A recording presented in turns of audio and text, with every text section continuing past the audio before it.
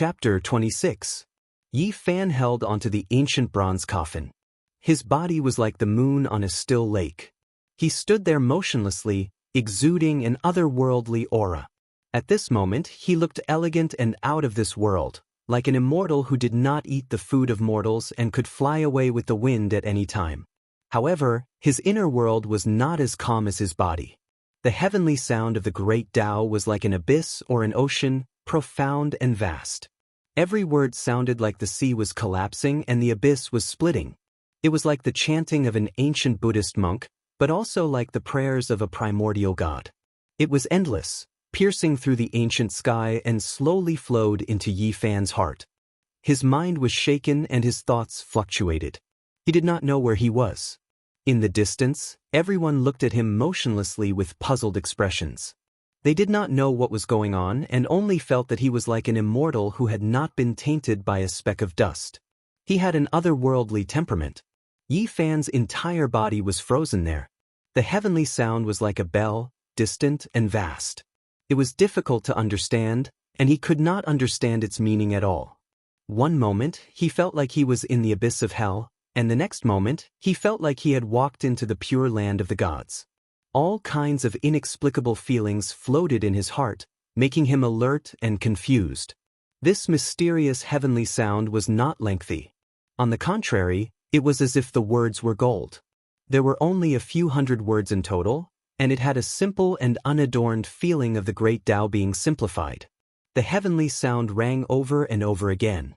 Every word that fell into Yi Fan's heart first shook like the mountains and rivers, and then became as quiet as the moon on the sea. The hundreds of ancient words had been clearly engraved in Yi Fan's heart, but the heavenly sound did not stop and continued to echo in his ears. During this process, the Bodhi seed in Yi Fan's chest was extremely warm, making him feel warm all over. Because of it, Yi Fan was able to hear this mysterious sound. Legend had it that the Bodhi tree could awaken one's divinity, enlighten oneself, and capture the rhythm of the world. It was obvious that this Bodhi seed buried under the ancient Bodhi tree in front of the Thunderclap Temple had an extraordinary origin. While Yi Fan was silent and motionless, the others were puzzled. Someone suggested pulling Yi Fan away. After all, he was leaning on an ancient bronze coffin. No matter what, it was hard for people to have a good association with him. Pang Bo circled around Yi Fan twice, but he didn't see any signs of pain on his face. On the contrary, his body had an otherworldly temperament, and it was faintly discernible. This copper coffin had the aura of a god. In the end, Pang Bo didn't act rashly, and he stood guard at the side and waited silently. There wouldn't be a demon possessing his body, right? Li Zhangqing stared at the ancient bronze coffin, and then looked at Yi Fan as he spoke. When the others heard this, they clenched the god's relic in their hands tightly, and some of them couldn't help but take a few steps back. The mysterious ancient coffin was filled with the unknown, and it made them feel uneasy. Your position determines your brain. Will you die if you don't slander Yi Fan? What are your thoughts? What are you thinking? Pang Bo didn't like him from the bottom of his heart. Ever since they stood against each other on the five-colored altar, the other had been targeting him and Yi Fan, so he didn't hold back in his words. All right, stop quarreling. Zhou Yi frowned slightly, then glanced around and said, at the moment, we still can't be sure if there are more divine crocodiles in this bronze coffin. Let's be more careful and search carefully. When the others heard this, their hearts instantly tightened. This was the truth.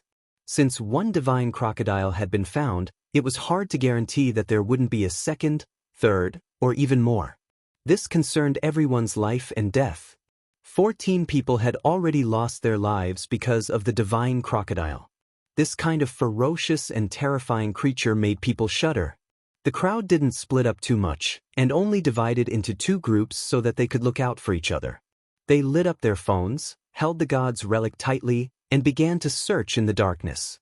However, after searching every corner, until the two groups met up again, they still didn't find anything. Even so, the crowd didn't dare to be careless. The bronze coffin was huge, and in such an open space, it was more than enough to hide a few divine crocodiles without being discovered. Furthermore, There was no guarantee that there wouldn't be any divine crocodiles clinging to the walls of the coffin. Those places were completely dark, and they couldn't see clearly at all. Be more vigilant. We can't go wrong being careful, Lin Jia reminded the crowd. At the same time, she comforted them, even if there are still divine crocodiles, they must be very afraid of the Buddhist artifacts in our hands. Otherwise, they would have attacked us again long ago. Suddenly, the crowd heard a strange sound. Although it was very weak and almost inaudible, it shook their hearts. The sound of drums seemed to be coming from a distant time and space. It was dull and full of sorrow. Then the sound of bells rang out, filling the air with sorrow, ethereal yet real. Where's that sound coming from? Everyone was shocked. They looked around but found nothing. The dull sound of drums and sorrowful bells seemed to be coming out from the walls of the coffin, and it made everyone's hair stand on end. Could it be the funeral song of an ancient emperor? Suddenly, even more voices rang out, as if there were endless sounds of mourning. Tens of thousands of people were worshipping and praying for a single person's funeral. Mourning bells rang out, and mourning drums rang out. It was as if a boundless funeral was unfolding in front of everyone's eyes. There was an endless sea of people mourning and praying. At this time, 9 resounding dragon cries suddenly resounded through the sky, shaking the mountains and rivers, spreading throughout the earth. It was as if a real scene was being engraved into the starry sky of history. At this moment, everyone had a strange feeling. It was as if they were witnessing the scene of an ancient emperor descending upon the boundless earth, unhindered by the world, and then a grand funeral of unprecedented scale. In fact, there was no scene. All of this was an association formed after hearing the dragon cries and the prayers of the vast sea of people. Everyone quickly came to their senses. The ethereal sounds of mourning were still lingering in the air, causing everyone to feel a chill run down their spines. The relics in our hands are glowing again. At this time, the divine splendor sprinkled down, and the Buddhist tools in everyone's hands were blooming with light. However, it wasn't because they had recovered their divine power, but rather because they were almost drained of their brilliance. Tens of thousands of divine splendors flowed out, and all of them rushed towards the walls of the giant bronze coffin, submerging into those ancient bronze carvings. The walls of the coffin were covered with green copper rust, but it was difficult to conceal the ancient ancestors and ancient gods' carvings. At this moment, they were all shining brightly, as if they were about to come back to life. The carvings of the barbaric beasts and divine birds also became vivid and lifelike, and these ancient bronze carvings were filled with a mysterious power. Look, the carvings of the starry sky are flashing. Everyone noticed the abnormality there. That was the largest piece of ancient bronze carvings. It was a vast starry sky, and at this moment, all the stars were shining brightly. And the dark walls of the coffin that served as the background didn't change at all. It was like the pitch-black night sky, and it was as if there were countless real stars decorating the vast night sky. There's a fine line flashing on this starry sky carving. Could that be the ancient starry road that we walked through? Everyone gathered around and looked at it together. One after another, they all expressed their surprise. This starry sky carving was as vast as the sea, and many of the stars were as small as dust particles. However, there were some special stars that were especially bright, and they were much more eye-catching than the rest. These 7 stars are especially bright. They seem to be the Big Dipper. Hearing Wang Ziwen's words, everyone focused their attention. In front of what seemed to be the ancient starry road, the Big Dipper was shining brightly, and it was especially eye-catching. There were also many stars that were as bright as the Big Dipper. After careful identification, a few people revealed surprised expressions.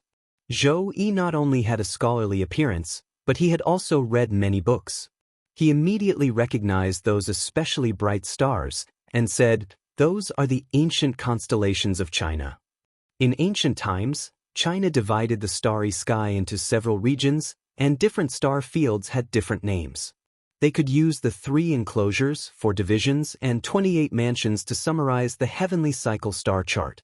And the ancient bronze carvings before them were divided according to this method, and some of the most famous stars were specially marked. After looking at this starry sky carving, and then looking at the ancient starry sky road, it really is amazing. When the ancients divided the starry sky carvings, it was most likely not due to superstition. Different constellations represent different star fields, and they seem to have extremely special and important meanings. That's right, it seems to be related to the ancient starry sky road. Perhaps it's also related to the source of life.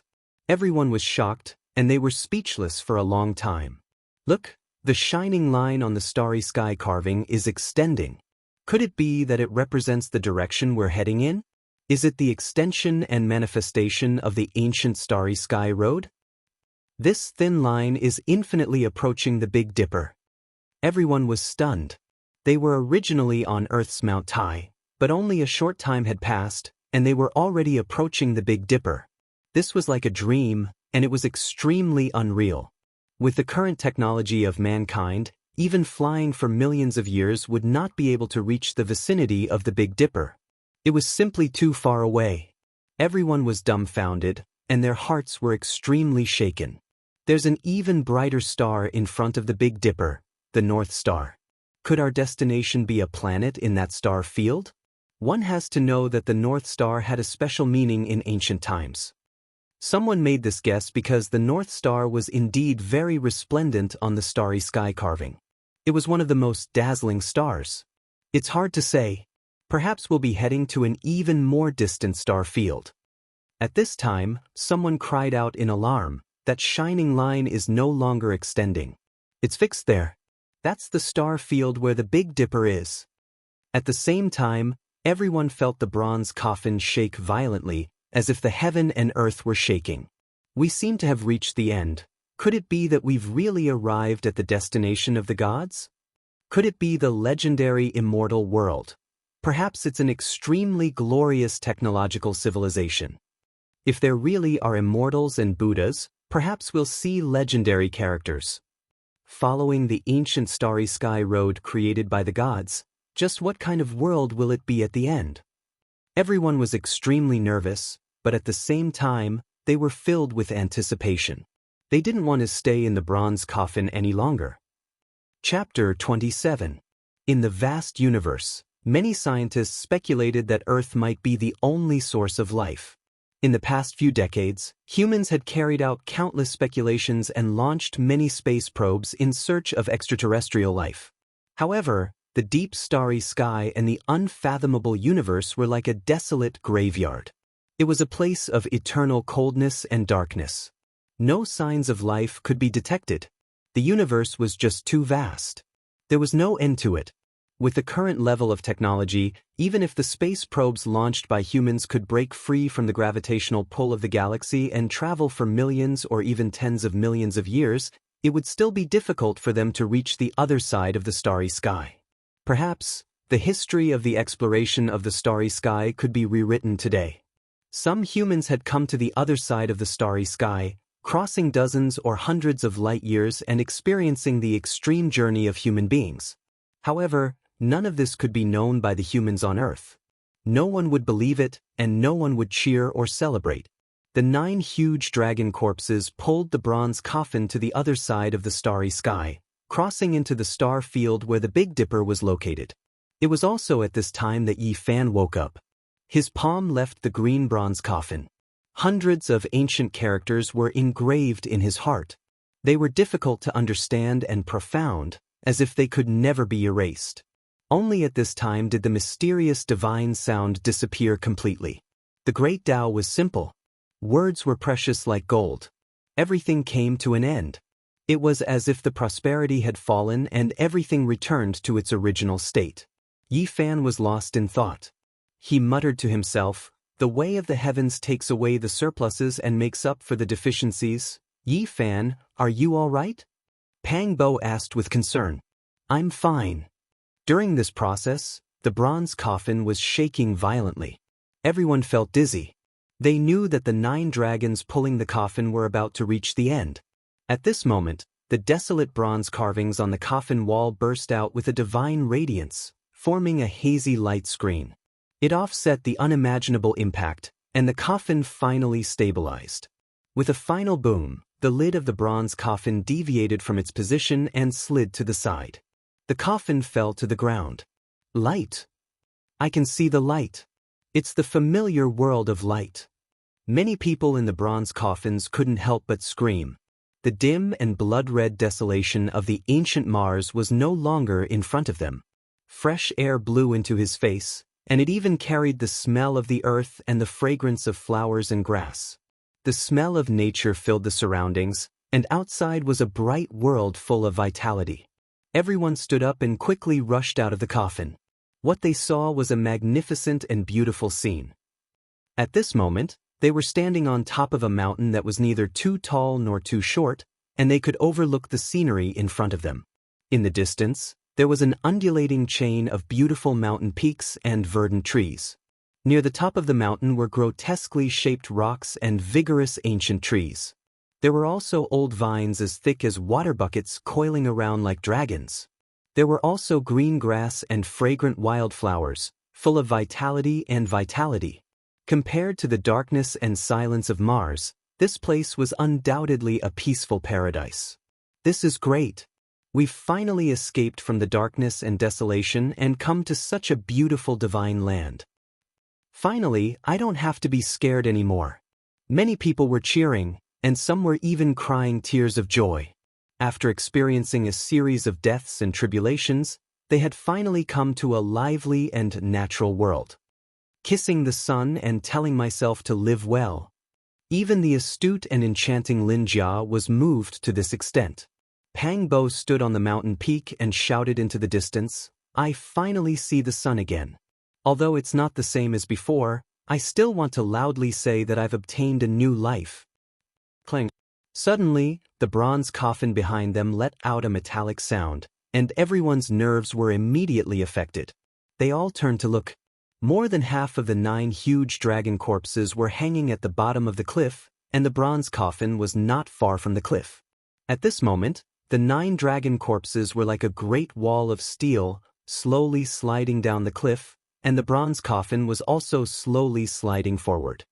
Rumble. The 9 huge dragon corpses and the ancient bronze coffin made rumbling sounds as they slid down the mountain peak, and finally increased their speed as they fell down the cliff. Everyone was so shocked that they broke out in a cold sweat. One side of the mountain peak was actually a cliff. If they didn't quickly rush out when the coffin lid opened, the consequences would be unimaginable. After the 9 huge dragon corpses and the ancient bronze coffin fell down the cliff, there was no sound of falling for a long time. This caused everyone to look at each other in dismay, and they were extremely shocked. At this moment, without the huge bronze coffin blocking their line of sight, they could clearly see the scene on this side of the cliff. Could it be that we're standing on the mouth of a super-huge volcano? Many people revealed shocked expressions. This was because the so-called cliff was actually a bottomless pit. It's not the mouth of a volcano. It's impossible for there to be such a thick volcano. If one looked carefully, they would notice that there were a total of 9 huge mountains that were connected to each other, forming an incomparably huge and deep valley. According to common sense, this should be an open valley that one could see to the end with a single glance, because the 9 mountains weren't towering into the clouds. However, when one looked down, it was pitch black, and there was no end at all. It was as if they had directly passed through the Yellow Springs Road of Hell, and it was unfathomable. The abyss formed by the 9 mountains seemed to be endless. After the 9 huge dragon corpses and the ancient bronze coffin fell down, no echo was heard, as if they would never reach the end. Just how deep is it? It's really hard to imagine. What is this place? How can there be such a huge abyss? Everyone was bewildered, and they faintly felt that this world wasn't as peaceful and tranquil as it seemed on the surface. After Yi Fan finished observing the scenery around him, he said, "Have you guys noticed? There's no 5-colored altar here. It's like we fell directly from the sky, and we didn't appear from the starry gate." Hearing him say this, everyone was shocked, and only now did they notice that there really was no 5-colored altar. But the vast mountain peak didn't collapse because of the bronze coffin, and there wasn't even a huge pit. There were only a few large cracks. If they really fell from the sky and smashed here, the impact would be unimaginable, but the mountain didn't have any traces of being heavily damaged. Something was unusual. If there's no five-colored altar, why did we appear here? Could it be that the legendary universe broke down, and we're stranded here? This joke wasn't pleasant at all, and no one revealed a smile. They all looked around, and then they started to ponder. There's half a stone tablet over there. At this time, Zhang Xiling suddenly shouted. There was a pile of rocks on the mountain peak, and there were also a few vigorous ancient trees, accompanied by a few old vines as thick as a water bucket. Between the vines, there was a broken stone tablet lying there, and the traces of artificial polishing were very obvious. Everyone quickly walked over, pulled away the withered vines, and brushed away the withered leaves on the broken tablet. Immediately, they felt an overflowing ancient aura. There were 3 ancient characters carved on it, and the strokes were strong and condensed. They were bold and vigorous like dragons, and they flowed with the aura of time. It was unknown how many years they had existed for. What's written? Many people didn't recognize it. Yi Fan tried to identify it for a long time, but he was still a bit uncertain. He said, "It seems to be the 3 words Forbidden Ancient Desolate." Forbidden Ancient Desolate? What does it mean? It's completely incoherent. No one could figure out the meaning. This is a broken stone tablet, and there should be words below it. However, after the tablet was broken, there's no way to restore it. Pang Bo pulled away the vines and pulled out the weeds. He found a lot of crushed stones there, as if they had been smashed by lightning. The 3 ancient characters should be the name of this abyss or the mountain. Zhou Yi revealed a thoughtful expression and said, "But there aren't many words and phrases that are connected to forbidden. The most likely one is the word earth that follows after it. Wouldn't it be Forbidden Ancient Desolate if it's connected like this?" A student linked the 4 words together, and his expression changed instantly after reading it. The others also frowned. It was hard for people to associate this name with a good thing, and many people were faintly worried. The area around this abyss is most likely not a pure land or a holy land. Someone said. Not only was it not a pure land or a holy land, if it was really like what was written on the tablet, it was probably not a good place. Did you guys notice? There doesn't seem to be any birds or beasts nearby. It's too quiet. Wang Ziwen was more attentive, and he felt that something was wrong. Indeed. Everyone nodded in unison. There were flowers, grass, vines, and trees here. On the surface, it looked full of vitality, but upon closer inspection, it was very strange. There were actually no animals in the surroundings. In such a huge mountain, there were no birds or beasts, and no traces of ants or insects. It was so quiet that it was almost deathly still. There were no cicadas on the ancient trees, no grasshoppers on the grass, and no birds flying in the sky. There was only silence. Pang Bo was very optimistic and said, "No matter what, there is lush vegetation here. This kind of environment is enough for us to survive. Besides, there is a tablet here, so there must be humans on this planet. I don't believe that such a beautiful world would be a desolate land of death. Who said there are no animals? Who said there are no birds in the sky? Look." At this moment, Yi Fan had a new discovery, and he pointed to the distant horizon. In the distant sky, there seemed to be a male eagle circling. It was very special, because its whole body was actually golden. Even though it was very far away, the magnificence could still be felt. It was as if it was cast in gold, and its whole body was shining with golden light.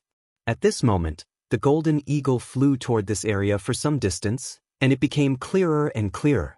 Then, it suddenly swooped toward a mountainous area. After a while, it soared into the sky again, and there was an extra prey in its claws. It flew toward a distant cliff. I'm not seeing things, am I? After seeing this scene, the usually carefree Pang Bo stuttered on the spot. The others were also almost petrified, and they were like clay sculptures in a daze. They simply couldn't believe their eyes. Why do I feel that under the claws of that golden eagle, it seems to be grabbing a giant elephant? Li Zhangqing also stuttered, and he felt his mouth was dry. It's not just seems, it's actually it. Wang Ziwen continued his words and said, "It can grab a giant elephant. It's really inconceivable. One can imagine how huge that golden eagle is." At this point, he couldn't help but be speechless. It was very obvious that everyone's judgment just now was wrong. Because the distance was too far, they misjudged its size. That should be a super huge strange bird of prey. Yi Fan gazed at the distant sky and said, "There can't be such a huge eagle. Its whole body is golden, and it is shining with a golden radiance. Its body is incomparably huge, and it is extremely similar to the legendary golden-winged peng." Hearing these words, everyone present was petrified again. Chapter 28. The legendary rocks were mentioned in many ancient texts, such as the Middle Desolation chapter of the Supernatural Scripture and the commentary on the Water Scripture. The most famous of these was Zhuang Zhou's Free and Unfettered Travel. There is a fish in the northern ocean called the kuan. The size of the kuan is thousands of miles long. When it transforms into a bird, it is called the peng. The back of the peng is thousands of miles long. When it flies in anger, its wings are like the clouds in the sky. Zhuangzi used his unbridled and majestic style to depict the image of a divine bird that could soar 90,000 miles into the sky. Reading it made one gasp in amazement. It was obvious that this did not conform to common sense. No matter how big the divine bird was, it was impossible for it to have such a body. This was an extremely exaggerated description by the ancient people. However, what was puzzling was that there were also records of the peng in many other ancient texts. There were even many ancient texts that stated that the peng did exist, but it was not thousands of miles long like in the legends. People couldn't help but make all sorts of associations. Was there really a divine bird called peng in the distant ancient world? Zhou Yi and the others watched as the golden shadow that seemed to be cast from gold disappeared behind a cliff. They all looked shocked. The legendary divine bird. Many people exclaimed in admiration after they were petrified. This was a kind of shock that came from the bottom of their hearts. He easily tore apart a giant elephant and rushed up. What he grabbed seemed to be nothing more than a pika. His body was so big that it made people dumbfounded, and his enormous strength left them dumbstruck. Kaida said seriously, stammering, "That giant bird is a falcon-like bird of prey. This is a new species, a great discovery." "Go away." Pang Bo was a little speechless at this stubborn foreigner. At this time, he was still looking at things from a scientific point of view. He did not even think about how he came to be here. "Pang Bo, have a better attitude." Li Xiaoman showed a displeased expression. Her long eyelashes trembled as she glanced at him with her beautiful eyes. "I'm not talking about you." Pang Bo muttered softly. "What kind of world have we come to?" After calming down, everyone could not help but think about this question. Traveling through the lonely universe, arriving at the star field where the Big Dipper was located, and entering such a mysterious world, could it be that they had really arrived at the home of the gods? How would they survive? This was the question everyone was considering. The road ahead was unknown, so everything needed to be carefully considered. Many of them gripped tightly onto the treasures left behind by the gods in their hands. However, all of the Buddhist weapons had already lost their luster. In fact, some of them had even cracked. They could be considered to have been completely destroyed. The last bit of divine power in the relic was absorbed by the ancient bronze coffin. At this moment, there was no more divine light flowing around it. Holding it in one's hand was no different from holding a piece of scrap copper. However, no one threw it away. They held onto the hope that the divine remnant could once again accumulate divine splendor for future use. If it could be restored, then it would become their greatest reliance in the future. Gulp. Someone's stomach rumbled. Many people felt very awkward. Humans had to eat, drink, and go to the toilet. Many people moved their feet, looking for a hidden place to relieve themselves. "You'd rather die than live." Pang Bo curled his lips in disdain and said, "I have the foresight to leave my great traces in the ruins of the heavenly palace on Mars. I think that even after a few hundred years, it will still be one of the greatest testimonies of mankind's exploration of the universe." Yi Fan spat out the water that he had just drunk. He almost threw away the mineral water bottle in his hand. "Brother, can you not say such things when I'm drinking water? You'll kill me." The people around them could not stand the two of them. They used this as an excuse to move further away. All of them were extremely embarrassed to solve their own problems. Pang Bo laughed out loud when he saw everyone's expressions. Then, he deliberately coughed a few times in a certain direction, as if he was going to walk over. Immediately, the people behind the big tree shivered, and they couldn't even solve their own problems smoothly. Pang Bo laughed twice. He then squatted down, picked up 2 stones, and threw them out. Suddenly, Li Changqing's angry voice came from behind the vines in the distance. Who is it? Who is so immoral? At the same time, it was accompanied by Lu Yunji's angry snort. Seeing that this guy picked up another stone and was about to throw it in the direction where Li Xiaoman had gone, Yi Fan hurriedly stopped him with a smile. Seeing that everyone had walked out one after another, Pang Bo immediately put on a serious look. He then pulled Yi Fan and began to wander around the top of the mountain. He wanted to see if there were any wild fruits to eat. Although Yi Fan had collected a large bag of the divine crocodile's carcass on the 5-colored altar on Mars, the 2 of them did not want to eat it while holding back their nausea. There's a spring over there. Pang Bo suddenly discovered something. Just a few dozen meters in front of them, a few old vines as thick as a water bucket surrounded an empty space. There was a 1-meter square spring there, gurgling like a sweet divine spring. Next to the spring grew more than 10 small trees that were about half a meter tall. The leaves were wide and green, and they looked like human palms. It was as if there were a few people with many arms standing there. At the top of each small tree hung a bright red fruit. It looked like a cherry, but it was as big as a chicken's egg. Yi Fan and Pang Bo passed through the vines and quickly walked over. They could smell the rich fruit fragrance from afar. Suddenly, the 2 of them almost drooled. After all, they had not eaten for a day and a night. Their stomachs were already very hungry. If they could not find anything to eat, the 2 of them were prepared to bite the divine crocodile's meat. It smells so good. I have never seen such a fragrant fruit. As they got closer, the fruit fragrance became even more fragrant. Even the fragrance of a 1,000-year-old wine cellar would be overshadowed by the fragrance. The fruit fragrance is overwhelming. Will it be poisonous? The 2 of them were a little uncertain. The more beautiful and tempting a fruit was, the more poisonous it was. I don't care.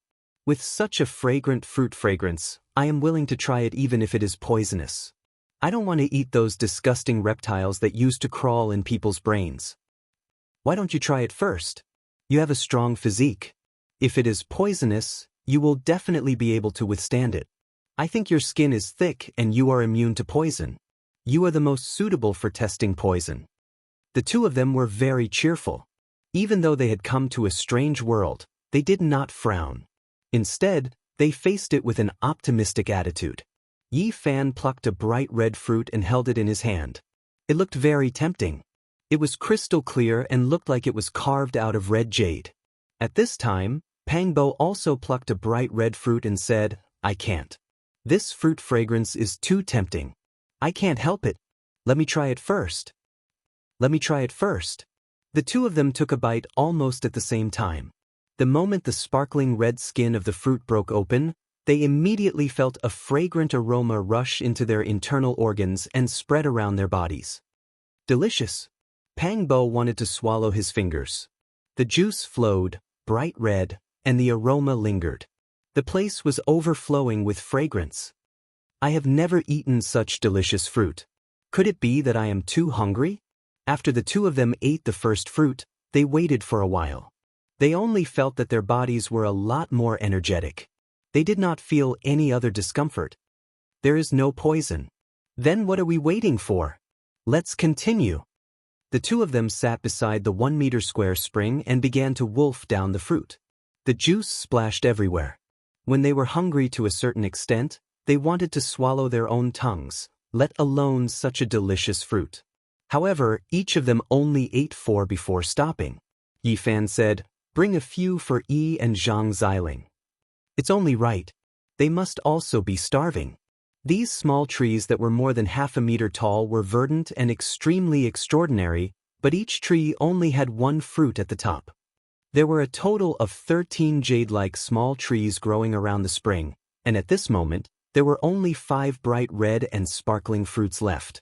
Pang Bo took a deep breath and bent down to smell the gurgling spring. He said, "Strange, this spring water seems to have some fragrance." Yi Fan scooped up some spring water and smelled a bit of fragrance. Although it was very faint, it was definitely there. He said, "For these small trees to be able to bear such strange fruits, it is most likely related to this spring." Pang Bo drank a few mouthfuls of spring water and said, "There is a faint sweet fragrance. Unfortunately, the taste is a little special. I don't feel anything after drinking it." He poured out all the water in the mineral water bottles and began to fill them with this faint fragrant spring water. The two of them rested here for a while. After eating the fruit, they drank some spring water and then picked the remaining 5 fruits.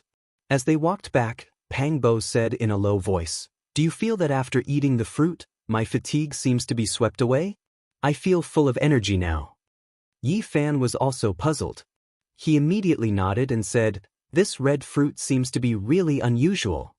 At this time, everyone had solved their own problems. Some people were looking into the distance and examining the terrain.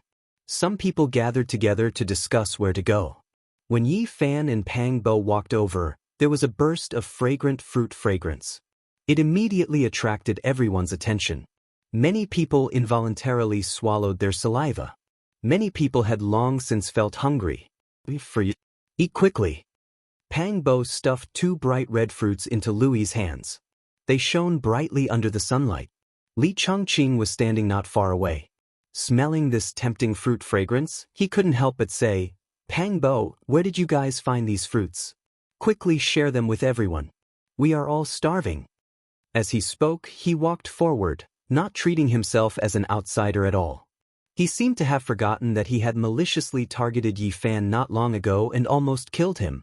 He reached out to grab the other 3 fruits in Pang Bo's hands. Chapter 29. You really don't know how long your face is, don't you? I've never seen someone as shameless as you.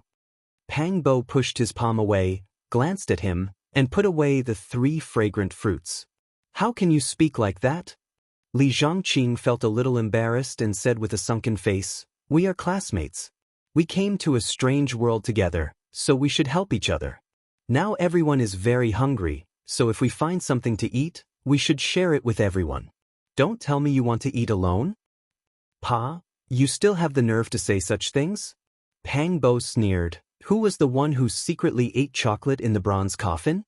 Why didn't you think of the word, everyone, at that time? Now you're acting like you're all righteous. Don't disgust me. Seeing you makes me feel more disgusted than seeing a reptile like the divine crocodile. Go to the side, I can't be bothered with you." Li Zhongqing's face immediately turned pale. He couldn't admit it at all. He argued a few words, but it seemed weak and powerless. Although Pang Bo's words were very blunt and fierce, it didn't mean that his thoughts weren't meticulous enough. He naturally knew Li Zhongqing's intentions. It would be better if he could get a share, but if he couldn't, it would isolate Pang Bo and Yi Fan. After all, there were many people here. If he didn't give some to these people, they would definitely have some opinions. "I'm sorry, everyone. There are too many monks and not enough meat. I only picked 5 fruits in total. It really isn't enough. Yi's body is too thin. I think everyone has no objections to giving her 2, right?" Pang Bo didn't look at the crowd and divided the fruits by himself. He said, "Zhang Xiling, I'll give you 1. As he said this, he threw it over and said, "These 5 fruits were picked by me and Yi Fan. No matter what, we should reward ourselves." Pang Bo stuffed the 4th fruit directly into Yi Fan's mouth.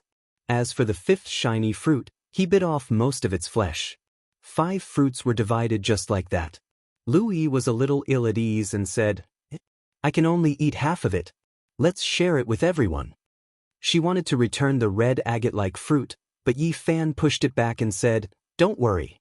The vegetation here is dense. We can definitely find a lot of wild fruits." Pang Bo also glared at her and urged her to eat quickly, not letting her refuse. He knew that this fruit was not ordinary. After eating it, one would feel full of energy and fatigue. There must be other benefits that he did not know. But Louis was a little embarrassed and looked around. "You're too kind. This won't do." Pang Bo said in a low voice, Many of them have chocolate in their arms, but no one took it out for everyone to eat. Seeing that Yi Fan also nodded at her, Lu Yi no longer refused. I still have some chocolates here. Let's share them. At that moment, Lu Yunji suddenly stepped forward and handed out a few bags of chocolates for everyone to share. F***CK. Pang Bo was furious at that moment. This was a naked slap in the face. He hated it so much that the roots of his teeth were itching, but he could only endure this invisible slap in the face. Even if he jumped out, there was nothing to say. As expected of Yunji, Li Chongqing peeled off a piece of chocolate and stuffed it into his mouth. At the same time, he did not forget to look at Pang Bo and Yi Fan. Only when we go through trials and tribulations together can we see a person's heart. The female student who had been following Lu Yunji also said this.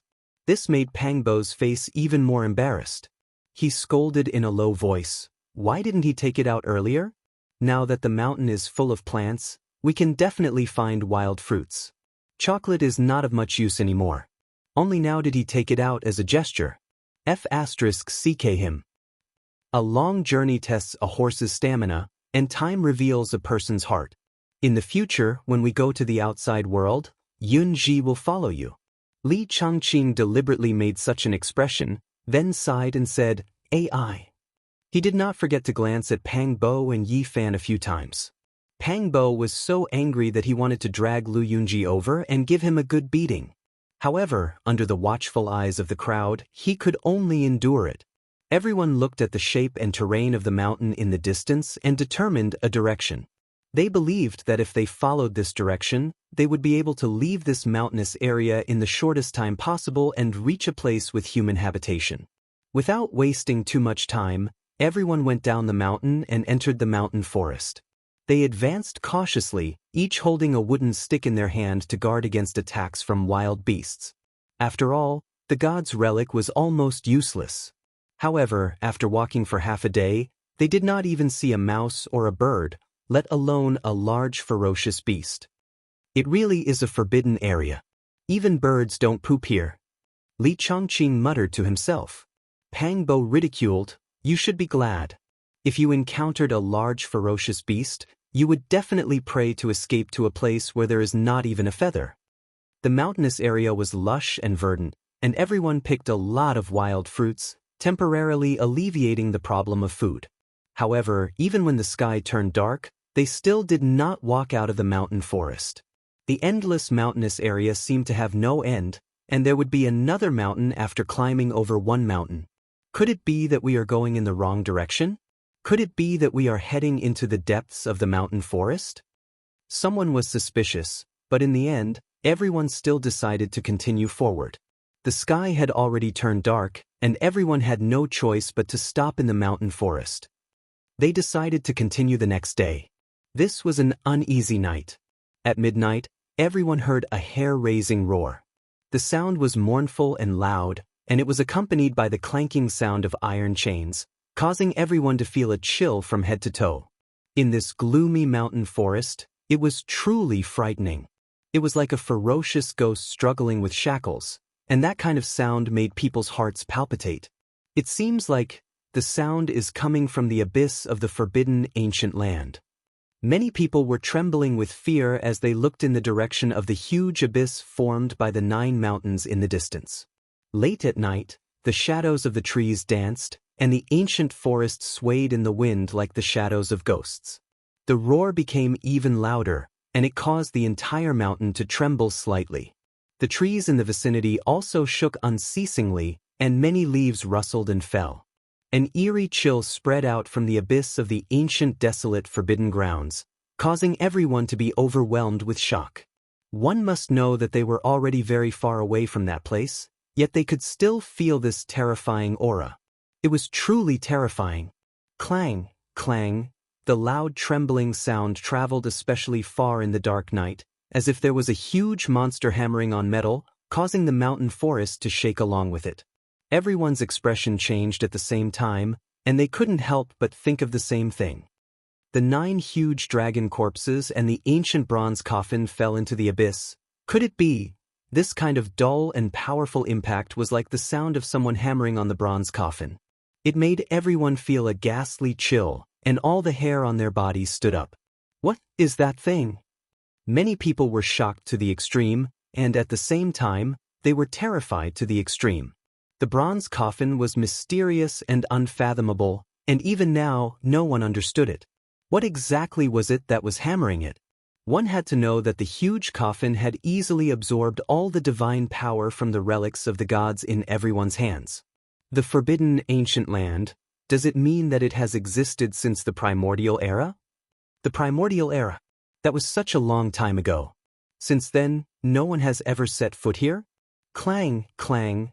The loud sound was deafening, and the sound of the violent hammering and the trembling sound of the bronze coffin resounded throughout the heaven and earth. The earth trembled, and the surrounding trees shook continuously. Leaves fell and swirled in the air. The roar was filled with anger, and it became more and more mournful and terrifying. It was hard to imagine what exactly was in the abyss. We should be thankful. If the 9 dragon corpses and the bronze coffin didn't fall into the abyss and attract that thing's attention, I'm afraid it would rush out at night. If that happened, it would be difficult for us to survive. This could very well be the truth. After all, this place was called the Forbidden Ancient Land, and even birds and beasts didn't dare to come here. One could imagine how terrifying this place was. It must be a dangerous place, and there must be something terrifying here. Something that has existed since the primordial era. It's really unimaginable. It seems like it can't do anything to that mysterious bronze coffin for now. Fortunately, it's like this. This was a sleepless night, and many people couldn't sleep anymore. Boom. Suddenly, there was a violent explosion. In the distant mountains, a violent earthquake suddenly occurred in the abyss. Endless black fog gushed out and completely covered the sky. All the stars and moon disappeared, and it was especially depressing. Rumble. All of a sudden, all the black fog was sucked back into the abyss, and the stars in the sky suddenly flashed. However, everyone saw an extremely shocking scene. There was a blurry shadow, and it was impossible to tell whether it was a human or a beast. It was waving a thick chain that was hundreds of meters long, and it was roaring at the sky. Its ferocious might was enough to frighten the world. It could be seen from so far away, and one could imagine how thick those chains were. The roar was deafening, and the people in the forest almost fainted. The rolling sound waves made their eardrums hurt. That thing was bound by huge chains and had shackles on it, but it was still dancing in the sky. Its ferocious might was unparalleled, and it seemed to be gathering its strength. After letting out a mournful roar, it dove back into the abyss. Clang, clang, the sound of the bronze coffin being smashed rang out again. Do you guys think it wants to open the coffin within the coffin? That should be the case. After all, the coffin is already open, and there is no need for it to smash it. Everyone was shocked and scared. Only after midnight did the abyss calm down. No more sounds came out, and everyone fell asleep. The next day, the sun had already risen high in the sky, and everyone woke up one after another. They washed up next to a stream, picked some wild fruits to eat, and continued their journey. After walking for 2 to 3 hours, they didn't stop to rest. They were in a hurry to leave this place. This ancient forbidden ground was too unsettling, and they had to leave this area before nightfall. At noon, the scorching sun hung high in the sky. Fortunately, there were trees to provide shade. When they climbed up a tall mountain, someone heard the roar of a beast in the distance. Soon, we should be able to leave this forbidden ground before nightfall. Don't you guys see some buildings on top of that mountain in the distance? Wang Ziwen suddenly pointed ahead. That was an extremely tall mountain, and it was still quite far away from here. There were several mountain peaks between them, but those small mountains couldn't stop it. It really is a building, and it seems to be continuous. Everyone immediately revealed a pleasantly surprised expression. They would definitely be able to reach there before nightfall. There seems to be red-crowned cranes flying over there. Could it be an immortal ground? Could it be that there are immortals there? Some people's thoughts were very divergent, and they immediately thought of the legendary immortals. Everyone couldn't help but quicken their pace. On the road, they formed groups of 3 and 2. Many people were already discussing in low voices, and after entering a populated area, they wanted to split up and travel. At this time, Yi Fan noticed that Lu Yi was somewhat wronged and unhappy, so he asked, "Yi, what's wrong? Wang Yen took my prayer beads and didn't want to give it back to me." Lu Yi was a bit wronged and also a bit angry. "It's her? It must be Lu Yunji's doing again." Pang Bo was immediately enraged. Wang Yen was the female classmate with Lu Yunji, and she had always been targeting Yi Fan and Pang Bo. Hearing this, Yi Fan didn't say anything and walked forward with large strides, blocking Lu Yunji, Wang Yen, and Li Zhangqing. He extended his hand and said, "Hand it over." "What are you talking about?" Li Zhangqing asked, not showing any weakness. "Less nonsense, hand over the prayer beads." It wasn't that Yi Fan didn't have a temper, it was just that he had always been restraining it. Once he was angry, it would be very scary. "Oh, you're talking about this matter?" Wang Yen explained, "I was just playing with it, and then I felt that I liked it a lot, so I used my bell to exchange for it with it." Yi Fan turned his head to look at Lu Yi. At this time, the others also stopped and turned their heads. "I didn't exchange with her. After she took away the prayer beads, she forcefully stuffed the bell into my hands." Lu Yi felt very wronged, and under everyone's gazes, she seemed a bit uneasy, delicate, and pitiful. "Yi, you can't say that, it was clearly you who was willing to exchange." Wang Yen said, "Hand it over. I don't want to say any more nonsense." At this moment, Yi Fan swept his gaze over Lu Yunji, Wang Yen, and Li Zhangqing and said, "Right now, I no longer have any patience. I'm about to escape, don't make a mistake." Chapter 30. Li Zhangqing walked forward a few steps. He revealed a playful smile and said, "This is a matter between Lu Yi and Wang Yen. If they want to exchange, then let them exchange. Yi Fan, aren't you meddling too much?" But Yi Fan did not say anything. He directly waved his right hand and slapped Li Zhangqing's face. The sound shocked everyone. Li Zhangqing was like a scarecrow as he flew 2 meters away. One could imagine just how powerful the slap was. He fell to the ground. Half of his face immediately swelled up. Blood flowed out from the corner of his mouth. His mind was in a daze. After a while, he angrily shouted, "Ooh," but Yi Fan did not even look at him. The contempt in his heart was disregard. He completely treated him like air, as if he did not exist. "Give it to me." Yi Fan only said these 2 words. He calmly looked at Lu Yunji and Wang Yen. Li Zhangqing struggled to stand up. His anger had reached its peak. He quickly rushed over and was about to tear apart Yi Fan's collar. Unfortunately, before he could even touch the edge of his clothes, Yi Fan backhanded him on the other side of his face. He still completely ignored him.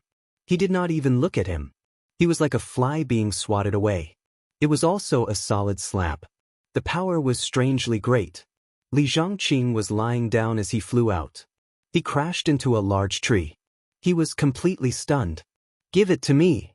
Yi Fan still only said these 2 words.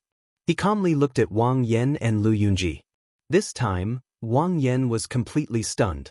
Her eyes were evasive. She did not dare to look at Yi Fan. She looked to the side. She changed the topic and said, "I did not say I would not give it to her.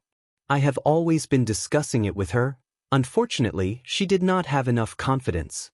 She stopped speaking and changed her words. "Since Yi has reneged, I will give it back to her. Is that okay?" As she spoke, she took off the crystal beads on her wrist. She was about to hand it over to Yi Fan. But at this time, Lu Yunji, who had been silent all this time, spoke. "Yi Fan, you are too overbearing. What do you think Li Zhangqing is?" At this time, Li Zhangqing finally regained his senses. He immediately shouted and was about to rush over again. Pang Bo on the side disdainfully curled his lips and said, "You are asking to be humiliated. If you don't believe me, why don't you try rushing over?" Hearing these words, Li Zhangqing immediately became timid. He shouted from not far away, but he did not dare to take another step forward. "Why did you do this to Li Zhangqing?" Lu Yunji asked Yi Fan. "Why did you hit me?" Li Zhangqing angrily said. "Do I need to explain and reason with a fly?" Li said. Li said. "Yi Zhahao." Li said. Li was Li. What are you talking about? At this moment, Li Zhangqing's cheeks were swollen. He was so angry that he almost spat out a mouthful of blood. He could already see that Yi Fan looked down on Lu Yunji. Yi Fan did not even spare him a glance. He was too lazy to argue with him. It really hurt his pride. Yi Fan stretched out his right hand. Wang Yan quickly placed the beads on his hand.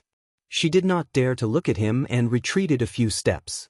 We all know that Yi's life in recent years has not been good. She has received a serious blow. Her personality and mentality have changed. She is very weak and lacks confidence. This kind of psychological trauma needs a long time to adjust. I hope you will restrain yourself and pay attention to your words. Don't bully her in this kind of situation.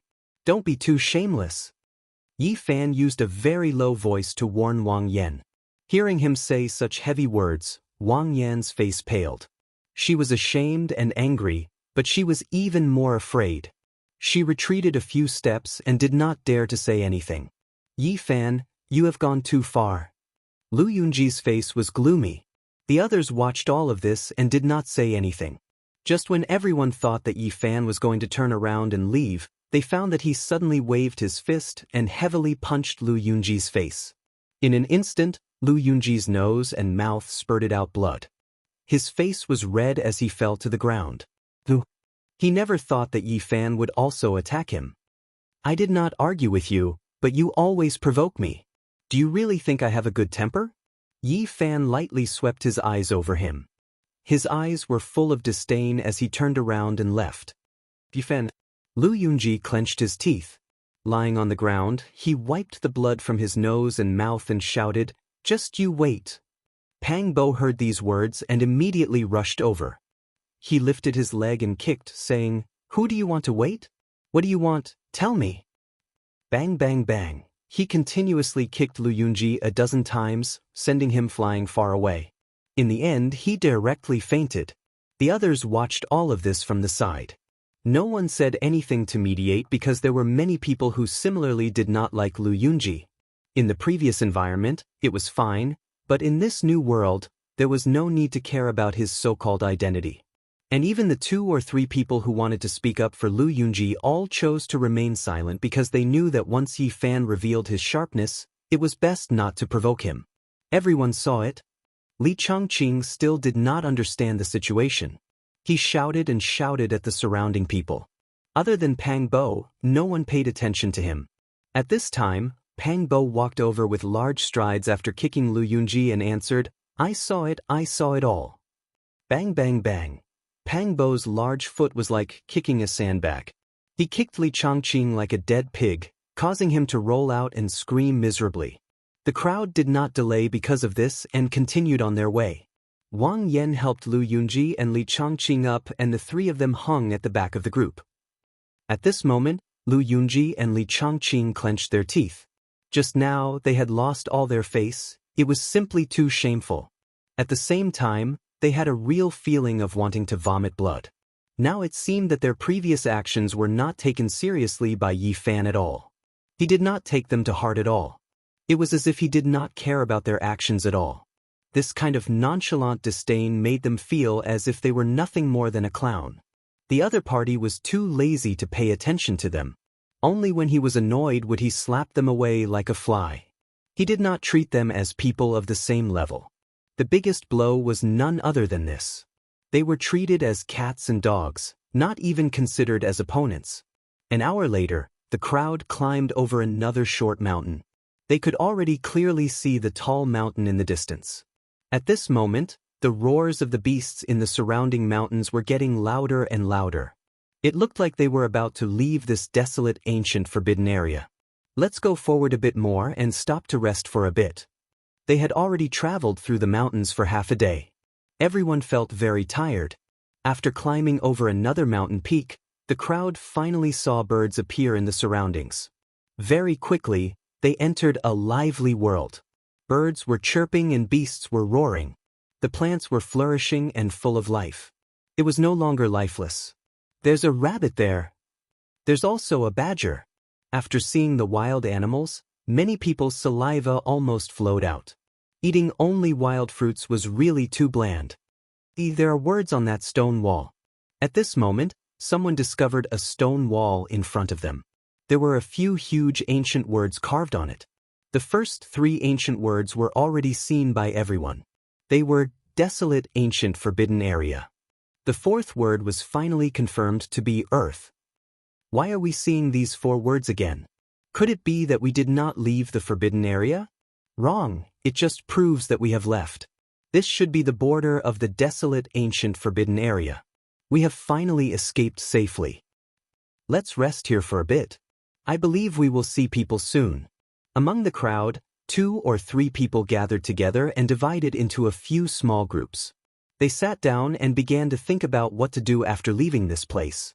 It was obvious that they were destined to separate. I'll go see what Lu Yunji and the other 2 are doing. Why do I feel that they are acting suspiciously? Saying this, Pang Bo stood up and walked into the forest not far away. Not long after, Pang Bo walked back and said a few words in Yi Fan's ear. We are about to leave this mountain area. Everyone will definitely go their separate ways. And this mysterious world most likely has gods and immortals. If we leave the 3 of them behind and if they gain power, it will be a disaster sooner or later. When that time comes, we will be in big trouble. It is better to completely prevent this from happening. Yi Fan stood up. When he said these words, he was very calm, but he had already decided the fate of the 3 of them. Chapter 31. Wang Ziwen, who was sitting not far away, vaguely heard a few words. He couldn't help but ask Yi Fan, what happened? Yi Fan turned around to look at Pang Bo and said, didn't you record it with your phone? Play it for everyone to hear. At this time, other people also noticed the situation over here and all looked towards Yi Fan. Pang Bo was very clear that even if he wanted to make a move, he had to be reasonable. It was best to make it clear in front of everyone. His expression was very ugly. Lu Yunji, Li Changqing, and Wang Yan wanted to harm me and Yi Fan. Speaking up to here, he was very angry. These 3 heartless ingrates, we let them off time and time again, but they don't know what's good for them and actually want to kill us. Once these words came out, it immediately shocked everyone. Everyone's gaze focused on him and asked in confusion, what happened? What's going on? Pang Bo pressed a few keys on his phone and suddenly a recording sounded. Damn, I can't swallow this anger, I can't just let it go like this. This was Li Changqing's voice. Following that, Lu Yunji's gloomy voice came out. Let him live for 2 days, I will definitely kill him. What, you want to kill the 2 of them? Li Changqing and Wang Yan seemed to be very surprised. That's right, with them there is no me, with me there is no them. Even though it was a recording, one could still hear Lu Yunji gnashing his teeth. But we simply can't beat that seemingly gentle barbarian, plus that eyesore Pang Bo is a complete mess, there is simply no way. Li Changqing's voice was filled with resentment and helplessness. Lu Yunji sneered, it doesn't matter, my diamond treasure pestle has a trace of divine power. I believe that after 1 more night, it will definitely become a bit stronger. At that time, when they least expect it, it will be enough to kill the 2 of them in one go. From the phone came Li Changqing's fierce voice. Good, since it's like this, what is there to be afraid of? We must kill them. Wang Yan, when the time comes, you apologize to Lu Yi and lead her to the side. I always feel that her prayer beads are not simple, it might also have a bit of divine power left. Unfortunately, you went to exchange with her, but it turned out like this. Lu Yunji's voice was very dissatisfied. Finally, Wang Yan's tone also became cold and she agreed to Lu Yunji's request. Lu Yunji muttered to himself in a low and hoarse voice, I can't do it in front of others. This is troublesome. I need to plan it out properly. Pang Bo closed his phone and said, everyone heard it, right? These 3 ingrates want to kill me and Yi Fan. Don't blame us for ignoring our friendship. At this moment, Yi Fan strode forward without saying anything. Pang Bo followed closely behind, and Zhang Xiling also quickly caught up. The others all stood up and followed them into the forest. Liang Yen Tian is long Pang Ui Zi Chin Ui I've let you off time and time again, but you want to kill the two of us. If I let you off this time, Pang Bo, will write my name backwards. You're talking nonsense? Li Chongqing broke out in a cold sweat on the spot. Wang Yan's face was extremely pale as she explained in panic, What are you saying? I don't understand. Pang Bo did not say much and played the recording again. At this moment, Wang Yan and Li Zhangqing suddenly panicked. Lu Yunji's face also began to turn pale. In front of the iron-like truth, they had no way to defend themselves. We were just saying it out of anger. How can you take it seriously? Li Zhangqing shouted. He was completely terrified. Angry words? Do you think everyone here is a 3-year-old kid? Everyone knows what's going on. Zhang Xiling, who had always been silent, coldly said, Lu Yunji, you shouldn't have. How could you have such thoughts? How foolish. Wang Ziwen's expression was very serious. Lin Jia also shook her head and sighed, We're all classmates, how can you be so vicious? That's too much. You even want to kill classmates who were stranded in this world with you. Do you still have any humanity?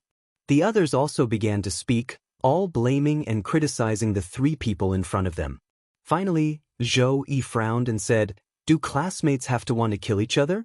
Quickly apologized to Yi Fan and Pang Bo. Lu Yunji and the other 2 people's faces were deathly pale. At this moment, they wanted to find a hole in the ground to hide in. There's no need to apologize. What kind of sincerity and effect can there be if you say one thing and mean another? Yi Fan glanced at Zhou Yi, then turned to look at the crowd and said, They have already developed such thoughts. If I say I can still face it calmly, then I'm deceiving myself. There are people constantly looking for opportunities to kill us. I can't always be on guard, can I? At this point, Yi Fan walked forward with large strides. Lu Yunji's face instantly turned white without a trace of blood. He immediately grabbed the Vajra treasure pestle in his hand and a trace of panic flashed in his eyes. Wang Yan shouted in panic, What are you doing? Li Zhangqing also revealed a look of fear and panic. He urged Lu Yunji, quickly use the Vajra treasure pestle. The 3 of them all knew that this time, Yi Fan would not ignore their existence. However, once he made a move, it would definitely not be benevolent. Pang Bo also followed, but Yi Fan stopped him and said, This time, I'll be the bad guy, and I'll do it to the end. As he said this, he took the Tempest Temple's bronze plaque from Pang Bo's hand. Yi Fan single-handedly carried it and approached. Don't come over. Wang Yan screamed. Yi Fan did not look at her. He first walked toward Lu Yunji and Li Zhangqing. At this moment, Lu Yunji suddenly pushed Li Zhangqing toward Yi Fan, using him as a shield. Then, holding the Vajra treasure pestle, he followed up and waved it with force, shouting, Go to hell. Bang. Yi Fan single-handedly swung the Tempest Temple's bronze plaque. It was as if he had struck a scarecrow's body. In an instant, Li Zhangqing was sent flying 4 to 5 meters away. One could imagine how strong the force was. At the back, everyone was secretly shocked. They felt that Yi Fan was truly worthy of the nickname Barbarian. His strength was truly extraordinary. Pang Bo looked at Li Zhangqing, who had fallen on the ground, and mocked. This is the righteous Yunji you were talking about? He pushed you out to block the knife at the critical moment. Truly righteous. Li Zhangqing felt half of his body was in incomparable pain. It was as if several of his bones were broken. He struggled to stand up, but Pang Bo, who had walked forward, stepped on him. He could no longer move. Clang. At this moment, Yi Fan swung the Tempest Temple's bronze plaque and heavily smashed it onto the Vajra treasure pestle. Lu Yunji's hand had a faint glimmer of divine splendor, but it was unable to block this kind of huge force. The Tempest Temple's bronze plaque in Yi Fan's hand did not emit any light, but he had extraordinary strength. When he swung it, it was as if a bronze mountain was shaking. Clang, clang, clang. After 3 consecutive metallic sounds, Lu Yunji was smashed onto the ground by Yi Fan. He knelt there, and his arms seemed to be broken as they constantly spasmed. The Vajra treasure pestle rolled to the side and was put away by Yi Fan. At this time, Zhang Xiling walked over and brought Wang Yan to the front. What do you want? Lu Yunji's face was snow white. The heavy bronze plaque pressed down on his body as he knelt in front of Yi Fan. Hearing this, Yi Fan calmly smiled and said, "What do I want? I want to be at ease in the future and not be remembered by others." "What do you want?" Lu Yunji was completely panicking. He shouted at the crowd not far away, "We are all classmates, don't let him mess around. Have you heard of an ancient punishment? It was specially created to deal with vicious criminals. They would be thrown to death on a boulder or a cliff." Lu Yunji screamed in fear, but he was powerless to resist. He was lifted up by Yi Fan with one hand and walked out of the forest as if he was grabbing a little chick. He brought him to the front of the stone wall with the words, "Forbidden, ancient forbidden area." Pang Bo and Zhang Xiling grabbed Li Zhangqing and Wang Yen respectively and followed. "No help." The three of them screamed in fear. "Yi Fan, this is not good. No matter how wrong they are still classmates. You can't kill them so carelessly." Zhou Yi's expression was unhappy as he spoke to stop him. "That's right, don't be like this. After all, it is 3 lives. No matter how wrong they should not be killed. Give them another chance to change." 3 or 4 people followed to persuade him. Yi Fan turned around to face the crowd and said, "Actually, I really don't want to do this. But giving them a chance to live is equivalent to opening a path of death for me." Suddenly, Yi Fan's expression froze. He saw a cliff cave on the stone wall. Inside, there were 2 tiger cubs with stripes all over their bodies. They were baring their teeth at him. Although they were not more than a foot long, they already had the aura of a ferocious beast. Saber-toothed tiger. Yi Fan was shocked. This species had long been extinct on Earth. He did not expect to see it today. Although it looked very young, he could clearly see its sharp and long teeth gleaming coldly. This was the nest of the saber-toothed tiger. The adult tigers were out hunting, otherwise, the group would be in danger. At this moment, other than Zhou Yi, there were others who spoke up. "Yi Fan, don't be rash. Give them another chance. It's not nice to kill classmates." After seeing everything in the cliff cave, Yi Fan turned around to face the crowd and said, "I have not been calculative with them, but they kept harboring evil intentions and wanted to kill me and Pang Bo. I did this to protect myself. But since everyone does not wish for classmates to harm each other, I will listen to everyone and give them another chance." When Pang Bo heard this, he immediately became unhappy and shouted, "Give them another chance. Are we just waiting to be killed by them?" Yi Fan shook his head and looked at Pang Bo meaningfully. He said, "Tie the 3 of them up first and keep them here for a while. We cannot let these 3 dangerous people travel with us." Although Pang Bo was very unwilling, he understood Yi Fan very well. Seeing the meaningful look in his eyes, he knew that Yi Fan definitely had a plan, so he did not say anything more. Lu Yunji was carried in Yi Fan's hand and did not see the 2 tiger cubs in the cliff cave behind him. Naturally, he did not know why Yi Fan changed his mind. He was very glad that he could survive. Soon, Lu Yunji, Li Zhangqing, and Wang Yen were tied up tightly. The ropes were the belts on their bodies and the clothes that had been torn into strips. Finally, under Yi Fan's request, the 3's mouths were also gagged. Yi Fan carried Lu Yunji to the front of the cliff cave and directly threw him in. When Pang Bo and Zhang Xiling came closer, they were instantly dumbfounded. The 2 tiger cubs were baring their teeth inside. This was actually a tiger's den. The reluctance on Pang Bo's face was instantly swept away and he almost shouted out loud. He finally understood why Yi Fan changed his mind. There was no better punishment than throwing the 3 of them into the tiger's den. There was definitely an adult tiger nearby and it would not be long before they returned. "Woo!" Lu Yunji's face immediately turned green and he desperately shouted. However, he could only make woo sounds and could not shout at all. Pang Bo and Zhang Xiling imitated him and also threw Li Zhangqing and Wang Yen into the tiger's den. Under Yi Fan, Pang Bo, and Zhang Xiling's suggestion, everyone hurriedly set off because this place was not suitable to stay for long. After walking for 2 or 3 miles, an earth-shattering tiger roar came from behind them. Chapter 32. The tiger's roar shook the heavens, and the leaves fluttered in the air. The huge roar reverberated through the mountains like rumbling thunder, and also like a surging flood, causing everyone's expression to change. It was the place where they had just rested. Pang Bo and Zhang Xiling looked at each other. They knew that Lu Yunji and Li Changqing were done for. They were trapped in the tiger's den by an adult tiger, and it was impossible for them to survive. This was especially true for a female tiger that was feeding its cubs. Everyone's faces turned pale. They had just walked out of the barren forbidden ground, and they had already encountered large beasts. If they kept going forward, who knew what they would encounter?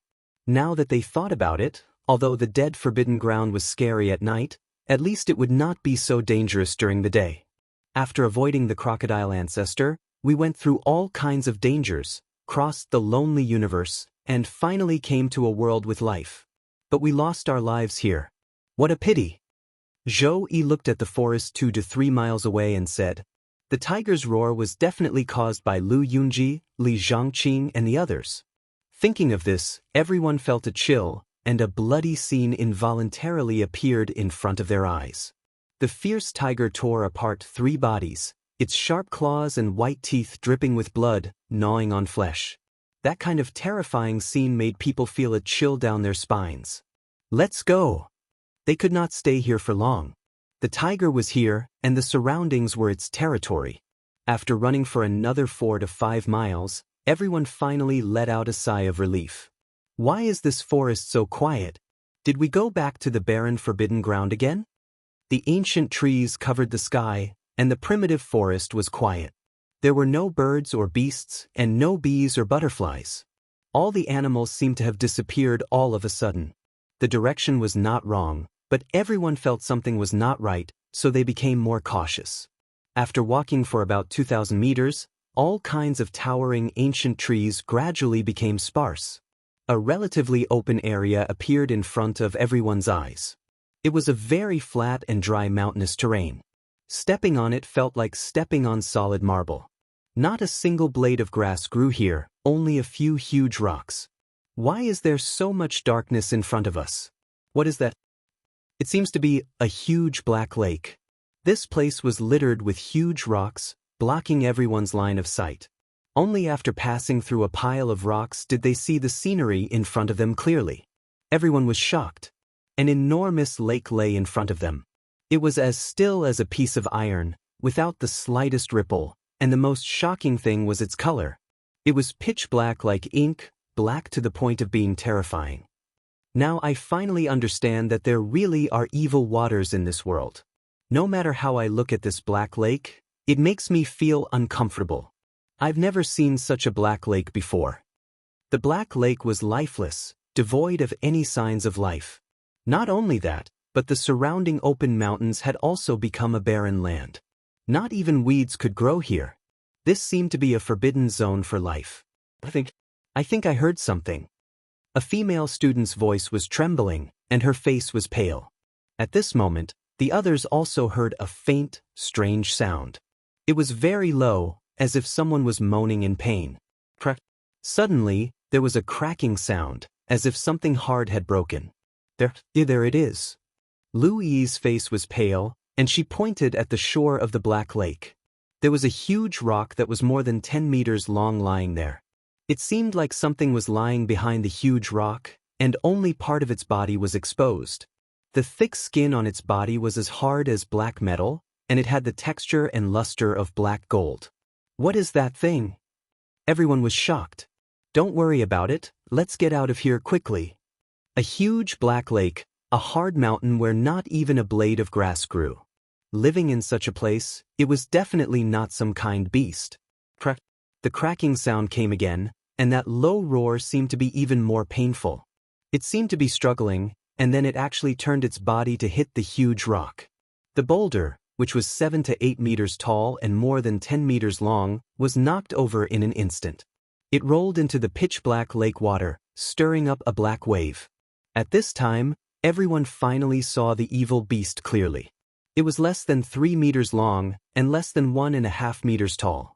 It was not as huge as they had imagined, but it was precisely because of this that it was even more shocking.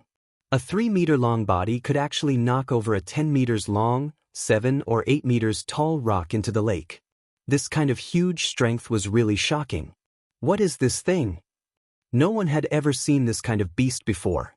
It did not have beast fur, nor was it covered with scales. It looked like it was cast from black molten iron. Its whole body was black, and it flashed with the texture and luster of metal. It was less than 3 meters long, and it looked like a big piece of black iron.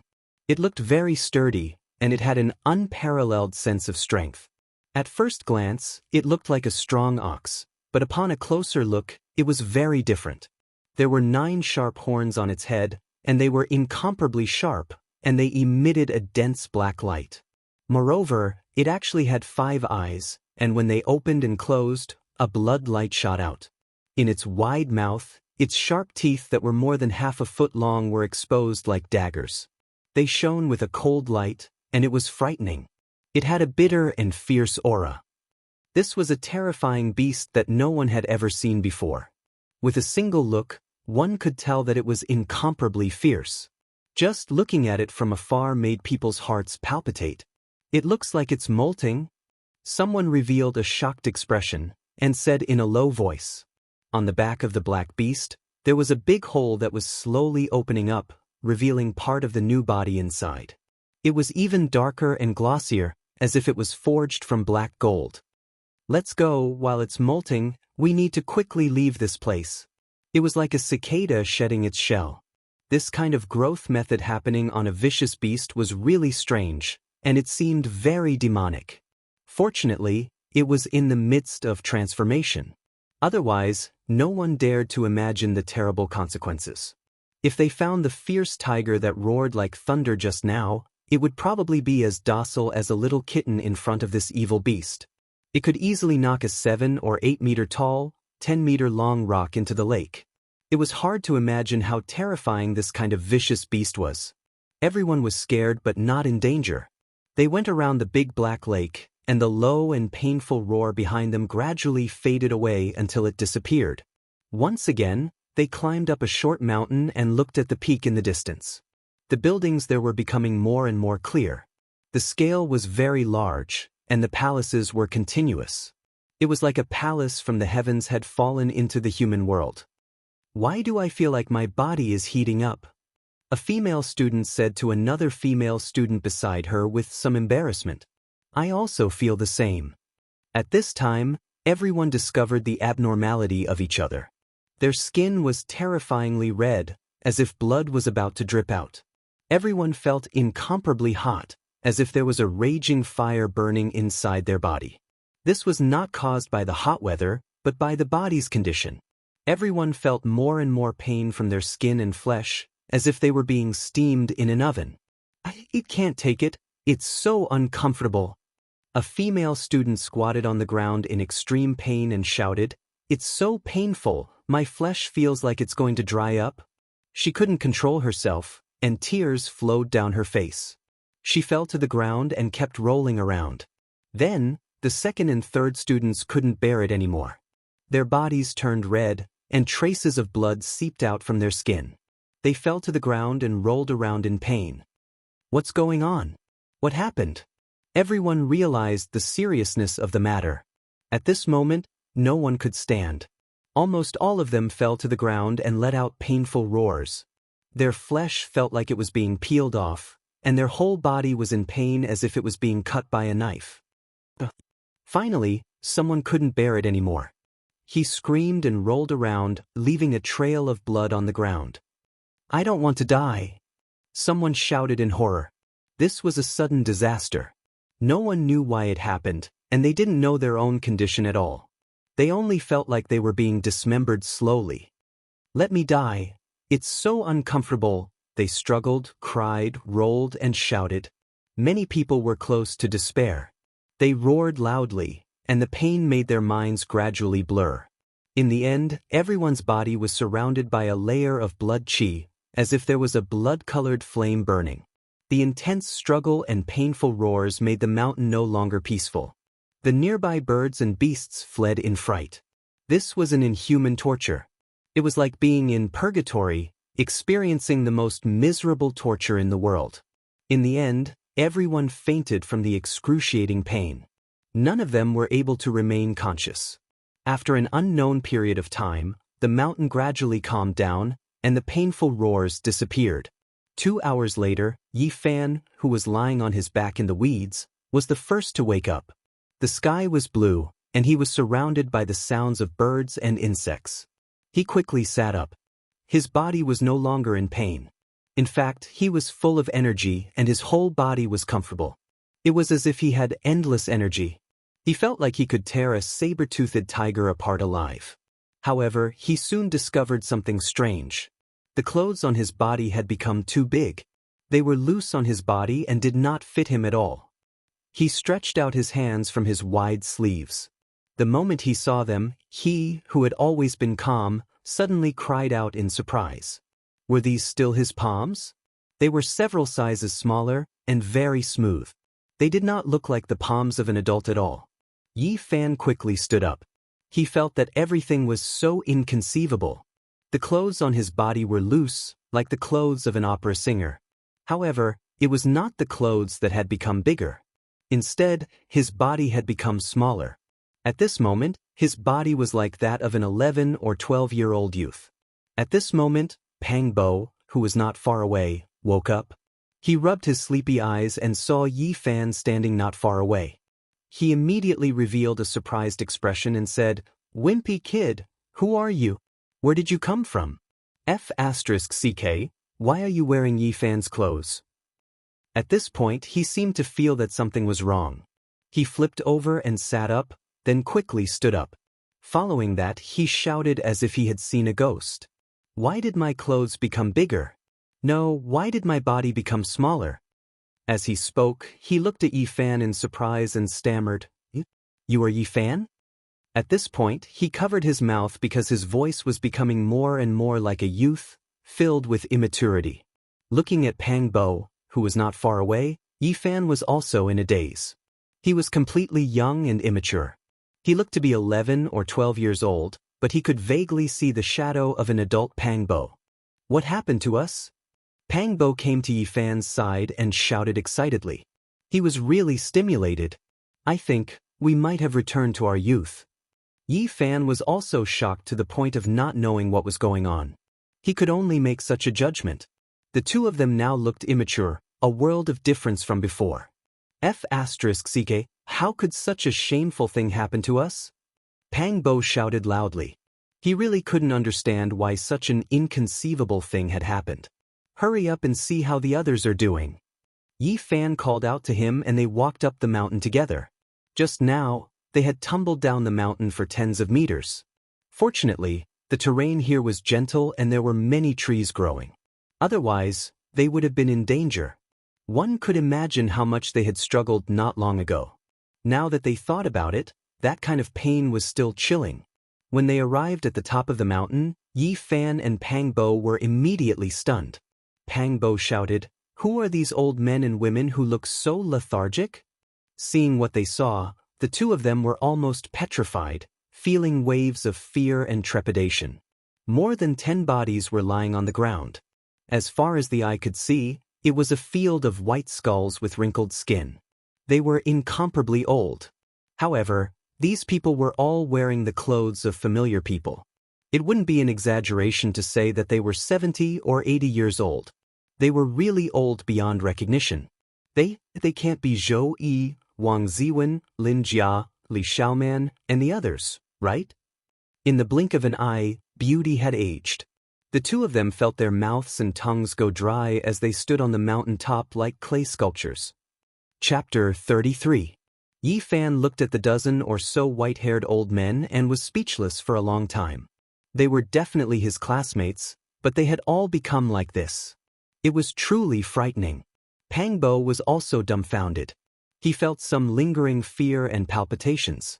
If he had become like this, he would even feel like dying. The two of them hurried over and checked everyone's condition. Fortunately, they were all breathing and there was no danger to their lives. "Hey!" Pang Bo found Louie in the grass. She did not show any signs of aging and was still as delicate as before.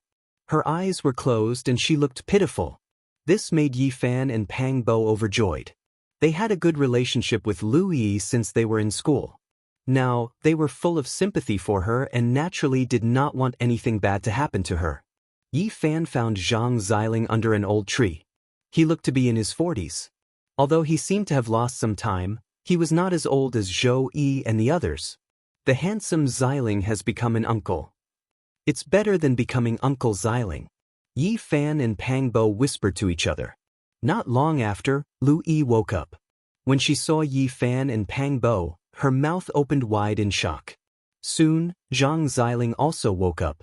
When he realized his condition, he could not help but let out a scream. From a young man in his prime to an honest uncle, no one could accept this. Xiling, don't be too excited. Look at their condition and you will feel better. Hearing this, Zhang Xiling looked at Zhou Yi, Li Xiaoman, and the others and was stunned. He realized that there was no worst, only worse. How could this be? He was dazed, but he was much better than before when he was in despair. Of the dozen or so people present, Yi Fan and Pang Bo had returned to their youth. Louis had not changed at all. Zhang Xiling had lost 20 years, and the others had turned into old men and women, their bodies deteriorating. Yi Fan and Pang Bo glanced at each other. The two of them instantly thought of the crystal-clear red fruit. When they ate it, they felt their mouths fill with fragrance and quickly recover their energy. Now, it seemed that the fruit was extraordinary. It could be described as mystical. For some unknown reason, everyone had become old. Only those who had eaten this fruit were able to resist the erosion of time. Just what kind of power could rob them of their youth and vitality? Pang Bo was puzzled.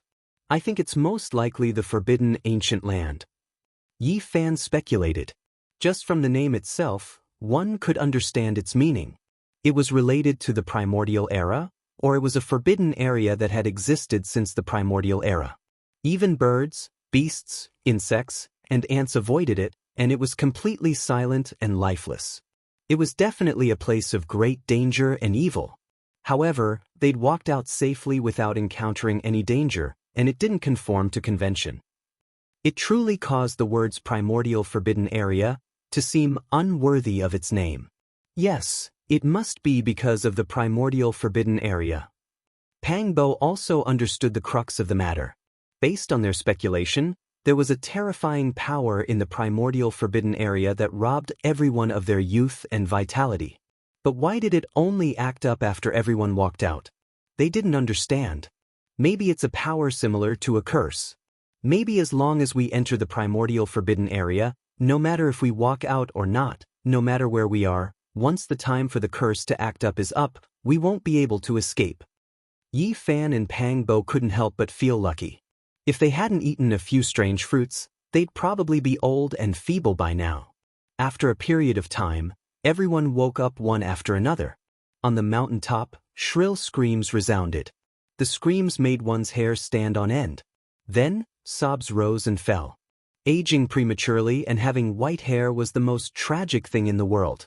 20-something years old was the prime of one's life, but in the blink of an eye, one's hair turned white and wrinkles piled up. How could they endure this? They were in so much pain that they wanted to die. Why did I become like this? Zhou Yi reached out a trembling hand and stroked his wrinkled skin. Then, he pulled out a lock of withered white hair and roared in an incomparably old voice, "Why?" Beside him, Wang Ziwen was also trembling. He checked the condition of his body. His eyes were cloudy, and the bags under his eyes were as big as pigeon eggs. He looked incomparably old as he said in a trembling voice, "I don't believe." Lin Jia was on the verge of collapse. Her screams frightened the birds in the forest and made them flee in all directions. Appearance was a woman's #1 priority, especially beautiful women who cared more about their appearance. For a naturally beautiful, enchanting and sexy woman like her to suddenly find that her snow-white skin had lost its luster and had become unbearably rough and aged, it was even more unbearable than killing her. On the other side, Li Xiaoman was also in the same state. She was in so much pain that she wanted to commit suicide. If she used to be a beautiful lotus flower, then now, she couldn't even be considered a dried lotus leaf. Her black hair had turned white, dull and withered like weeds. Her skin was even more wrinkled and loose. Her eyes were cloudy, and her face was full of wrinkles. Seeing Yi Fan walk over, Li Xiaoman immediately screamed, "Don't come over. She covered her face with her hands and wept incessantly. Then she buried her head between her knees. Yi Fan didn't walk over to avoid agitating her. He consoled the crowd loudly, saying, "Don't despair. Even gods exist in this world. What can't happen? There must be a solution." There was a gloomy atmosphere on the mountaintop. Many people were in so much pain that they wished they were dead. This was especially so when they saw Yi Fan and Pang Bo, the two teenagers who were only 11 or 12 years old. The vast majority of people had become unbearably old, but the two of them had returned to their youthful years. This contrast made many people's hearts bleed. "Oh my God, damn you!" Cade was extremely angry. He used both Chinese and English to express his incomparable grief. "Devil, don't be agitated." Pang Bo walked over and very unkindly patted his shoulder. Slowly growing old with the person you love is the most romantic thing in the world. Cade immediately burst into tears and whimpered like a child. "My girlfriend isn't here. It's not romantic at all." Pang Bo was momentarily stunned. He cast a glance at Li Xiaoman and then walked over to the others without saying anything. "Yi Fan, why haven't you two grown old?" Zhou Yi was the first to calm down. His eyes stared fixedly at Yi Fan and Pang Bo, two beams of light shooting out from his cloudy eyes. The others also temporarily put away their grief and looked over. Pang Bo felt somewhat uncomfortable listening to Zhou Yi's words. He very unkindly said, "I say, Grandpa Zhou, you can't be suspecting that the two of us are up to no good, right? If we had such great magical powers, we could just become gods. Why would we still be mortals?" Lin Jia stopped crying and looked at Yi Fan. She asked earnestly, almost begging, "Yi Fan, tell me the truth. How can you regain your youth? How did you do it?" To this, Yi Fan could only comfort her and give her hope. That strange red fruit had long since been consumed. What other method could there be? "Leave this place, to that immortal palace." Zhou Yi stood up shakily and pointed at the mountain in the distance. There was a continuous stretch of palaces there, as if a palace from heaven had descended upon the mortal world. Although his body had aged, his mind had not. He clearly pointed out the only hope at the moment. If there were immortals there, all of this could be easily solved. The group supported each other and walked down the mountain. Many of them were old and moved very slowly. Yi Fan, Pang Bo, Lu Yi, and Zhang Xiling had no choice but to run back and forth to take care of them. "Grandpa Zhou, Grandpa Wang, let me support you too." Pang Bo walked in the middle, one on his left and one on his right, supporting Zhou Yi and Wang Ziwen. To this, Wang Ziwen let out a bitter laugh, while Zhou Yi was expressionless.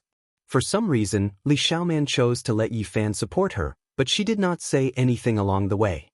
She only cried nonstop, until she almost fainted in the end. "What's going on? Why is there still a mountain between us?" Yi Fan and the others all felt that something was wrong. They were clearly only separated by a mountain from the Immortal Palace, but when they climbed over the peak and looked forward, there was still a mountain between them. It was as if nothing had changed. Since not long ago, no matter how far we go, the distance between us and the Immortal Palace has not changed.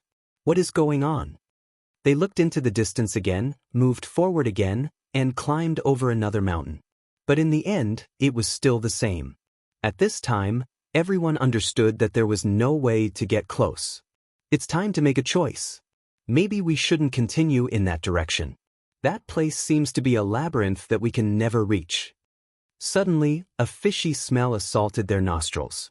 The forest swayed, and a black beast that was 5 meters tall stood up, pouncing towards them, its sharp claws glinting coldly. Its entire body was covered in dense black hair that was half a foot long. It was eerie and frightening.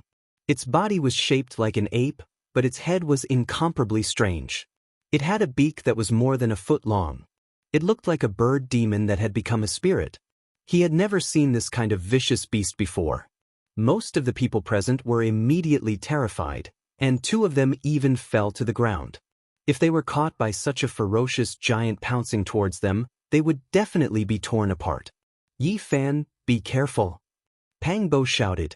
Because Yi Fan was the first to bear the brunt, Pang Bo anxiously waved the bronze plaque of the Tempest Temple and rushed forward. Yi Fan pushed the two people beside him away, and with his right hand holding the Vajra scepter that he had obtained from Lu Yunji, he swung it forward with all his might. Bang! The Vajra scepter collided with a flashing claw, and the giant black beast's palm was bent on the spot. It was obvious that it had been completely fractured. Everyone was stunned, thinking that it was the power of the Vajra scepter. Only Yi Fan knew that the last strand of the Vajra scepter's divine power had been used up by Lu Yunji. Right now, it was all the strength of his body that resulted in this strike. He was very surprised. If it was the old him, it would be impossible for him to have such great strength. However, ever since he had regained his youth, he felt his entire body surging with energy. It was as if he had the divine power to split tigers and toss elephants. The giant beast let out an incomparably mournful cry. It opened its beak and ruthlessly pecked at Yi Fan. At the same time, its other flashing claw slammed down violently. Yi Fan's movements were extremely fast, and he dodged at an inconceivable speed. He flashed behind the giant beast and swung the Vajra scepter with all his might, smashing it heavily on the back of the giant beast. The sound of bones breaking immediately rang out. Bang! It was hard to imagine just how great the power was. The 5-meter-tall black beast was like a wooden puppet as it was smashed away by the Vajra scepter for 8 or 9 meters. It fell heavily on the ground and struggled for a while before it could no longer move. Everyone was dumbfounded. They couldn't believe what they had just seen. The barbarian's body had shrunk to the size of a 12-year-old boy. He looked even more delicate and quiet, but his strength and speed had reached an appalling level. It was very shocking. Everyone was scared but not hurt, and they let out a long sigh of relief. Then, there was a discussion. They didn't understand how Yi Fan could have such divine power. They were both envious and jealous. The sky gradually darkened, and the last trace of the setting sun disappeared. Everyone was unwilling to give up and climbed over another peak. They found that there was still a mountain between them and the heavenly palace. The distance had never changed. At this moment, everyone was completely disappointed and decided not to go there anymore. However, at this moment, a rainbow suddenly appeared in the sky. It was like a rainbow crossing the sky, and it was particularly eye-catching in the dark sky. That is, everyone was shocked. There was a human figure in that rainbow light, and it could actually move freely in the sky. It was definitely not immortal. That rainbow light suddenly changed direction and flew in their direction. Its speed was so fast that it made people speechless. It was like a rainbow crossing the sky, and it arrived in the blink of an eye. Chapter 34. There was a 1-meter-wide, 2-meter-long rainbow in the sky. It was bright and sparkling, like a translucent crystal. Inside was a young girl around 18 or 19 years old. Her complexion was like jade, her figure was slender, her waist was slender, and her legs were straight. She wore a light blue dress that fluttered in the wind. She had an otherworldly temperament. Everyone was in a daze. This young and beautiful girl was like a fairy, untainted by the aura of the mortal world. She had an otherworldly beauty, like a pure white lotus with rolling dewdrops, or a fresh snow lotus on top of a snowy mountain. She gave off an otherworldly feeling. There was no lack of extremely beautiful girls in this world, but it was very difficult to find one with such an otherworldly temperament. It was as if she had jumped out of the mortal world and blended in with the natural world. This beautiful girl was very calm. She gazed at the crowd below and said something. Her voice was very pleasant to listen to. However, everyone pondered for a moment before they understood what she meant. She was asking about their identity. It was very similar to the ancient Chinese language and carried a soft feeling. One needed to carefully analyze it to understand its meaning. We are a group of people in distress. Are you a fairy? Can you save us? A female student suddenly cried. At this moment her body was withered, and her skin was wrinkled. She was old and feeble. Finally, she saw a girl who seemed to be a fairy. She immediately cried for help. Lin Jia and Li Xiaoman also stepped forward with a hopeful look on their faces. They were originally extremely beautiful and conceited women. But now that they had suffered such a blow, it was even worse than death. Especially when they saw such a beautiful and moving young girl, it made them even more eager to restore their original appearances. Specks of light flickered in the sky. It was as if the essence of the rainbow had been extracted and condensed into a beautiful piece of precious jade. It sealed a fairy-like girl inside. In reality, the crystal-like rainbow did not solidify. It only seemed to have a texture. The girl inside was not bound at all. Her black hair was like a waterfall, gently dancing in the wind. Her eyes were like water, misty and misty. Her skin was snow-white and sparkled with a little luster. She was extremely otherworldly and beautiful. "You have entered the forbidden ancient land?" It was another soft and pleasant sentence. Everyone had to ponder for a while before they understood the meaning of this ancient Chinese language. "Yes, we escaped from there." An old female student cried helplessly. She looked at the sky with a pleading expression. For a woman, such a tragic event was the most serious blow. She had long lost her composure and spoke without thinking. When the girl in the rainbow light heard this, her calm face suddenly changed, revealing a very surprised expression. "To be able to walk out alive, it really wasn't easy," she said softly. Moreover, her eyes continuously swept over Lu Yi, Zhang Xiling, Pang Bo, and Yi Fan. In the end, she seemed to have thought of something and revealed an extremely shocked expression. She anxiously asked, "Is this your actual age?" "No, we are not that old. I don't know why we still have vitality even after losing decades of youth," a male student hurriedly answered. Then he nervously and hopefully looked at the girl in the sky. However, the girl did not look at him. It was as if she already knew that they had lost their youth and vitality. She was asking Yi Fan and Pang Bo. Yi Fan replied, "We were originally young people in our 20s. I don't know why some of us have aged, while others have regained their youth." "Really?" The girl in the sky revealed an astonished expression. She stared at Yi Fan and Pang Bo and anxiously asked, "Did you eat a red fruit?" It was bright red and glistening, crystal clear. Yi Fan was sure that the strange fruit they ate was the one described by the girl. He had no choice but to admit it. After all, Zhou Yi and the others had also seen it. He immediately nodded. The girl in the sky revealed a strange expression as she looked at Yi Fan and Pang Bo. It was as if she was examining precious treasures.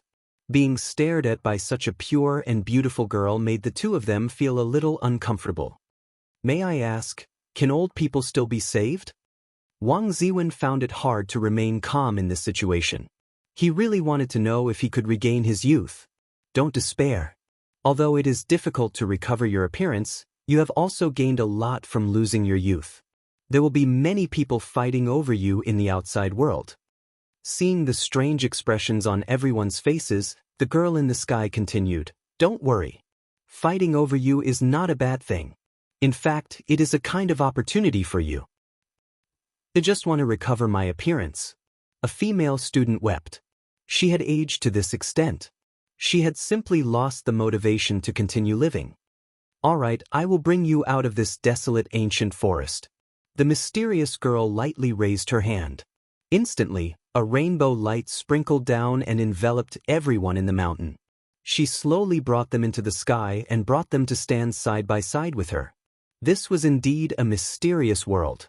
Everyone guessed that this should be a celestial technique. This place is very far from where there are signs of human habitation. If you want to walk out on your own, it is almost impossible. There are many terrifying beasts in this ancient forest. Even I can only choose to take a detour when I encounter them." Pang Bo revealed a strange expression and asked, "Didn't you come from the celestial palace in front?" "Celestial palace?" The girl in the sky revealed a confused expression and said, "What celestial palace?" Pang Bo used his finger to point at the tall mountain in front of them and said, "Aren't there many palaces there? They are continuous and majestic. There are countless palaces and you can see many red-crowned cranes flying there." "The legend is true." The girl revealed a strange expression. "What legend? Did you not see it?" "Yes, I did not see anything." The girl in the rainbow revealed a thoughtful expression and said, "The forbidden area of the desolate antiquity, the forbidden area of life. Since the ancient times, Those who entered it and came out alive all said that they saw a celestial palace. It was right in front of them, but they could never touch it. As expected, everyone realized that their experience proved what the girl said was true. Someone asked, could it be that it was just an illusion? It is not an illusion. Only at a specific time and with a special method can one truly get close to the celestial palace. However, that kind of great fortune is not something normal people can obtain. It is something that can only be seen but not obtained. Zhou Yi was very concerned about his own problems and said, those who entered the forbidden area, some of them came out alive. What is their fate in the end? The girl was as beautiful as a jade tree. She glanced at him and calmly answered, those who entered the forbidden area of life will die 100 times over. Even if they come out alive, their hair will be as white as frost and their life will come to an end. However, their sea of sufferings will also be activated. If they walk the path of cultivation, they will be able to get twice the result with half the effort. Can they regain their youth? It is very difficult, but it is not absolutely impossible. As one's cultivation deepens, their life force will naturally become stronger. After reaching a certain realm, they might even be able to change their appearance. The girl's words instantly gave birth to hope in many people. What exactly is in the forbidden area of the primordial era? What kind of power made us lose our youth? Wang Ziwen could not help but ask. This was a question that puzzled many people. They hated it but could not do anything about it. This question can be said to be very old. Since ancient times, many people have asked this question, but no one has been able to give a clear answer. The girl led the group flying at high speed. Specks of light surrounded them like a rainbow cutting through the sky. The gentle light blocked the astral winds, allowing them to speak without obstruction. She continued to speak. Legend has it that under the abyss of the forbidden area of life, there is desolation. It seems to be a person from the primordial era, but it could also be a terrifying power. Has no one explored it? Yi Fan could not help but ask.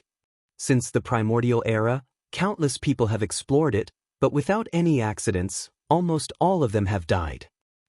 The mysterious girl turned back to look at the primordial forest behind her and said, every inch of the land there has been dyed red with blood. There used to be mountains of corpses, and those who died were all experts. Back then, when a certain holy land of immortal sects reached their most prosperous period in history, they sent out all of their strength and gathered tens of thousands of powerful cultivators to kill their way there. They wanted to open the forbidden area of the primordial era and obtain that illusory item in the legends. However, tens of thousands of people all died there. This holy land of immortal sects was almost erased from this world. In the end, only 3 to 5 people managed to escape, and their inheritance was almost severed. That terrifying? Pang Bo was speechless. That is a demonic land that has been dyed with endless blood. It is a pity that not only did tens of thousands of powerful cultivators from that holy land of immortal sects turn to ashes, but even a few top experts became desolate slaves under the abyss of the primordial era, enslaved for eternity.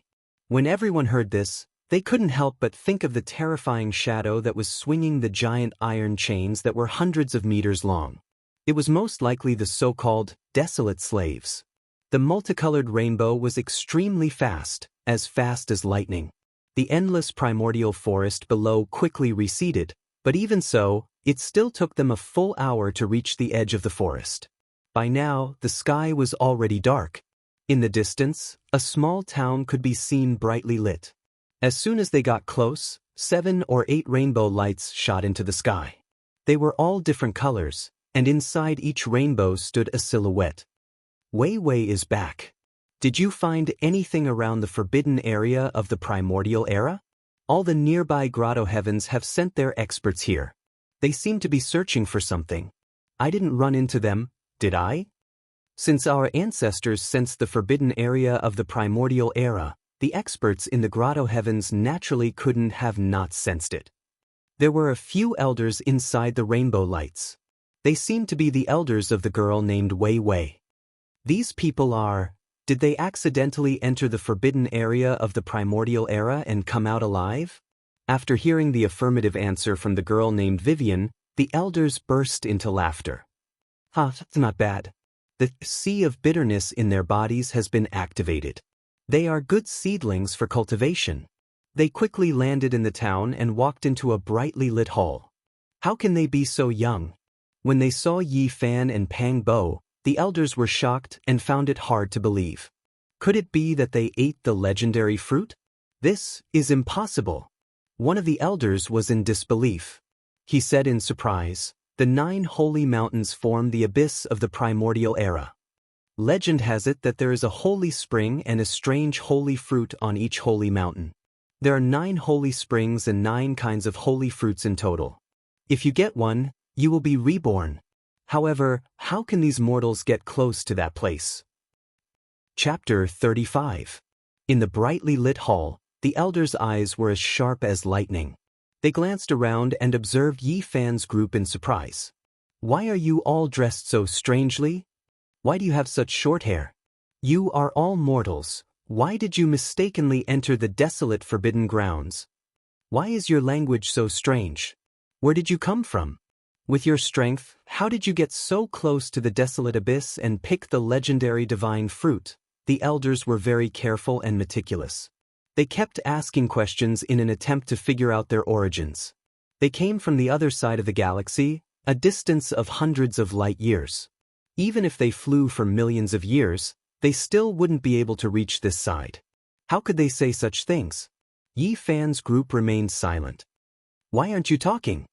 One of the elders' eyes turned sharp. "Even if we tell you the truth, will you believe us?" Yi Fan looked at these people in the hall, calmly saying, "Our hometown is extremely far from here. Just because we ascended an ancient mountain, we arrived on the other side of the world, not knowing where we are, unable to turn around and look into the distance." The few elders looked at each other, and then one of them nodded and said, "It is understandable. There must have been a peerless expert who laid down an aura on that ancient mountain. It could instantly make the sun and moon lose their light, and the stars move. However, this kind of method is really terrifying."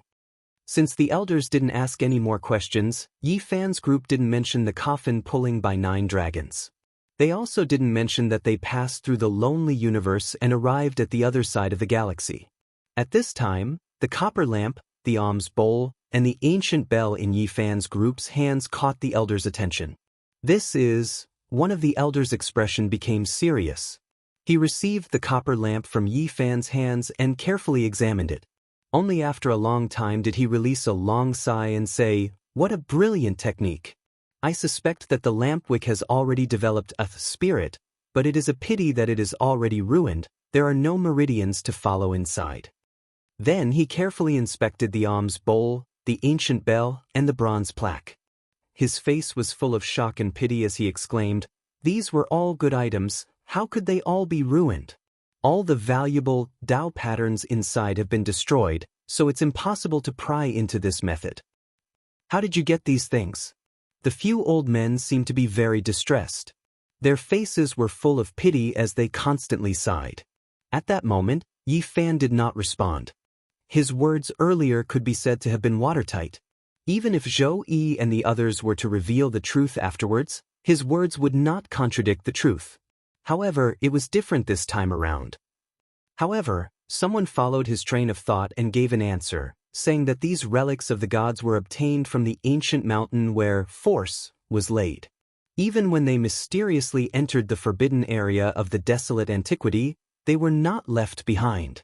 It was obvious that Yi Fan was not the only one who did not want to talk about the matter of the other side of the starry sky. The others also understood the importance of this matter and could not speak carelessly. "So that's how it is. I'm getting more and more interested in that ancient mountain you've been talking about. I really want to go there and take a look." An old man smiled and squinted his eyes. It was unknown whether he was doubting it or sincerely wanted to explore it. "Where was your original residence? Do you have a rough idea of where it was?" Another old man asked. Now, almost everyone was following Yi Fan's train of thought and lying together. A female classmate said that they came from the Western region. The Western region? If that's the case, you came from the vast and boundless Western desert. One of the old men frowned and said to himself, The distance from the western desert to the eastern barren is endless. Even if I were to fly on a rainbow, I'm afraid it would still take more than 30 years. Who had such a great talent to lay such a powerful force on that ancient mountain? It's unimaginable. If that's the case, we've come to the eastern barren. Zhou Yi did not miss the opportunity to ask, how big is the eastern barren? The eastern barren is so big that even if a mortal could live for dozens of lifetimes, it would still be difficult for him to travel all over it. So big? Yi Fan and the others all revealed expressions of disbelief. In the mortal world, the country that rules the forbidden area of the desolate antiquity is called Yen. It is 2,000 miles from north to south and 3,000 miles from east to west. Such a territory is only a drop in the ocean in the eastern barren. There are countless countries like this. Hearing these words, Pang Bo almost jumped up.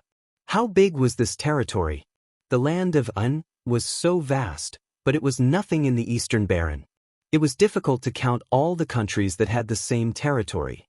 The eastern barren could be said to be boundless. It was hard to imagine how big it was. How could it be so big? Pang Bo's pupils contracted. He felt that these facts seriously defied common sense. It was too unbelievable. However, when he thought about the existence of gods in this world, he could only shake his head. Seeing that Pang Bo was shocked, the old men all revealed smiles. This young man who looked only 11 or 12 years old would be the seed they would focus on cultivating in the future. One of them continued, even though the Yen country is only a corner of the eastern barren, it is not unknown. The forbidden area of the desolate antiquity is one of the 7 forbidden areas of the vast eastern barren. Everyone was speechless for a long time. They had obtained a lot of useful information and were extremely shocked. Just now, you mentioned the western desert. How is it compared to the eastern barren? Wang Ziwen was more meticulous and couldn't help but ask this question. In terms of size, the western desert and the eastern barren are almost the same. They are both vast and boundless. After hearing such an answer, everyone's hearts were in turmoil. How vast of a territory was that? However, what shocked them even more was yet to come. An old man continued, Eastern Barren, Western Desert, Southern Mountains, Northern Plains, and Central Plains. Among them, Central Plains is the largest. It can be said to be boundless and mysterious. Even cultivators can't cross it. Everyone was petrified. Their mouths were dry and they couldn't say anything else. The old men were very satisfied and encouraged them. Mortals are too small in life, like ants. They can't even understand what the world they live in is like. Today, you all have the chance to look down on this vast land. As long as you are willing to cultivate, you will be able to stir up the wind and clouds and stand at the top of the clouds. It took a long time for everyone to come back to their senses. Some of them hesitated and said, "We cultivate." That's right. You have entered the forbidden ancient grounds. Although you have lost your youth, this world is balanced. You have gained as much as you have lost. The world of cultivation is full of thorns. Although it is difficult to walk, you have already opened up a small path. That's right. Your sea of sufferings has been activated. Even if you cross the sea of sufferings and step onto the divine bridge, it is not impossible for you to find your own God. The few old men encouraged them and wanted to guide them on the path of cultivation. We still don't know who you are. Zhou Yi didn't miss the opportunity and said, There are 6 blessed grottos in the country of Yen. Our place of cultivation is one of them. Of course, it is not here. It is not in the mortal world, an old man answered with a smile. The country of Yen is just a drop in the ocean in the East Barren territory. There are 6 blessed grottos in this corner of the world. How many celestial sects are there in this world? Pang Bo mumbled. It was obvious that these old men saw him and Yi Fan in a different light. They didn't show any displeasure. Instead, they smiled and said, Don't be too ambitious. The basics are the most important. Our blessed grottos are inherited from a sacred ground. The basics are definitely the best in the world. Moreover, if you can rise to the sky in the future, we will provide you with a wider space for development. That's right. Another old man said proudly, Although we are just a blessed grottos, we belong to a famous sacred ground in the East Barren territory. If you are talented enough in the future, you may be selected to be a disciple of that sacred ground. At this point, the few old men looked at the young girl, Vivian, dotingly and said, "Vivian is a rare talent that appears once in 1,000 years in our blessed grottos. She will be selected to be sent to the sacred ground soon. We really can't bear to let her go, but we don't want to delay her cultivation." At this moment, a burst of laughter came from outside the hall. "Your blessed grottos are not good enough. If you have good talents, you can send them to our blessed grottos. I heard that you found more than 10 good seedlings for cultivation?" More than 10 rainbow-colored lights descended from the sky one after another. These people all entered the hall without being invited. Chapter 36. More than a dozen people walked into the hall, their rainbow-colored auras receding. There were men and women among them, and they were all above 40 years old. Some were as quiet as orchids, some were as sharp as swords, and some were as steady as a boulder. All of them had their own unique temperaments. One of the middle-aged men had a solemn aura, and his voice was sonorous and powerful. He laughed loudly and said, "Although there are 6 grotto heavens in the land of Yen, your spirit ruin grotto heaven doesn't live up to its name. It's more appropriate to call it a blessed land." "Lu Wanshan, what do you mean by that?" The elders of the spirit ruin grotto heaven looked displeased. They all stepped forward and shielded Zhou Yi, Lin Jia, and the others behind them. At the same time, they focused on protecting Yi Fan and Pang Bo. The middle-aged man called Lu Wanshan was like his name. He stood there like a mountain, giving off an oppressive feeling. He was very direct with his words. He laughed loudly and said, "Since there are more than a dozen good seedlings, we naturally want to take away a few of them and lead them on the path of cultivation." Beside him, an old woman with white hair nodded and said, "That's right. The 6 grotto heavens in the land of Yen have always been united. Since we suddenly found so many talented seedlings, we naturally want to take away a few of them."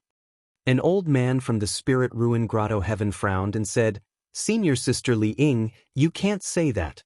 3 years ago, your Golden Dawn grotto heaven found a few disciples with extraordinary aptitudes, but you didn't give any of them to us. Those people have mediocre aptitudes. How can they be considered immortal seedlings?" "Naturally, we didn't alarm you," the old woman replied with a smile. At that moment, an old man with white hair fluttering in the wind walked forward. He had a sage-like demeanor and said unhurriedly, "I don't think these people can be considered immortal seedlings. How about this? We'll only take a few from our grotto heavens and leave a few more for your spirit ruin grotto heaven." The elders of the spirit ruin grotto heaven immediately lost their cool. They seemed to be a little afraid of this sage-like old man. One of them said, "Senior brother Ma Yun, is your jade tripod grotto heaven still lacking potential disciples? I heard that you found 2 real immortal seedlings." The old man called Ma Yun smiled but said nothing. He kept sizing up Yi Fan and Pang Bo, nodding from time to time. This made the elders of the spirit ruin paradise a little nervous. They could send the others out, but they had to keep these 2 people.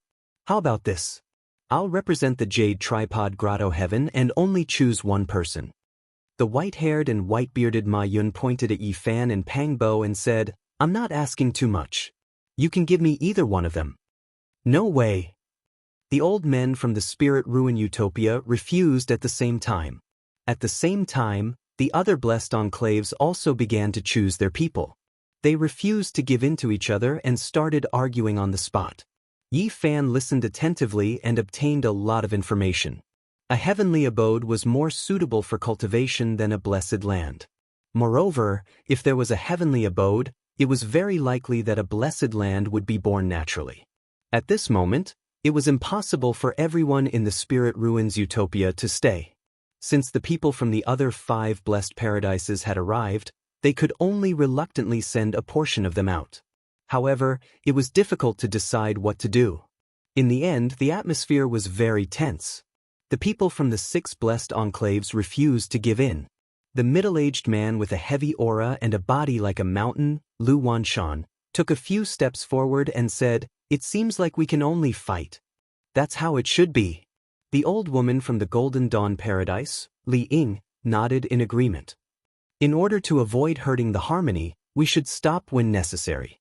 The white-haired old man from the Jade Tripod Grotto Heaven, Ma Yun, also expressed his agreement. The few elders from the Spirit Ruin Paradise looked very unsightly. They were the ones who found Yi Fan and the others. In the end, the people from the other Grotto Heavens also wanted to interfere. In the end, it was hard to say how many people would be left. Dozens of rainbows soared into the sky. They were especially bright in the night sky. The fight between the blessed enclaves had begun. Yi Fan and the others came to the hall and looked up at the sky. Unfortunately, those people had flown out of the town and were getting further and further away. They could not see clearly. In the distant sky, splendor soared into the sky. Divine rainbows crisscrossed. Occasionally, there would be bursts of thunder. Violent winds blew, and sand and stones were sent flying. Zhou Yi Lin Jia and the others were dazzled. Just now, those elders had been peaceful, but now they were flying in the sky and burrowing into the ground. They were really looking forward to such a powerful battle. Not long after, the divine rainbows in the distant sky disappeared. They did not know where the fierce battle had gone. Half an hour later, divine rainbows appeared in the horizon. They streaked across the sky and arrived in an instant. The first to land was the girl named Vivian. She was elegant and otherworldly. Her black eyebrows were curved, and her eyes were like water. Her red lips were moist, and her pearly white teeth were like jade. Under the watery moonlight, she was hazy and graceful. She was like a fairy of the moon that had descended to the mortal world. She was extremely beautiful. Following her were the other elders from the Spirit Ruin Paradise. Even though they were in a sorry state and their bodies were stained with blood, they all had victorious smiles on their faces. The people behind them were also more or less injured. However, their complexions were not so good in comparison. The powerful middle-aged man Lu Wanshan's shoulder was still blood-stained. The sage-like old man Ma Yun's fluttering white beard was cut off. The gray-haired old woman Li Ying's walking stick was also broken into 2 pieces. I didn't expect that Vivian would surpass us at this age. The Spirit Ruin Paradise has produced a peerless genius. Ma Yun sighed. Yi Fan and the others were very surprised. This girl, Vivian, looked graceful and graceful. She had a gentle and serene appearance. However, she was so powerful. She had defeated these elders. It was really amazing. Since you have lost, there is nothing to say. Your Spirit Ruin Paradise can choose 2 people first. Lu Wanshan's complexion was not very good. Not only did he feel that he had lost to the younger generation, but he also couldn't choose first. The elders from the Spirit Ruin Paradise chose Yi Fan and Pang Bo without any hesitation. Their faces were full of smiles. Then, Elder Ma Yun from the Jade Tripod Grotto Heaven chose Lui. Then, Li Ying from the Golden Cloud Grotto Heaven chose Zhang Xiling. However, at this moment, the elders from the Spirit Ruin Paradise were shocked after carefully examining Yi Fan's body. The smiles on their faces disappeared. How could this be? The others quickly noticed the situation and looked over. They saw the elders from the Spirit Ruin Paradise looking unhappy. They didn't know what had happened. What's wrong? Are you not satisfied with letting your Spirit Ruin Paradise choose 2 people first? It's not like that. Come and take a look. The elders from the Spirit Ruin Paradise looked at Yi Fan with pity. The others immediately understood that there must be something wrong with Yi Fan's body. They immediately surrounded him. Ma Yun from the Jade Tripod Paradise was the first to come forward. He said, "Just by looking at him, I can feel that this young man's chi and blood are especially vigorous. It's comparable to a flood elephant. He should be a rare immortal seedling. Is there something wrong with him?" At this moment, the others also came forward and began to examine Yi Fan. Yi Fan felt very uncomfortable being touched, but he couldn't stop them under such circumstances. Li Ying from the Golden Cloud Paradise was shocked. She said, "How can he have such a physique?" After examining for a long time, Lu Wanshan revealed a look of disbelief. He said, "The divine wheel of life is silent, and the sea of bitterness is as hard as divine iron and as steady as a rock. It's impossible to break, What's going on? Everyone was confused. This physique was too strange. It didn't make sense at all. At this moment, Ma Yun from the Jade Tripod Paradise seemed to have thought of something. He muttered to himself, could it be the legendary physique? He began to inspect Yi Fan's body once more.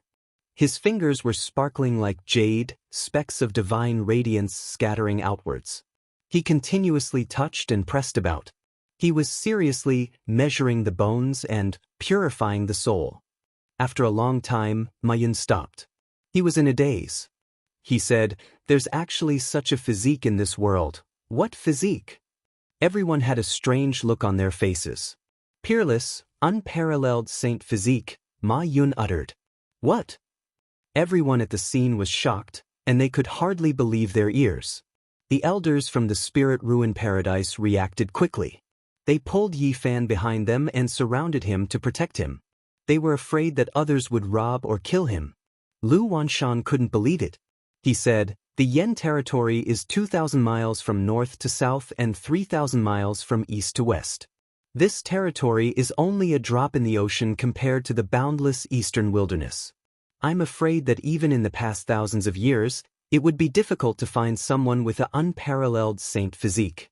Since ancient times, there haven't been many people with such a physique in the vast eastern wilderness. Li Ying from the Golden Dawn Paradise shook her head and said, it's not impossible. I heard that such a person has appeared in the eastern wilderness. There are also rumors that there's more than one person.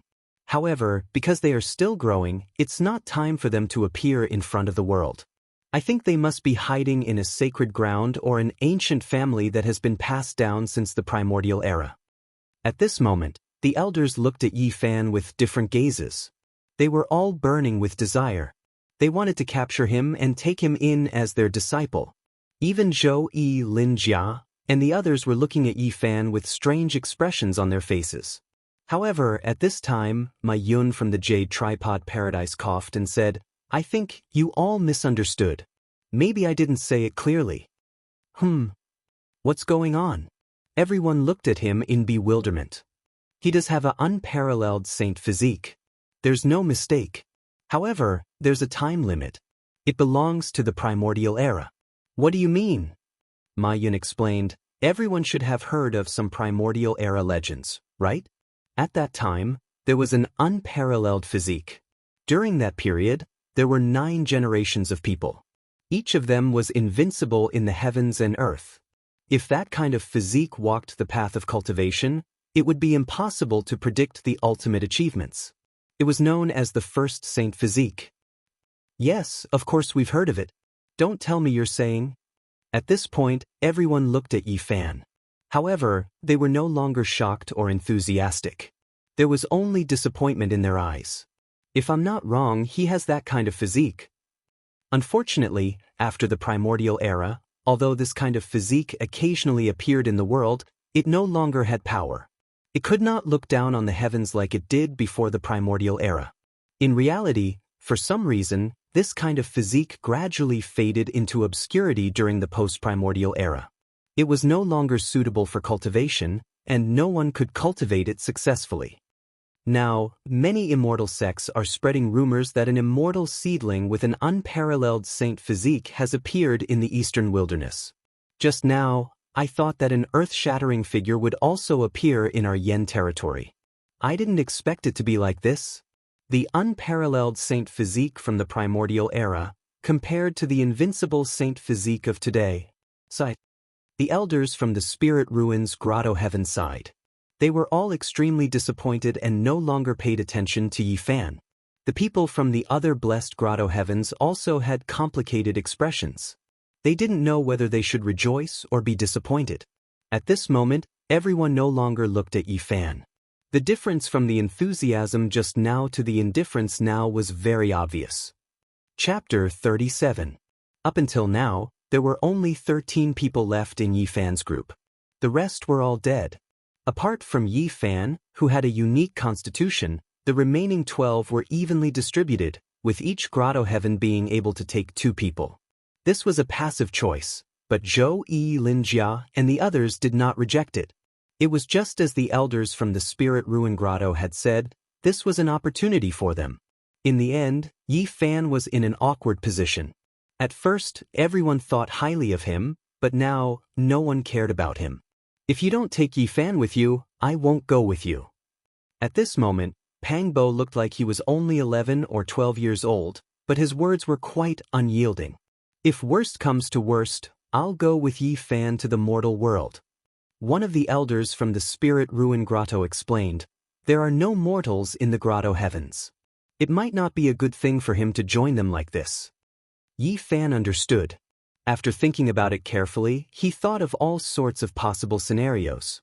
The grotto heavens were full of cultivators, so who would care about a mere mortal like him? Even with Pang Bo's help, it was not a long-term solution. There would definitely be many unpredictable troubles in the future. Pang Bo, you should go with them. I won't join any grotto heavens. Perhaps it's better to be a simple and ordinary mortal. No, I must take you with me. Pang Bo firmly objected. Fine, we'll take Yi Fan with us. The elders from the Spirit Ruin Grotto did not want Pang Bo to bear a grudge, so they decided to take Yi Fan with them as well. Wait. Yi Fan did not show any joy. Instead, his expression was calm as he said, I've already said that I won't join any grotto heavens. Thank you for your kind intentions.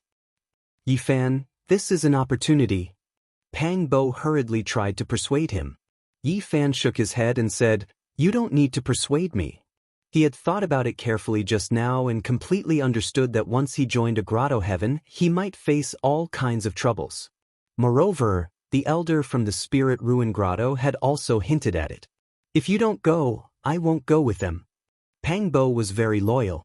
No matter what, he didn't want to leave Yi Fan behind and go on his own.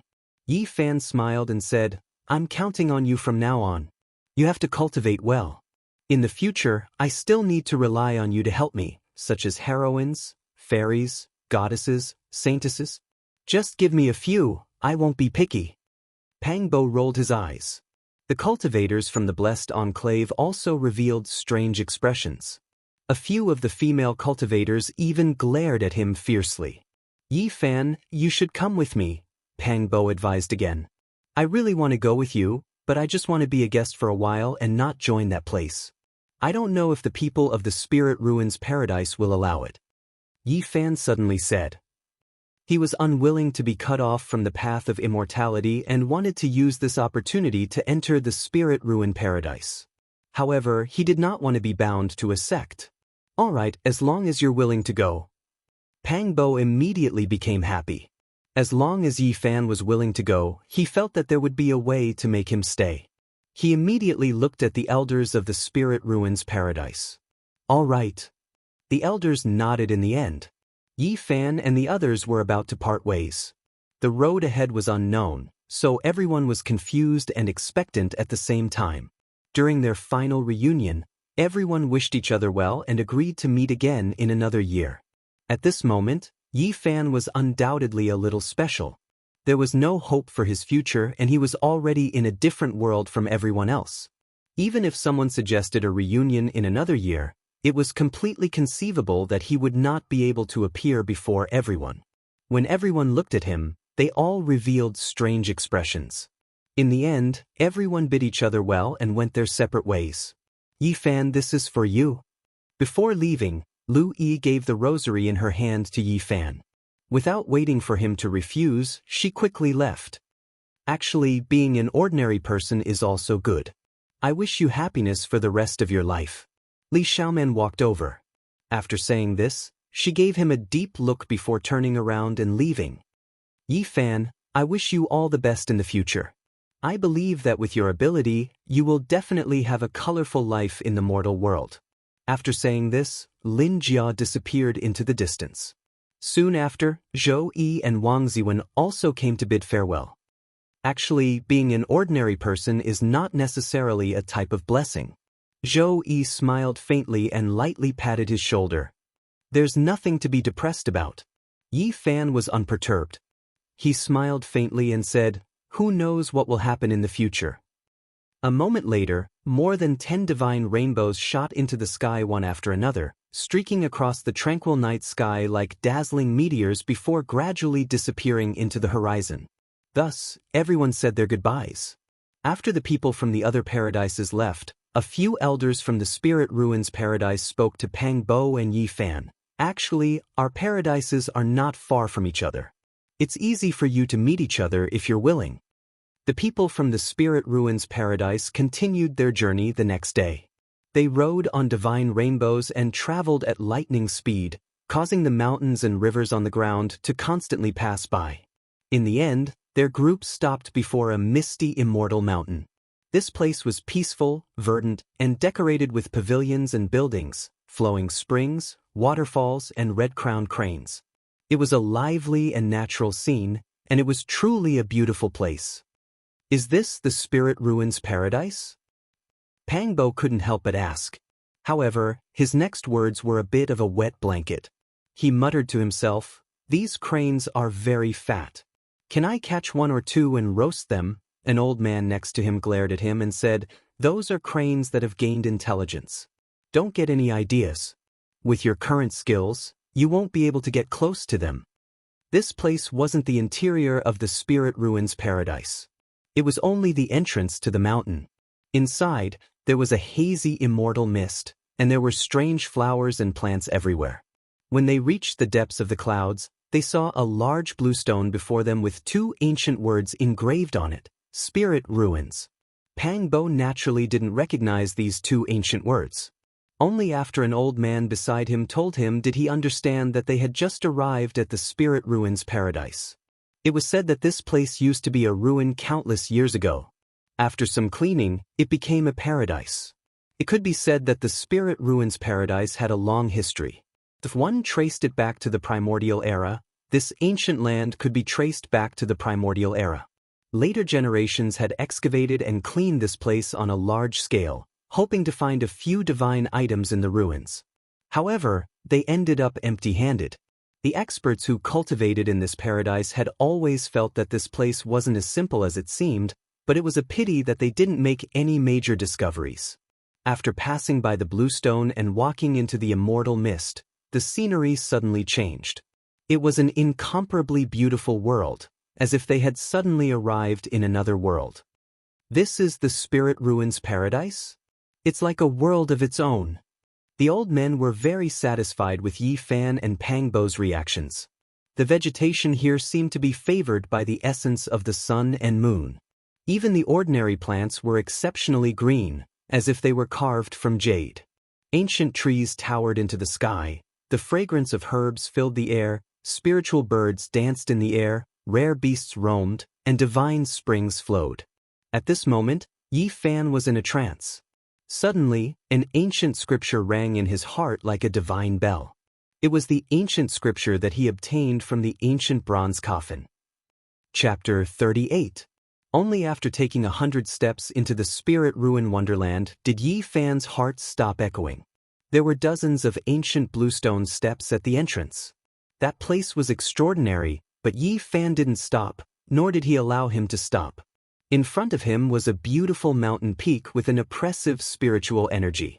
Looking from afar, a 1,000-meter-long waterfall was cascading down from a tall mountain. The white waterfall was like an upside-down galaxy, and the rumbling sound was like 10,000 galloping horses. It was both magnificent and magnificent. As expected of a wonderland. The scenery here is extraordinary, like a pure land outside of the world. A winding path made of cobblestones led past the waterfall and into the depths of the beautiful celestial mountain. Along the way, ancient trees towered into the sky. Their branches were as strong as dragons. Many palaces could be seen among the plants, looking very harmonious and natural.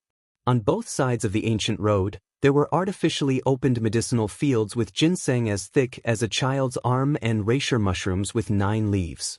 There were also many unknown medicinal herbs that were sparkling and radiating brilliance.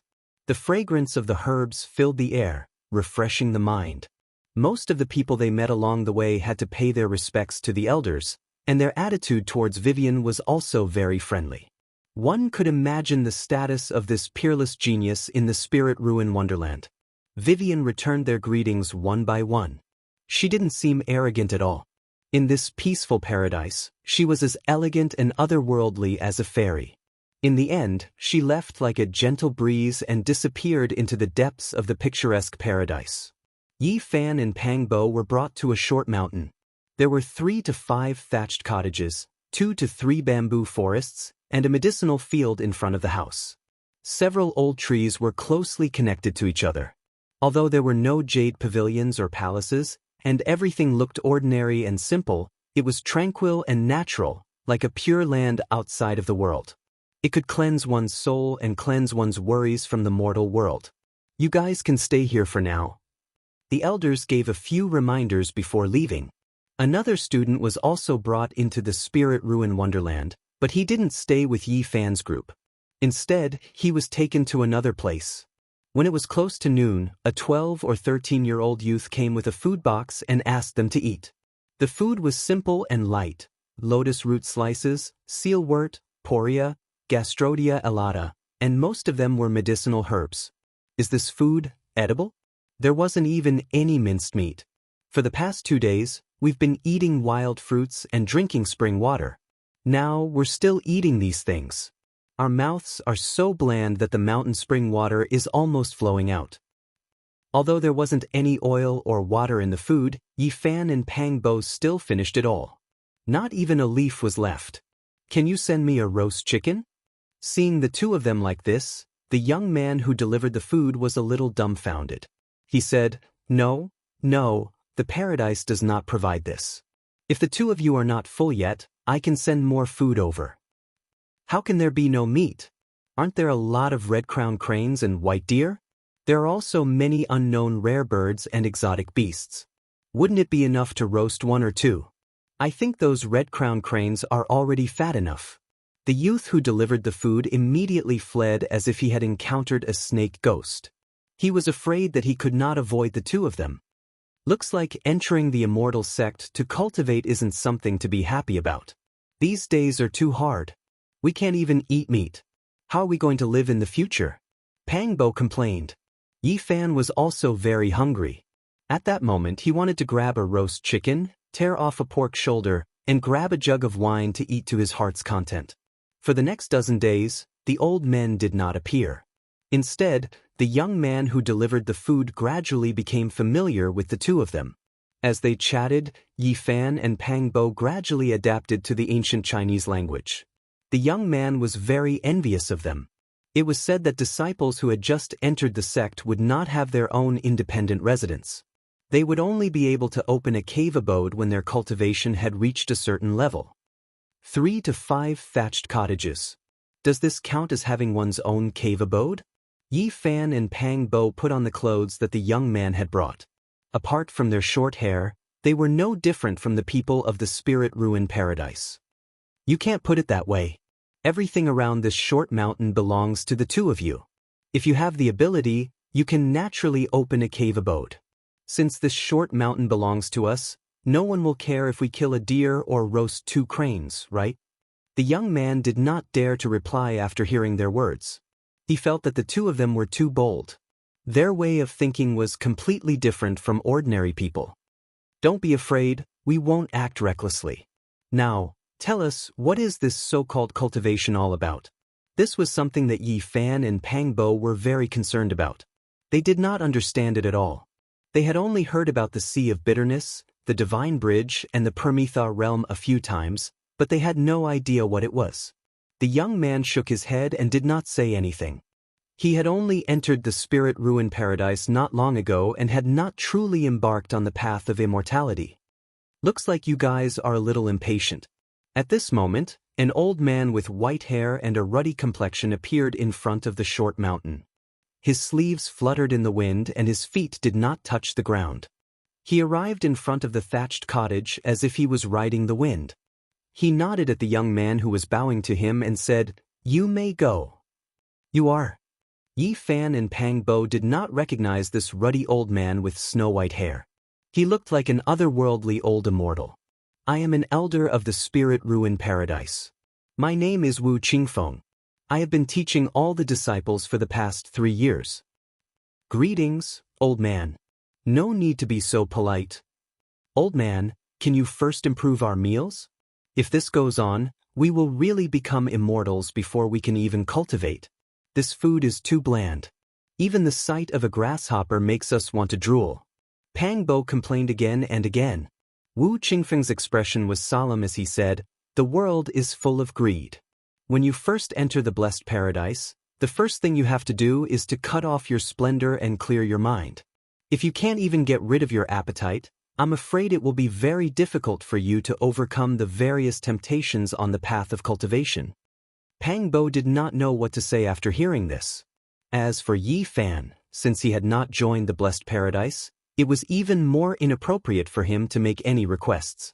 Yi Fan and Pang Bo had many questions, but Yi Fan was not in a good position to ask, while Pang Bo was already a disciple of the spirit ruin paradise.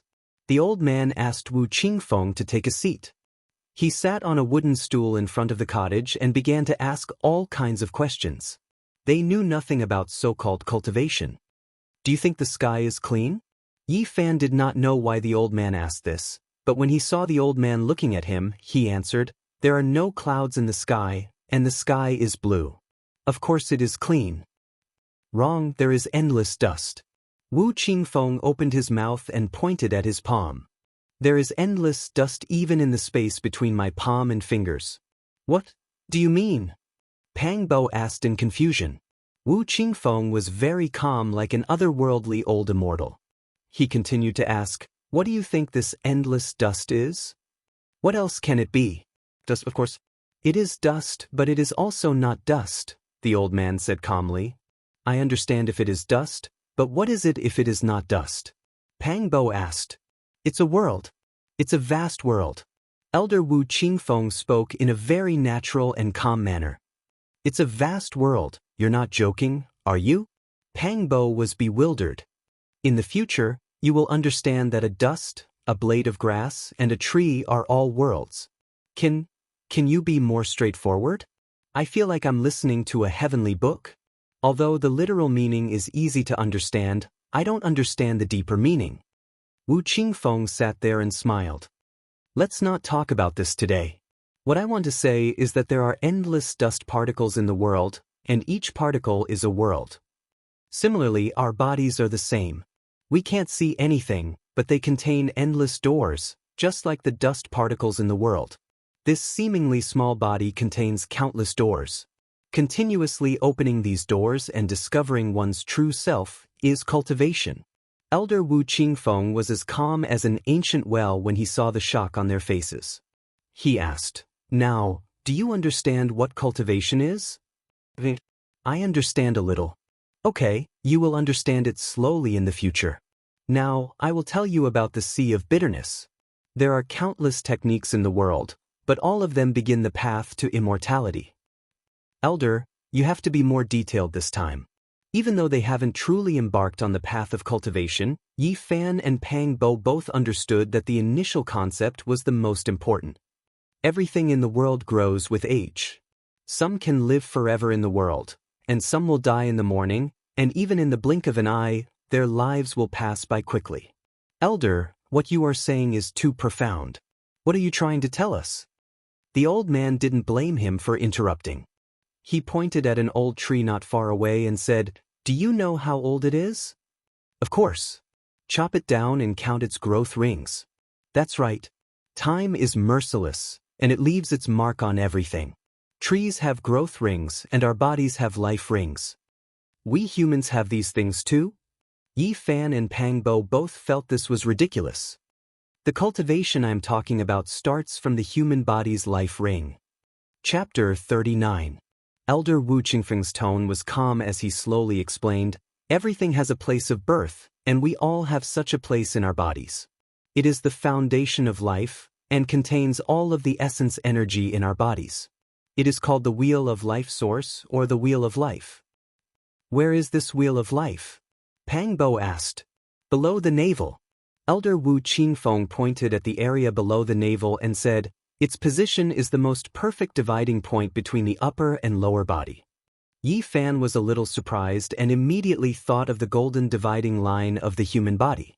It happened to coincide with the position the elder mentioned. The dividing line from the soles of the feet to the top of the head was 0.6118, and it was called the golden dividing line. The area below the navel was the most beautiful part of the human body. In reality, there were many golden dividing lines in different parts of the human body, and these dividing lines were the most important parts of the body. In comparison, the largest golden dividing line of the human body, the area below the navel, didn't seem that important on the surface.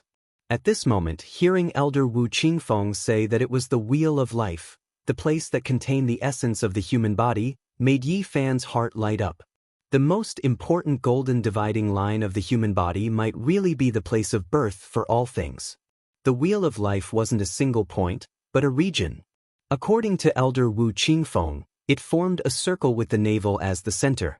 It was as big as a palm, and it was the place where essence was stored. Elder Wu Qingfeng solemnly emphasized, the wheel of life, mortals give birth to children, and Daoists give birth to their bodies. It is the foundation of a cultivator. According to Elder Wu Qingfeng, the wheel of life was the source of divine power.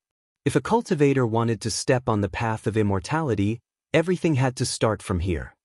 During the life of a mortal, the wheel of life will continuously dry up. Every year, time will leave a mark on it, just like the rings of a tree. When a person reaches the end of their life, the wheel of life will be filled with the scars of time. At that time, the wheel of life will completely collapse. Can you point out how many marks have been left on our wheel of life? Yi Fan and Pang Bo were originally youths in their 20s, but now they looked like 11 or 12 years old. Their bodies had undergone a shocking change. There are 11 marks on your wheel of life. Hearing this, Pang Bo grinned widely. Compared to his classmates who had lost their youthful vigor, what happened to him was truly heaven-defying. Then he pointed at Yi Fan and asked, "What about him? He should be the same as me, right?" Wu Qingfeng had long known about Yi Fan's constitution, but he still carefully examined it. The conclusion he obtained was similar to what the others said. Yi Fan's life wheel was incomparably quiet, the sea of bitterness as sturdy as divine steel, stable like a boulder, immovable, impossible to break open. His physique is very special. I can't see through it. I can't tell how many marks there are, but it should be similar to yours. At this point, Elder Wu Qingfeng revealed a strange expression and said, vigorous qi and blood, comparable to a dragon elephant. If he could cultivate, it would be a pity. Well, Yi Fan, as he said, the Wu's dragon life. The wheel of life can be said to be the foundation of a cultivator. If one can reach the legendary realm and keep the wheel of life sparkling and translucent, without any scars or imprints, as if it had just been born, then one might have a chance of becoming an immortal. Is it very difficult to become an immortal? Immortals are only cultivators who can fly in the sky and burrow underground. It's hard to know if real immortals exist. As far as I know, in the vast eastern wilderness, no one has become an immortal in thousands of years. Perhaps only the sacred grounds, the ancient families that have been passed down since the primordial era, or some ancient demons know the truth. Elder, you are destroying our faith. We just wanted to cultivate, but you tell us that immortals don't necessarily exist. This is too much of a blow. Spring flowers don't survive autumn, cicadas don't survive winter. Mortals can only live for 100 years. If they live for thousands of years, they have broken the laws of nature. In a sense, they are immortals. Yi Fan and Pang Bo understood what the elder was trying to convey. When a cultivator stepped on the path of immortality, they had already surpassed mortals. The strong could even live for thousands of years. They had broken the laws of heaven and earth. Even if they couldn't become immortals in the end, their struggle in this life was not in vain. After all, they had broken the laws of nature and changed their fate. Actually, I haven't completely denied the existence of immortals. Maybe we just can't touch that world. Then Yi Fan and Pang Bo kept asking questions while the elder explained patiently. I've always heard people talk about the sea of suffering. What is it? It's the sea of endless suffering that covers the Tao of life. What do you mean? Yi Fan and Pang Bo didn't understand. When a cultivator reaches a certain level, the palm-sized Tao of life will be like a real world inside. The sea of suffering will coexist with it. Please explain in detail. The Tao of life and the sea of suffering seem to be in the same place. What is their relationship? The sea of suffering and the Tao of life overlap, or more accurately, the sea of suffering drowns the Tao of life. Not only is time hardening the Tao of life, but the sea of suffering is also nibbling at it. So, there is the saying of crossing the sea of suffering. Elder Wu Qingfeng nodded. That's right. The foundation of a cultivator lies in the Tao of life. One of the goals of cultivation is to cross the sea of suffering. Yi Fan and Pang Bo were shocked. Based on what you said, the sea of suffering is endless and drowns the Tao of life. How does one cross it? Yes, it is endless. That's why even the most talented cultivator will turn into a pile of dirt after thousands of years.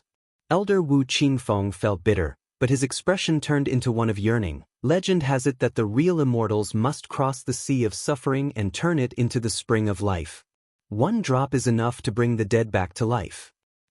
That is only a legend. Whether or not immortals really exist is still a question. Pang Bo sighed. Why don't you tell us something that really exists? The sea of suffering is endless, but if a cultivator wants to live a long life, they cannot be trapped in it. Elder Wu Qingfeng's eyes shone brightly. To be reborn in the sea of suffering, to be filled with vitality in the midst of loneliness, to form a heavenly bridge, to reach the other shore, to arrive at the end of the sea of suffering. Yi Fan thought about it and asked, the sea of suffering drowns the Tao of life. The two can be said to overlap. To form a heavenly bridge, to reach the other shore, to escape the sea of suffering, isn't this the same as leaving the Tao of life? Isn't that the foundation of a cultivator? Can one escape from it?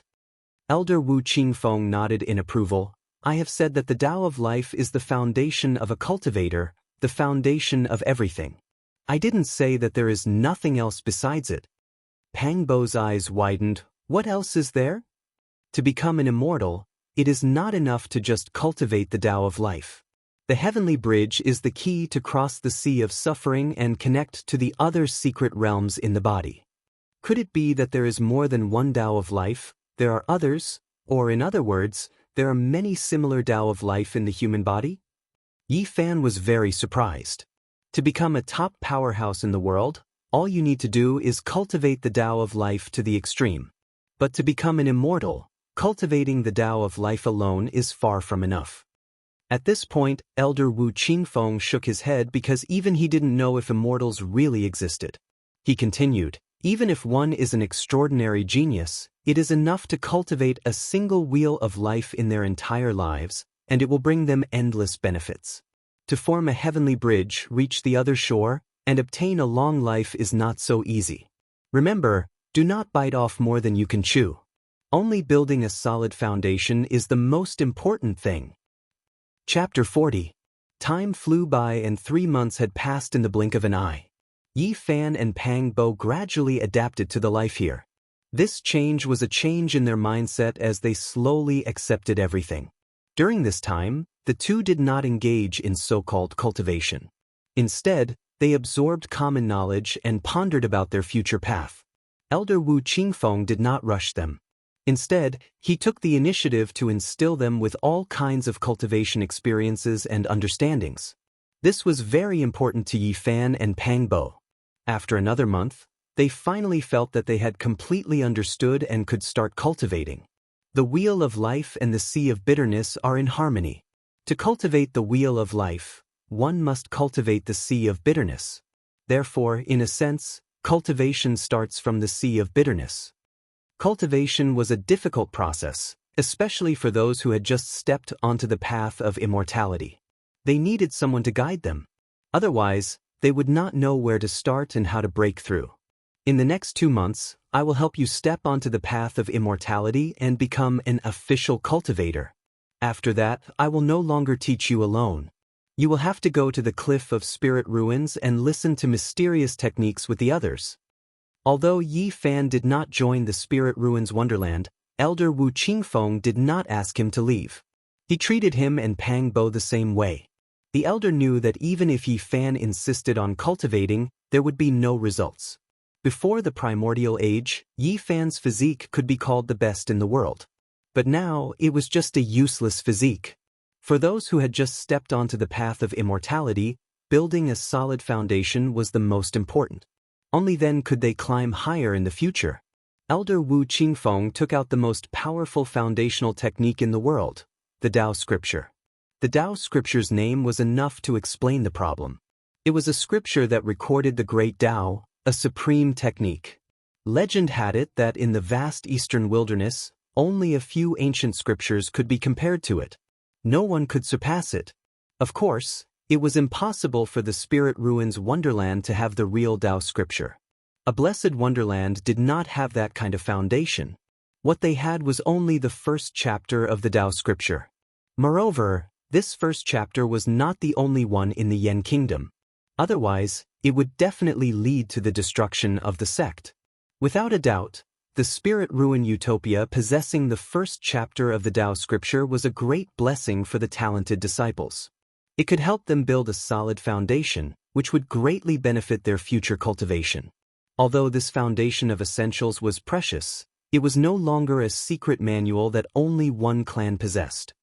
Thus, Elder Wu Qingfeng did not hide it from Yi Fan and directly passed it to the two of them. The Dao scripture was indeed a vast and profound ancient scripture. Otherwise, it wouldn't have been so famous in the Eastern Barren Territory for so many years. Just the opening chapter contained the supreme true meaning. It was only a few thousand words, but it took Elder Wu Qingfeng half a month to explain. Every sentence of the Dao scripture contained a profound meaning. Endless mysteries were contained within, explaining cultivation to the pinnacle. Even a strong cultivator would have to sigh after reading the introductory chapter. It turned out that basic cultivation could also be so mysterious. Yi Fan and Pang Bo cultivated seriously every day. According to the Dao scripture, they first had to sense their own wheel of life, and then guide their essence qi to attack the sea of bitterness. And in this process, there was naturally an extremely mysterious sensing method, as well as a unique guiding method. However, this was still not enough. It was very difficult to break through the door just by cultivating on one's own. Someone had to guide them with celestial qi. Elder Wu Qingfeng personally did it every day. His body circulated the foundation of essentials recorded in the Dao scripture, and his hands were placed below Yi Fan and Pang Bo's navel. More than 10 days later, Pang Bo finally sensed the existence of the Wheel of Life. In the next few days, he began to try to guide the essence qi hidden in the Wheel of Life to attack the sea of bitterness. However, Yi Fan still had no success. His Wheel of Life was silent. It was as hard as divine metal. Even someone as powerful as Elder Wu Qingfeng could not break through it with celestial qi, let alone guide it. It's really hard to imagine why there's such a constitution. Elder Wu Qingfeng frowned. In the end, he had no choice but to give up. He had almost used all the essence qi in his body to attack Yi Fan's Wheel of Life, but it was unshakable. Seeing that Elder Wu Qingfeng was about to give up, Pang Bo hurriedly pleaded, "Elder, you must help me. If you help Yi Fan, he might succeed in the next moment." Elder Wu Qingfeng shook his head. "Sigh, it's not that I don't want to help, but there's really no other way. With a constitution like his, no one can guide him. In the end, he still has to rely on himself." Pang Bo smiled and pleaded, "How could this be? Why don't you try again?" This kind of constitution was known as the first sacred body in the primordial era. Naturally, it's not something we can understand. There must be a lot of unknown secrets. However, for some reason, it's difficult for it to regain its former glory. It's hard to say whether it needs a special cultivation method or some other reason. At this moment, Yi Fan was still in meditation and had not woken up. Pang Bo continued, "I think that you should look into it. If you discover the reason, you might be able to regain the supreme power of the first sacred body of the primordial era. At that time, the Spirit Ruin Utopia will soar to the sky." Elder Wu Qingfeng had lived for so many years and was well versed in worldly affairs. How could he be fooled by Li Mu? He shook his head and said, "In the post-primordial era, this kind of constitution has appeared a few times. Even the sacred grounds of the eastern wilderness were helpless. Do you think that our spirit ruin utopia will have a chance? At this moment, Elder Wu Qingfeng seemed to have sensed something. He placed his hand below Yi Fan's navel again and gathered all of his essence to probe. How is it, Elder? Is there hope? Pang Bo anxiously asked. After a long time, Elder Wu Qingfeng finally put down his hand and shook his head. The wheel of life and the embittered sea are still as hard as divine steel. They're silent without any fluctuations. However, I have a strange feeling. His blood essence seems to have become more vigorous. Even though it's hidden and hard to detect, I still sense the fluctuation earlier. Vigorous blood essence? Pang Bo was confused. That's right. The two of you accidentally ate a sacred fruit in the primordial era and drank the water from the divine spring. Your physiques have been reborn and greatly improved. Your blood essence is especially vigorous. At this point, Elder Wu Qingfeng revealed a puzzled expression and said, over the past few days, he hasn't made any progress in cultivating the Tao scripture, and he still hasn't been able to sense the wheel of life. However, his blood essence seems to be even more majestic than yours. Pang Bo was speechless and said, didn't you say that the Tao scripture is known as the strongest foundation technique in the eastern wilderness? It's a legendary immortal scripture, so it should be very targeted. The first chapter is used to cultivate the wheel of life, so why is he cultivating the blood essence? This. Elder Wu Qingfeng also frowned as he couldn't figure out the reason. At this moment, Yi Fan opened his eyes. His eyes shone brightly and were filled with vigor. Seeing how energetic he was, Elder Wu Qingfeng was even more confused. He asked, did you sense the wheel of life? Yi Fan shook his head and answered honestly, no. Then, do you feel anything special? The elder continued to ask. Yi Fan didn't want to hide anything from him because the elder treated him very well and tried his best. He didn't discriminate against Yi Fan because of his special physique. Instead, he spent a lot of energy to help Yi Fan every day. Even though I didn't sense the wheel of life, I feel very comfortable and energetic. Do you feel any changes? Elder Wu Qingfeng asked again. Like I have endless energy. At this point, Yi Fan single-handedly lifted up a giant rock in front of the cottage. He was calm and collected, as if he didn't use much energy. Elder Wu Qingfeng sucked in a breath of cold air and said, seeing how relaxed you are, I'm afraid you have the strength of several thousand jin with just one arm. If you put both arms together, you have the strength of an elephant. On the side, Pang Bo was also shocked. He and Yi Fan had both experienced the strange change of rejuvenation. Even though there was a limit to their strength, he felt that he couldn't compare to Yi Fan's divine strength. Elder Wu Qingfeng left in confusion. He still couldn't understand why it was like this. Even though Yi Fan couldn't sense the wheel of life, could he still be considered immortal? After the elder left, Yi Fan suddenly started running like a gust of wind blowing in front of the short mountain. Pang Bo immediately revealed an astonished expression and said, not only has his strength increased, but his speed has also increased. In the following days, the elder taught even more attentively because he couldn't teach alone anymore. After a while, Yi Fan and Pang Bo would have to go to the Cliff of Spirit Ruins to listen to mysterious techniques with the crowd. The master could lead the way, but cultivation depended on oneself. Once they officially stepped on the path of immortality, they would have to rely on themselves. The Spirit Ruins paradise would provide mysterious techniques and medicinal liquids. As for imparting techniques and answering questions, they would all be carried out together. After all, the elders also had to cultivate and didn't have that much time and energy to teach alone. Soon, you will go to the Cliff of Spirit Ruins. Be careful to keep a low profile there. Endure if you can, but don't act rashly. Chapter 41. In the past 2 months, Elder Wu Qingfeng had done his best to earnestly teach Pang Bo and Yi Fan, guiding them on the path to immortality. Pang Bo's cultivation was very smooth. He could sense that his own wheel of life could already guide the circulation of essence qi. What he needed to do next was to open the sea of sufferings in preparation for the release of the divine power spring in the future. Yi Fan still could not sense the wheel of life. There were no waves or waves there, only silence. But after daily cultivation he felt refreshed, comfortable, and full of energy. In these days, his strength had increased, and his speed had also increased greatly. His body seemed to have inexhaustible essence, qi, and spirit. Time passed quickly. 2 months passed in the blink of an eye. Elder Wu Qingfeng was about to leave and would no longer teach them alone. The path to immortality is difficult and dangerous. Only with a firm will and perseverance can one achieve anything.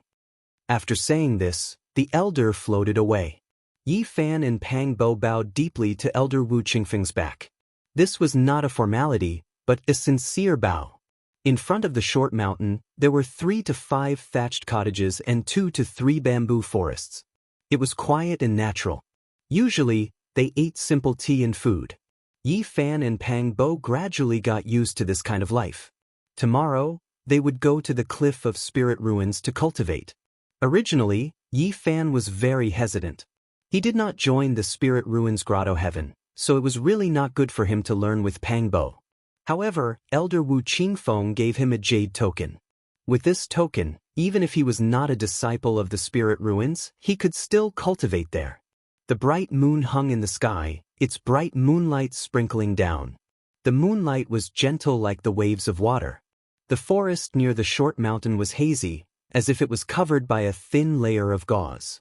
Yi Fan and Pang Bo both looked up at the starry sky and did not speak for a long time. They were looking for the star in their hearts, but the stars in the night sky were so strange. They could not see that familiar starry sky again. Coming to the other side of the starry sky, the past was too far away and could not be found again. I wonder what year it is in the heavenly palace. People have joys and sorrows, the moon waxes and wanes. I hope that people live a long life, 1,000 miles together. The two lay on the grass, looking up at the starry sky. They held thick teacups, but the tea did not pour into their mouths. Almost all of it spilled on their faces. I can't go back anymore. Afterwards, the two of them remained silent for a long time, quietly lying there, looking at the starry sky, not saying a word. Only after a long time did this silence break. We have to live well. Yi Fan and Pang Bo were both optimistic people. The temporary loss was a farewell to the past, and from then on, they could calmly face the future. They quickly put this aside and changed the topic to cultivation. Although they had only cultivated for 2 months, it was a new life for the two of them. It was an unprecedented experience. The immortal Tao was ethereal, and the path ahead was unpredictable. Since he had already set foot on this path, he could only persevere. The Spirit Ruins Paradise was one of the 6 blessed lands in Yen Land.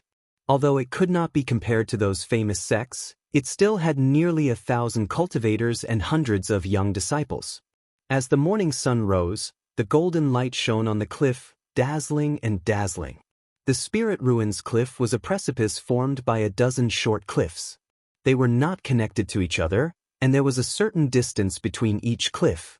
Each cliff was not tall, only about 70 to 80 meters tall. Early in the morning, many young disciples gathered here. Due to the difference in cultivation, their choices were naturally different as well. They came to different cliffs to listen to the mystical techniques that were suitable for their current cultivation. Yi Fan and Pang Bo also arrived early. Since they had just joined the sect, they only had one choice, and that was to go to the last cliff. There were already many people gathered here, men and women, about 40 to 50 people. The youngest were only 7 or 8 years old, and their faces were immature and childlike. The oldest were already in their 30s, and their faces were full of vicissitudes. There was a flash of light, and a ray of light pierced through the air and landed on the cliff. The light faded, and an old man with white hair and a beard sat on the cliff. He glanced down indifferently and paused for a moment on Pang Bo and Yi Fan. Then he began to pass on his technique. At the same time, rays of light also descended from the other cliffs.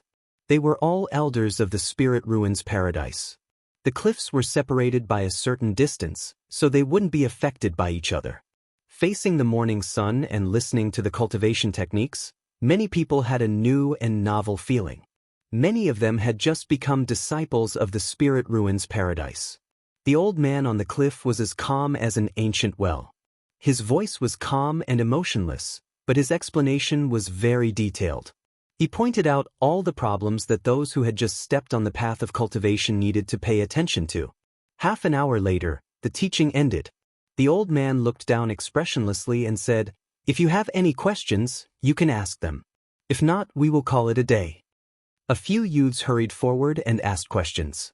The old man answered them one by one, and seeing that there were no more questions, he rode a ray of light and soared into the sky.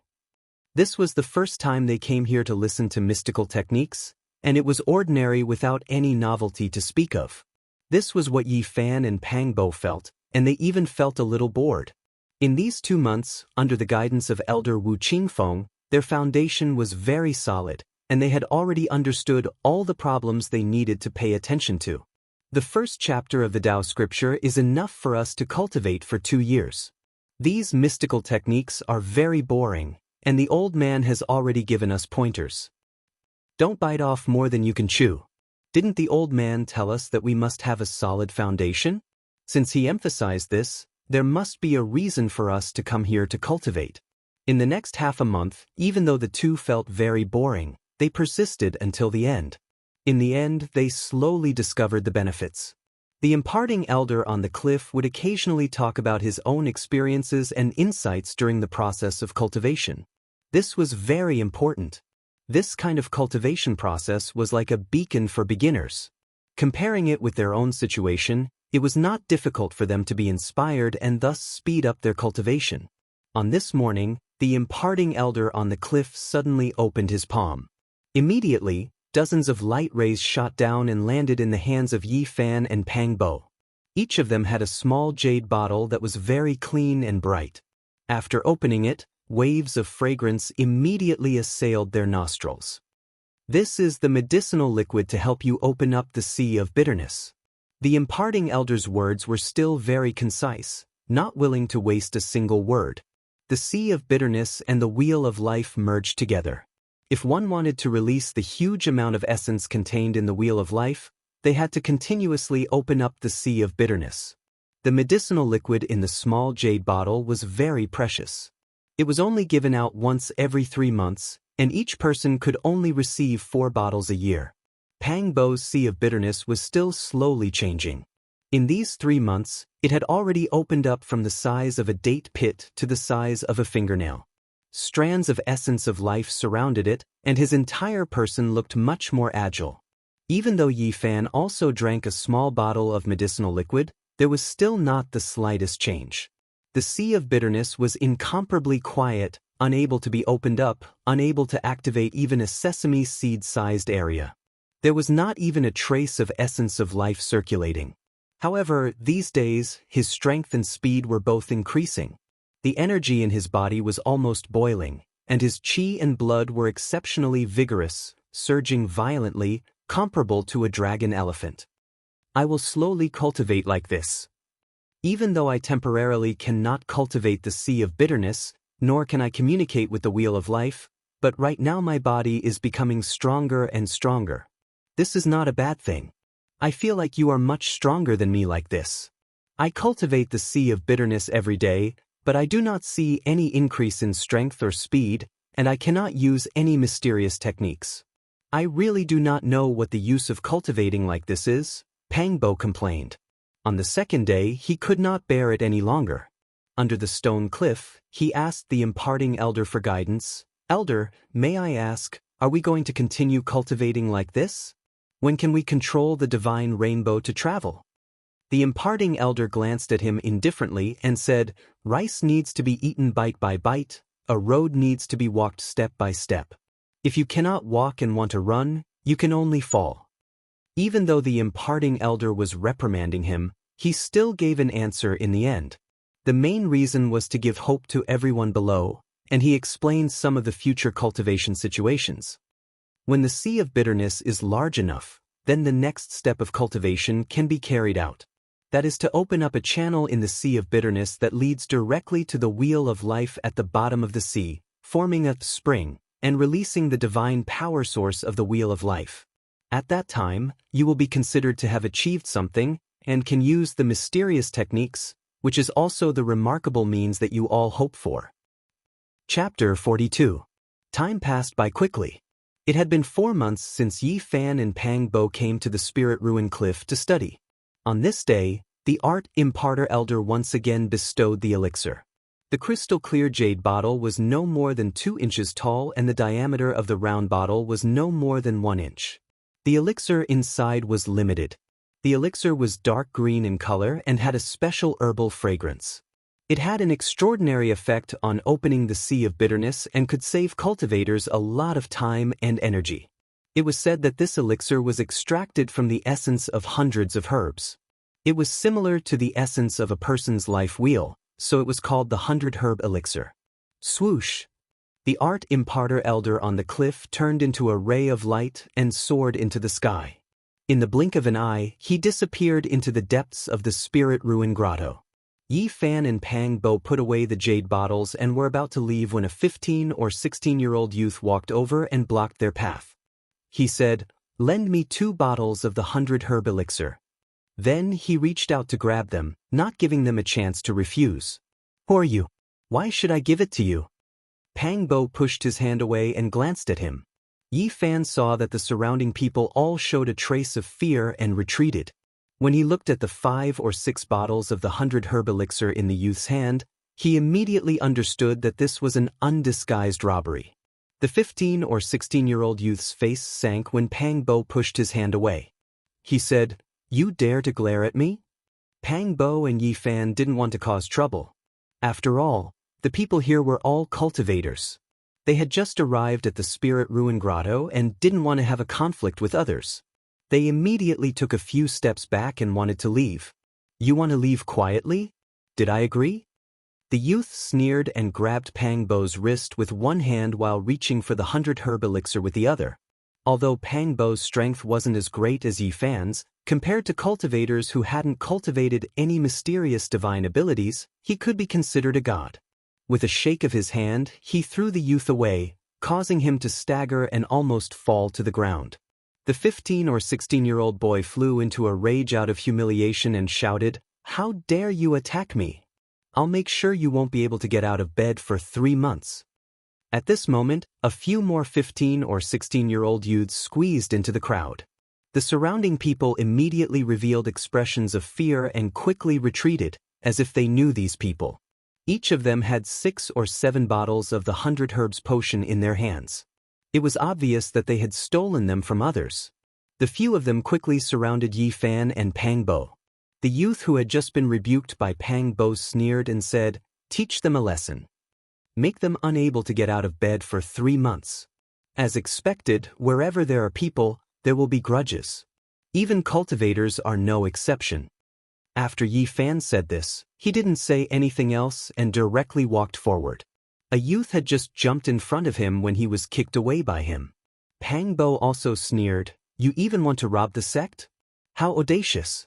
If I don't teach you a lesson, who knows what evil things you will do in the future." His attacks were even more forceful. Almost every slap sent all the youths around him flying, and they immediately became gourds rolling on the ground. "You dare to hit me?" The face of the youth who started the fight was swollen. He glared at Yi Fan and Pang Bo fiercely. He quickly got up, turned around, and ran away. He said, "Just you wait." Without being able to communicate with the source of divine power in the wheel of life, cultivators were only stronger than ordinary people. However, compared to Yi Fan and Pang Bo, they were just like ordinary people. At this moment, a youth about 14 or 15 years old in the distance said to a youth in his 20s beside him, "Your brother is really a piece of trash. Let him think about it, but the result is so embarrassing." The youth in his 20s was a little embarrassed. However, he was afraid of the youth who was a little younger than him. With a slightly respectful expression, he asked, "These two don't look like much. Is it worth it to test them like this?" "It was my great-uncle who wanted to test them. I heard that these two seem to have eaten some kind of divine medicine." The youth showed a disdainful smile and said, "Otherwise, I wouldn't be interested in them at all." The youth in his 20s shivered when he heard this. He seemed to be very afraid of the youth's great-uncle. He said, Even if it really was a divine medicine, it should have been eaten by these two. What does your great-uncle plan to do? My great-uncle thinks that there should still be a very strong medicinal effect left in their bodies. It's a pity that he only found out about these two recently. He is very upset. The youth next to him felt a chill run down his spine. He hesitantly asked, even if there are still medicinal effects left in their bodies, can they be extracted? If we can't extract them directly, can't we just take their blood? The youth's smile was very cold, which didn't match his age. He said, at worst, we can directly refine their bodies. I think that's my great-uncle's intention. The youth next to him felt a chill in his heart. The old alchemist had always been cruel and merciless. As an elder of the spirit-ruined paradise, not many people dared to provoke him. Those two youths were targeted by him as medicinal ingredients, so it would definitely be difficult for them to survive. The 14 or 15-year-old boy seemed to be ordering his subordinates as he said, "Your useless little brother is here. You go with him and measure those two people. See what their physiques are like and whether they are worthy of my granduncle's refining." "Okay, I'll go right away." Yi Fan and Pang Bo had been keeping a low profile, but they were still being targeted. They just didn't know it yet. When the two of them squeezed out of the crowd and were about to leave, they were once again blocked by someone. It was a youth in his 20s with specks of light circulating on the surface of his body. It was obvious that he had cultivated some mysterious techniques and could use some divine abilities. "Brother, you have to teach them a lesson for me." The youth who caused trouble earlier glared fiercely at Yi Fan and Pang Bo. When the other youths saw that their backer had arrived, they also loudly reprimanded them. "Break their arms and legs and throw them into the lotus pond to feed the fish. Make them kneel down and kowtow 1,000 times." The youths continued to clamor. Relying on their backer, they continuously humiliated and cursed Yi Fan and Pang Bo. Yi Fan immediately frowned. He naturally wouldn't be angry because of these youths. He just felt that something was wrong, as if someone was deliberately targeting them. "Why did you two beat my little brother?" The youth's face was as dark as water as he stared at Yi Fan and Pang Bo. "Which eye of yours saw me beat him up?" Pang Bo immediately raised his eyebrows. Things had developed to this point and they couldn't tolerate it anymore. Even if they lowered their heads and admitted defeat, the other party would still ruthlessly beat them up. He could naturally tell that the other party was looking for an excuse. "What exactly do you want?" Yi Fan asked directly. "You beat my little brother up. I naturally have to avenge him." The youth laughed coldly and pressed forward step by step. At this moment, there were many people gathered in the surroundings. They were all watching from afar. No one dared to step forward to stop them. Almost all the disciples at the bottom of the cliff had just entered the sect. They were afraid of this youth whose body could circulate with light. "Break their legs and make them kneel there. Throw them into the lake to feed the fish." The youths started to clamor again. Swoosh! With a flash of light, the youth pounced forward like a ghost. He was extremely fast. His palm and fingers were as clear as jade. They slashed at Yi Fan's neck like a knife. He didn't use his full strength. In his opinion, this palm blade was enough to chop Yi Fan and make him fall to the ground. However, he didn't expect that Yi Fan's reaction would be so fast. He took 2 steps to the side and very naturally dodged the attack. Moreover, he actually stretched out his hand and grabbed the youth's palm with a bang. "Let go." Although the youth was a little surprised, he didn't think that Yi Fan could pose a threat to him. He wanted to use force to throw Yi Fan away. However, things went beyond his expectations again. His finger felt like it was being clamped by a pair of pliers. It was extremely painful and he couldn't shake it off at all. Bang! Right at this moment, Pang Bo, who was at the side, made his move. He fiercely smashed his fist onto the youth's back. The strength was so great that it made people speechless. The youth's body shook violently, and traces of blood instantly flowed out from the corner of his mouth. After Yi Fan grabbed that palm, he suddenly swung the youth up like he was swinging a scarecrow. After that, he heavily smashed the youth onto the ground. Bang! Smoke and dust rose, and the ground violently trembled. The specks of light on the youth's body instantly dispersed. He let out a blood-curdling scream and spat out a few mouthfuls of blood. His body twitched. The surrounding people were all dumbfounded. They never expected that it would actually be Yi Fan who knocked the youth to the ground. Moreover, it was done so cleanly and efficiently. It wasn't that the youth didn't have strength. After all, he had already cultivated some mystical techniques. It was just that he didn't have the chance to use them. Now, Yi Fan could easily lift a boulder that was thousands of kilograms with a single arm. It could be said that he had the strength of a dragon elephant. With such enormous strength, even ordinary mystical techniques might not be able to withstand it. It was clearly you guys who were looking for trouble and stirring up trouble. We were only defending ourselves. In the end, you actually have the face to say that we beat you up. Fine, now we might as well let it live up to its name. Pang Bo was furious and quickly rushed over. Those few youths wanted to run, but they were blocked by the surrounding crowd. There was simply no way for them to quickly escape. Bang, bang, bang. Pang Bo made a series of moves. With each kick, he kicked these few people back. After that, he pressed them onto the ground and began to swing his big palms, which made non-stop smacking sounds. What did you guys say just now? Breaking our hands and feet and throwing us into the lotus pond to feed the fish. You even said that you want us to kneel down and kowtow 1,000 times. Are you guys tired of living? Pang Bo ruthlessly slapped the few people on the ground until their faces were bruised and swollen.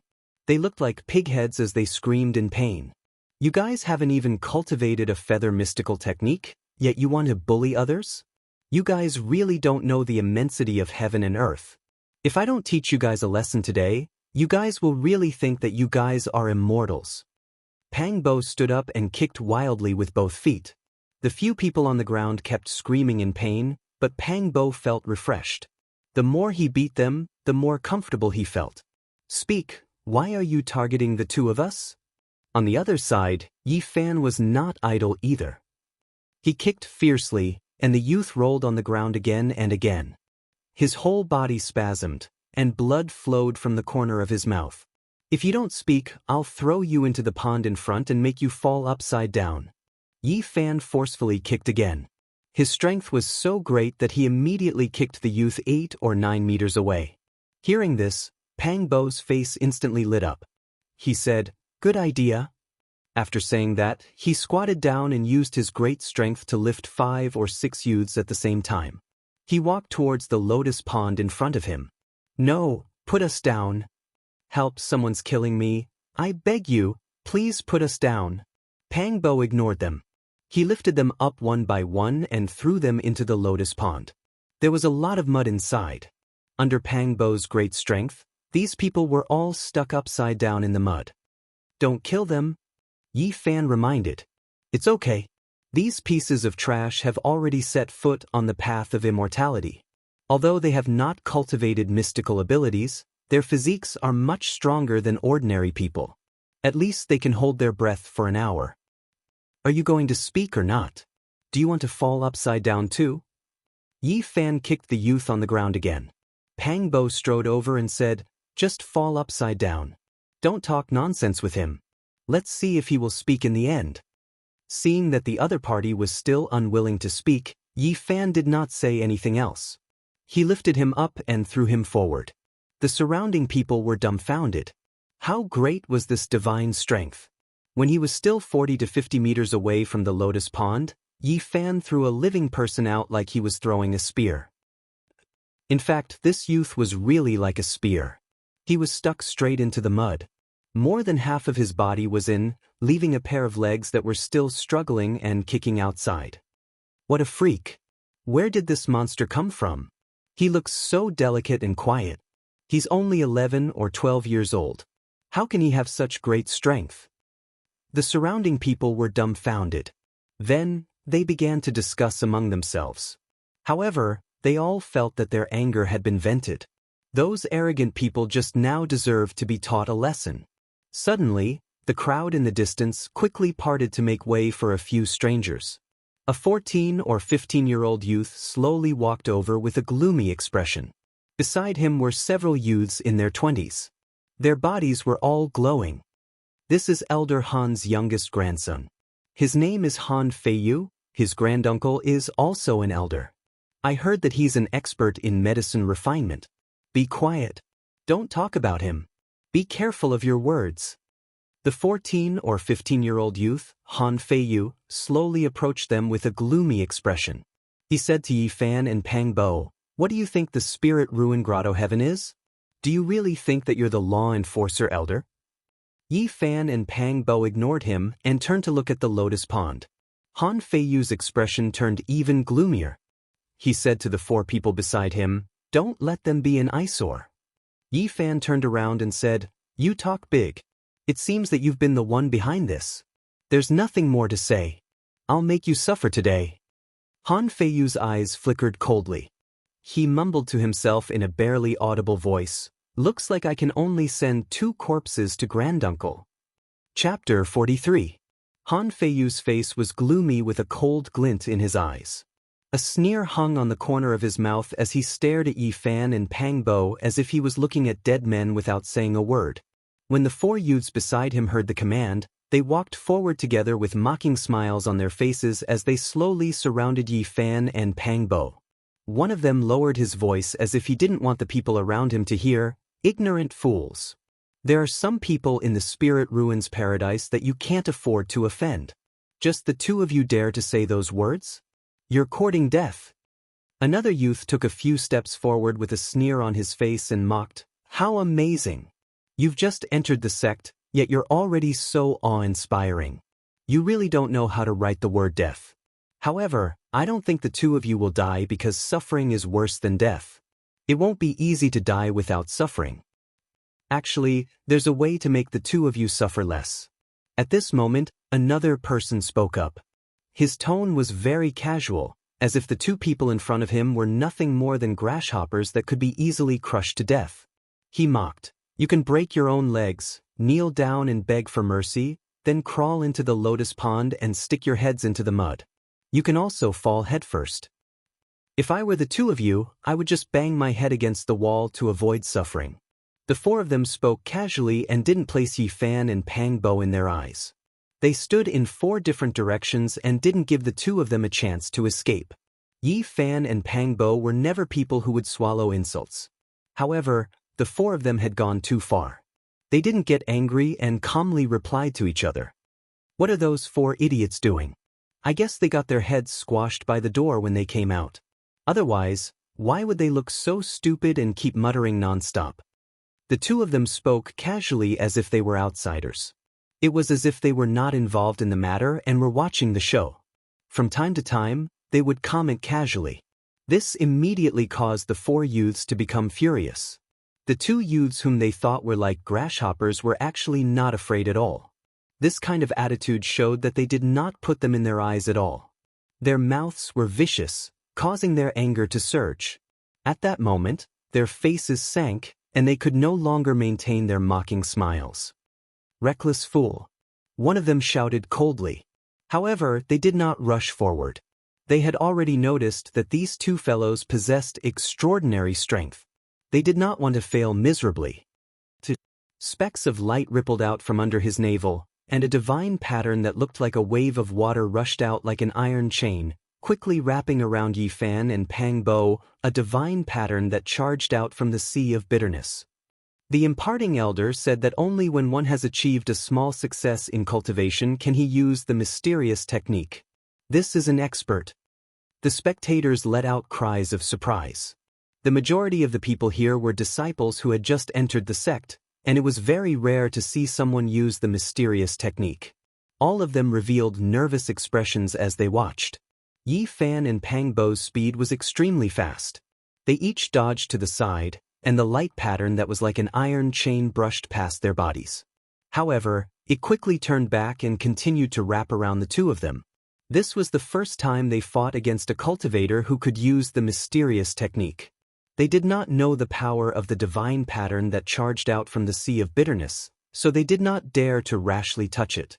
The 2 of them dodged again.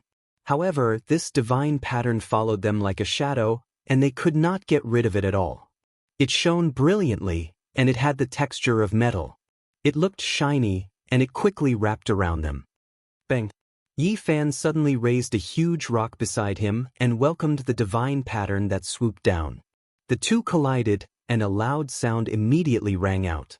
A very deep mark immediately appeared on this huge limestone that was at least 500 kilograms heavy, as if it was left by a blade or axe. This caused Yi Fan and Pang Bo's expressions to change at the same time. Cultivators who could use the mysterious technique were indeed powerful. If it was immortal, they would not be able to contend against it. Although the divine pattern that was like an iron chain left a very deep mark on the large limestone, it also seemed to have exhausted its power. Its light dimmed a lot, and it turned into a shadow that quickly rushed back into the sea of bitterness of the youth. His body trembled, and he took 2 steps back. The power of these 2 grasshoppers is really not ordinary. Be careful. If you are injured by them, then you will really lose face. One of the 4 youths said in a low voice. Swish, swish, swish, swish. A few soft sounds rang out, and 4 different colors of light blossomed from the sea of bitterness of the 4 youths. 4 divine patterns that were like iron chains attacked Yi Fan and Pang Bo from 4 directions. At the same time, Yi Fan and Pang Bo also launched a fierce counterattack. There was no lack of rocks near the stone cliff. Huge rocks that were 500 kilograms were thrown out by them, and the 4 divine patterns trembled repeatedly. Bang, bang, bang. The divine power of Yi Fan and Pang Bo was astonishing. One after another, huge rocks flew up and rushed towards the divine patterns in the air. At the same time, there were many large limestone rocks that fell towards the 4 youths. The 4 young cultivators who had just learned the mysterious technique were immediately flustered. Although they had cultivated strands of divine power and could condense the divine patterns that were like iron chains, the speed of the divine patterns they controlled was not fast enough. They could not quickly dodge the huge rocks, and they could not effectively injure their opponents. After cultivating a bit of divine power in the sea of bitterness, their physiques had been greatly improved. However, in terms of pure power, they could not compare to Yi Fan and Pang Bo. At this moment, huge rocks that were 500 kilograms in weight were constantly smashing towards them, and they could only dodge. The huge rocks danced in the air, and the 4 young cultivators were not only blocked, but they also constantly retreated, deeply afraid that they would be smashed by those huge rocks. Whoosh! At this time, Yi Fan suddenly rushed forward with an extremely fast speed, leaving behind a faint afterimage where he stood. Bang! In the next moment, he appeared in front of a young cultivator. A simple and direct punch landed heavily on the other party's mouth and nose, causing the cultivator to fly out on the spot. This was a very beautiful and powerful punch. Yi Fan elegantly stretched his body. When he waved his right arm, there was a natural lightness that was very beautiful. However, when he waved his fist, it was so violent that it smashed the young man and sent him flying more than 10 meters away. One could clearly see a string of blood spurting out from the cultivator's mouth and nose.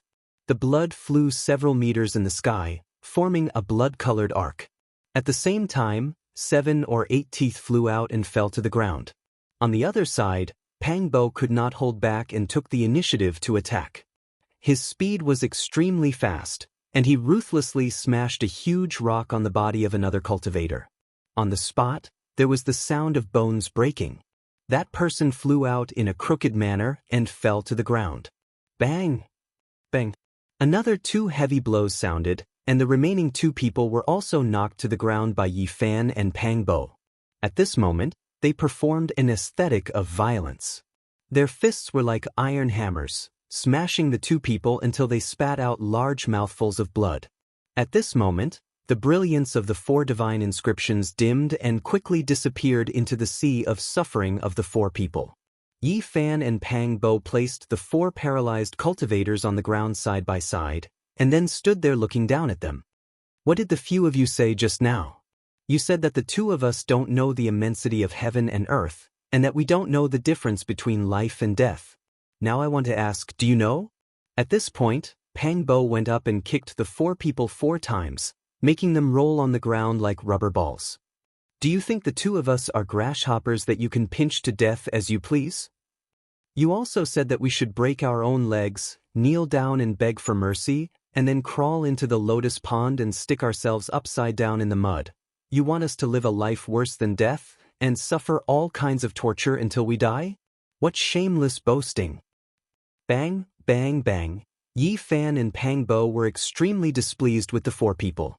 They did not have the slightest bit of pity, and they showed no mercy. They kicked and stomped as if they were stepping on bedbugs, and the four people were beaten up like 4 piles of mud. Enough! At this moment, Han Feiyu, who had been watching coldly from afar, walked over. His eyes were incomparably cold, and his face was so gloomy that it was about to drip water. Pang Bo glanced at him and said, "You think it's enough just because you say it's enough? Who the F***ck do you think you are? Let them go." Han Feiyu's voice was incomparably cold, and it made the surrounding people feel as if they had fallen into an ice cellar. Although he looked to be only 14 or 15 years old, his demeanor and temperament did not match his age at all. He was simply too gloomy. "Why should I listen to you?" Pang Bo did not buy it at all. As for Yi Fan, he ignored him even more. He casually squatted down and picked up 2 people from the ground. Then, he stretched his body and waved his arms very agilely and beautifully. The 2 silhouettes immediately streaked across the air like 2 long spears, quickly flying 40 to 50 meters away and plunging straight into the mud of the lotus pond. It was as if 2 long spears had sunk into the mud, leaving only 2 pairs of feet outside the mud. "You're courting death." Han Feiyu finally revealed an extremely angry expression. His entire body was incomparably cold, and he pressed forward with a wave of cold air. Yi Fan ignored him. He picked up the other 2 people and threw them again.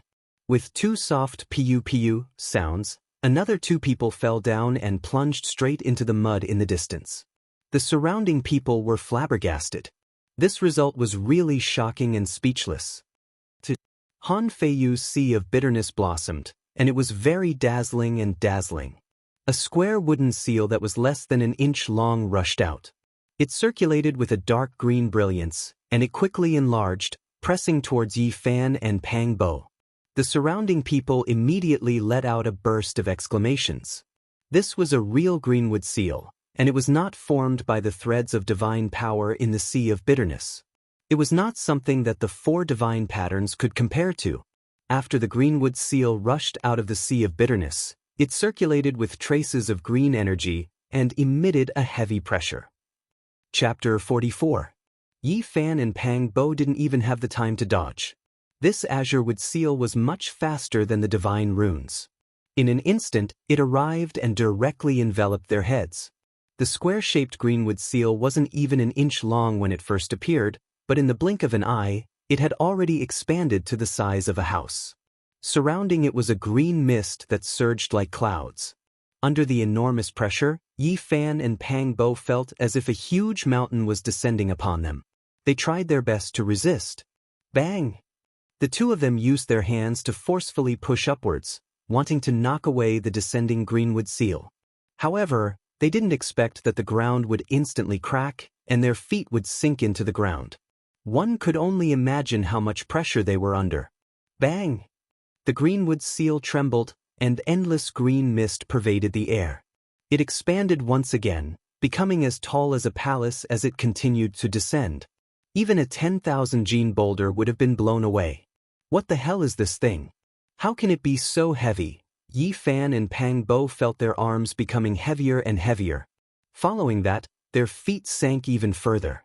Everything below their knees had sunk into the ground, and large cracks appeared on the ground. "Don't you 2 like to plant green onions upside down? Now, I'll plant you 2 into human trees." Han Feiyu walked forward, his cold laughter sending chills down their spines. Bang! The greenwood seal trembled once again, and a misty green mist surged, enveloping the surroundings like a thin mist. Instantly, the pressure on Yi Fan and Pang Bo increased greatly. Their bodies sunk again, and this time, their legs were completely submerged, leaving only their upper bodies above the ground. "If this continues, we'll be crushed into meat paste." Yi Fan had a bad feeling as he whispered to Pang Bo, "Don't worry, I won't let you 2 die so easily." Han Feiyu coldly laughed. Without even thinking, it was obvious that he wanted to torture the 2 of them. At this moment, Yi Fan and Pang Bo both felt their arms go numb. If this continued, they wouldn't be able to resist and would be crushed into the ground. Yi Fan signaled Pang Bo to let go and rush out. Pang Bo shook his head. He was afraid that if he let go, Yi Fan wouldn't be able to withstand it and would be squashed into meat paste. There's no time and there's no other choice. Yi Fan clenched his teeth and spat out these words. The pressure from above was too great. Even though he had the strength of the flood elephant, he couldn't hold on for long. Pang Bo was well aware of the current situation. He had to rush out and finish off Han Feiyu by himself. If this continued, there would be no way out. However, the people left behind would most likely be in a desperate situation. It was already very strenuous for two people to maintain the Greenwood seal. If there was only one person left, it would be even more dangerous.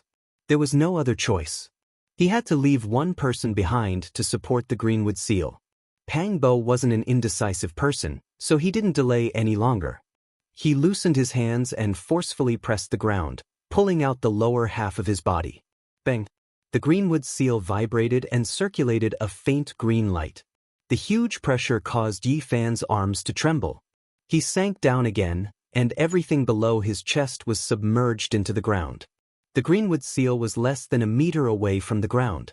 Pang Bo panicked and broke out in a cold sweat. He shot out like an arrow, his speed extremely fast. Bang! The green light flickered and the Greenwood seal trembled. The moment Pang Bo rushed out, the huge seal directly pressed down on the ground, crushing Yi Fan's head into the ground. Pang Bo's heart trembled. His entire body moved at extreme speed. He rushed over like a madman and instantly hugged Han Feiyu. His hands were like two pincers that forcefully tore at Han Feiyu.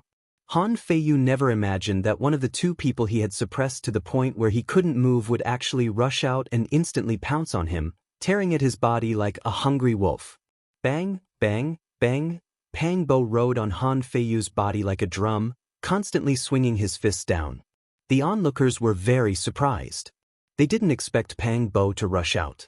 Although Han Feiyu's strength wasn't as great as Pang Bo's, after all, he had cultivated a trace of the divine spring.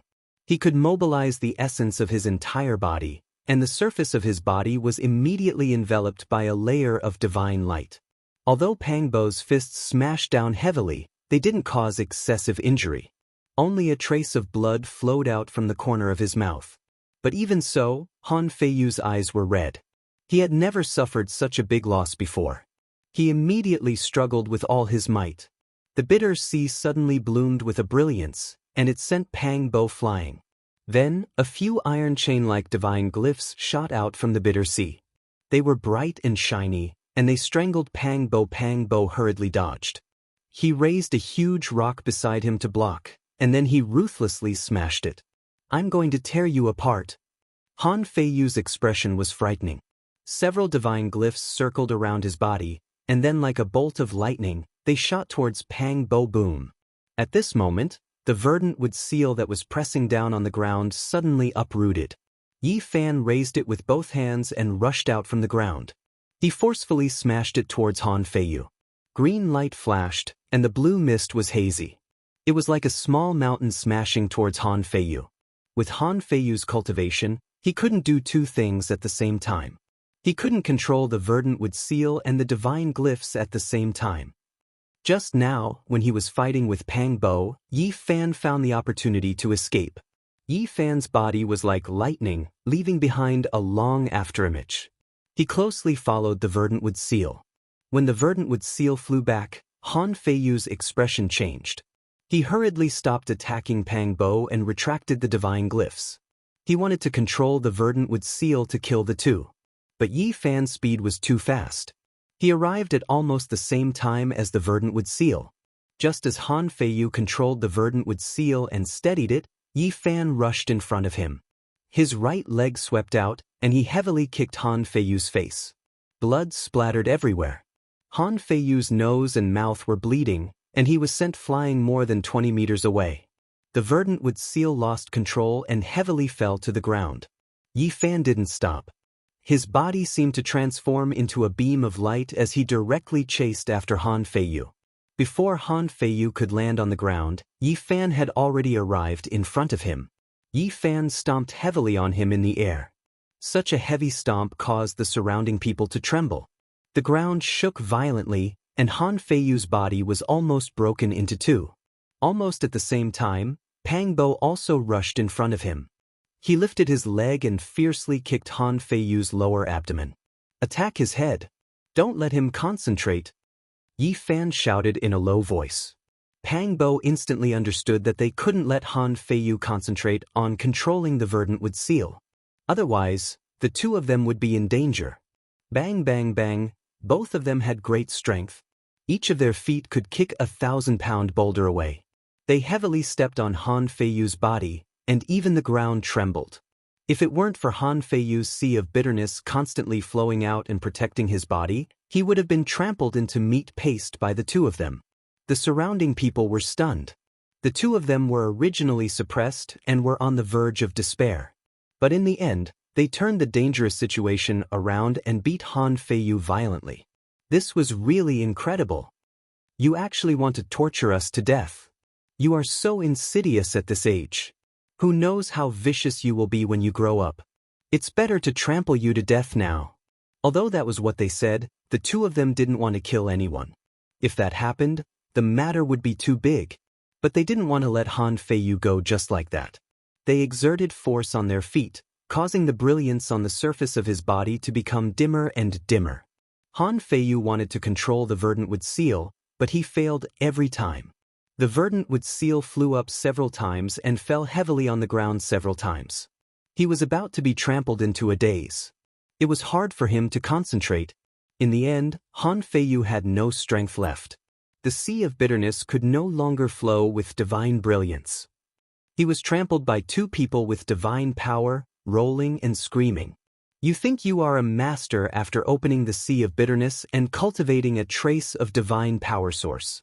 You want to kill us? You are not qualified. We have no enmity with each other. Why are you targeting us? At such a young age, your mind is too vicious. You actually want to torture us to death." Yi Fan and Pang Bo did not hold back at all. They were afraid that Han Feiyu was faking it, so they kept hitting hard. Soon, his cheeks were swollen and tears flowed down.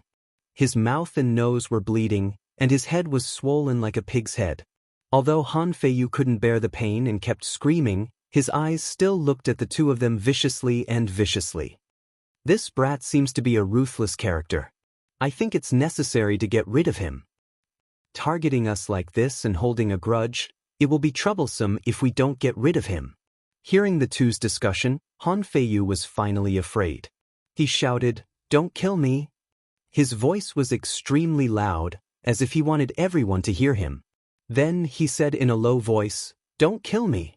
My great-uncle is an elder of the Spirit Ruins Paradise. If you kill me, you won't be able to live either." Yi Fan and Pang Bo immediately frowned. They felt that things were a little troublesome. The enmity has already been formed. It can't be resolved anyway. Han Feiyu was scared after hearing their words. He said, "Don't kill me. This enmity is nothing. I won't cause any trouble for you in the future." Yi Fan and Pang Bo exchanged glances. It wasn't good to kill him in front of everyone. Otherwise, they would definitely die if they were to face the wrath of an elder. In the end, Yi Fan brought him to the edge of the lotus pond. He held his legs upside down and wanted to throw him in. Han Feiyu's eyes were spitting fire. If the two really threw him upside down, he would lose all his face and wouldn't be able to raise his head in the Spirit Ruins Paradise. Swoosh! Swoosh! With a flash of light, two divine rainbows flew over from a nearby cliff and landed beside the lotus pond. The onlookers immediately retreated. They were definitely experts who could control divine rainbows. The bitter sea must be a divine spring. They must have communicated with the Wheel of Life and released the source of divine power. Senior brother Li Fei, senior sister Wang Jing. Han Feiyu immediately shouted when he saw the two descending, "Are you in charge of the law enforcement patrol today? Hurry up and take them down. They want to kill me." The man and the woman were around 27 or 28 years old. The man was elegant while the woman was otherworldly. Although they weren't very handsome or beautiful, they gave off an aura of immortals. Li Fei glanced at him indifferently and said, "We saw what happened just now. You were the one who started it. It's not their fault." You. Han Feiyu was shocked and angry. However, he didn't dare to fall out with the two of them. Wang Jing took a few steps forward and said to Yi Fan, "Although he was in the wrong, he has suffered a lot. Let him go." Yi Fan saw that the two of them didn't have the intention to protect Han Feiyu. He didn't want to refute them, so he threw Han Feiyu on the shore of the lotus pond. Han Feiyu stood up. His eyes were spitting fire. He stared at Pang Bo and Yi Fan fiercely. At the same time, he looked at Li Fei and Wang Jing with dissatisfaction. He let out a cold snort and was about to turn around and leave. Li Fei stopped him from behind and said, "Junior brother Han, I advise you not to do anything reckless in the future. Pang Bo has been officially confirmed as an immortal seedling by Elder Wu Qingfeng. If you want to mess around, even your granduncle won't be able to protect you."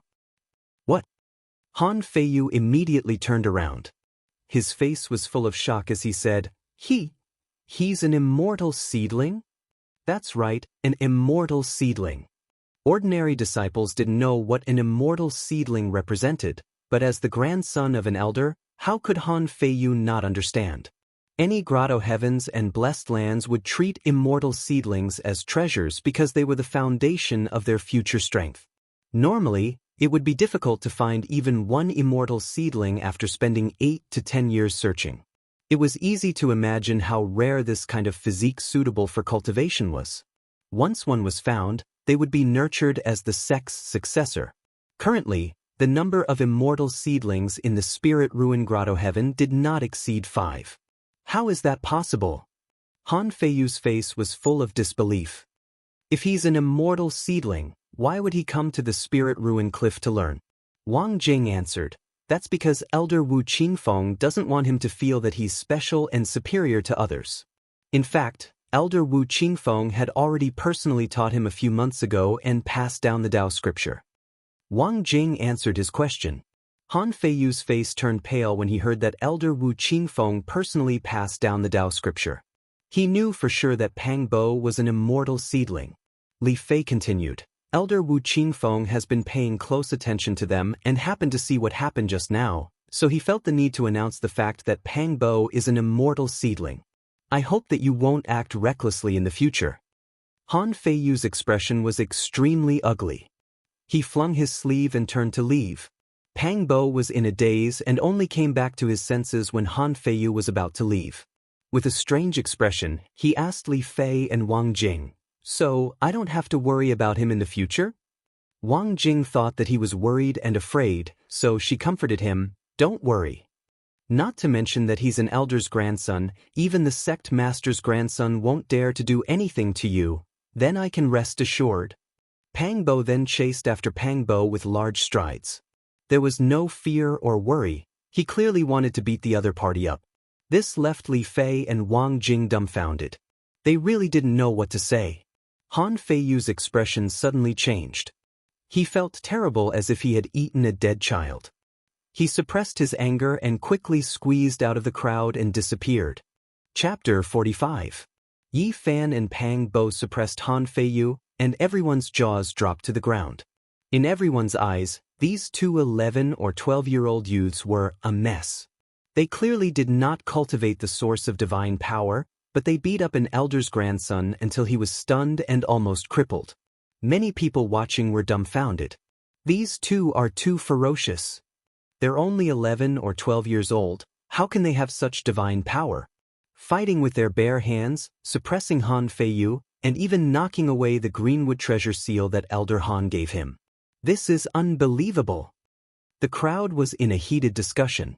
At this moment, even the disciples who joined the sect earlier and had a high cultivation base were paying attention to the situation here. They were in an uproar when they heard that Elder Han's grandson, Han Feiyu, was beaten up. Those two teenagers look so delicate, but why are they so ferocious? You really can't judge a book by its cover. Yi Fan and Pang Bo had been keeping a low profile, but now they had become the focus of everyone's attention. The other disciples at the bottom of the cliffs also gathered around after hearing about the situation, wanting to see these two ferocious people. What?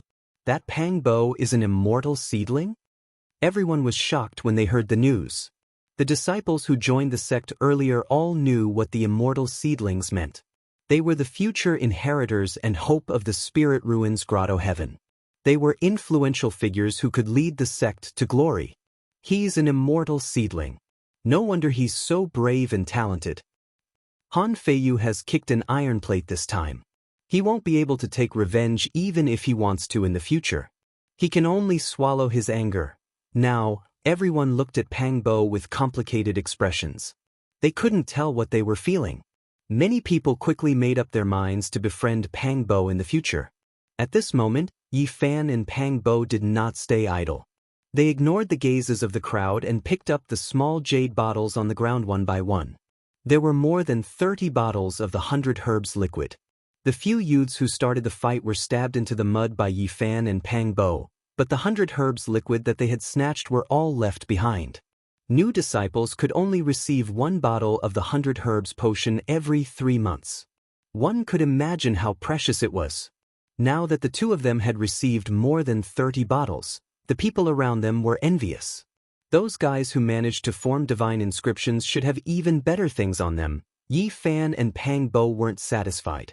They turned their gazes towards the youths who were stuck in the mud. These youths had all cultivated divine energy and had nurtured a divine imprint in the sea of bitterness. Their cultivation bases were a level higher than ordinary disciples, and they were definitely richer than those youths. The two of them looked at each other and began to pull out the scallions. They pulled the 5 youths out of the quagmire and searched their bodies one by one. Why do they only have a few bottles of 100 Herbs potion with them? Yi Fan and Pang Bo searched their bodies and found that each of them only had 5 bottles of 100 Herbs potion, which was less than what they had obtained earlier. Their dissatisfied expressions made the surrounding people speechless. Today, every cliff had distributed the 100 Herbs potion. The amount of 100 Herbs potion they received was naturally different according to the level of their cultivation bases. It was already not bad for these youths to receive 5 bottles each. Li Fei and Wang Jing hadn't left yet and saw everything. They looked at each other and didn't know what to say. They had never seen such an unconventional disciple.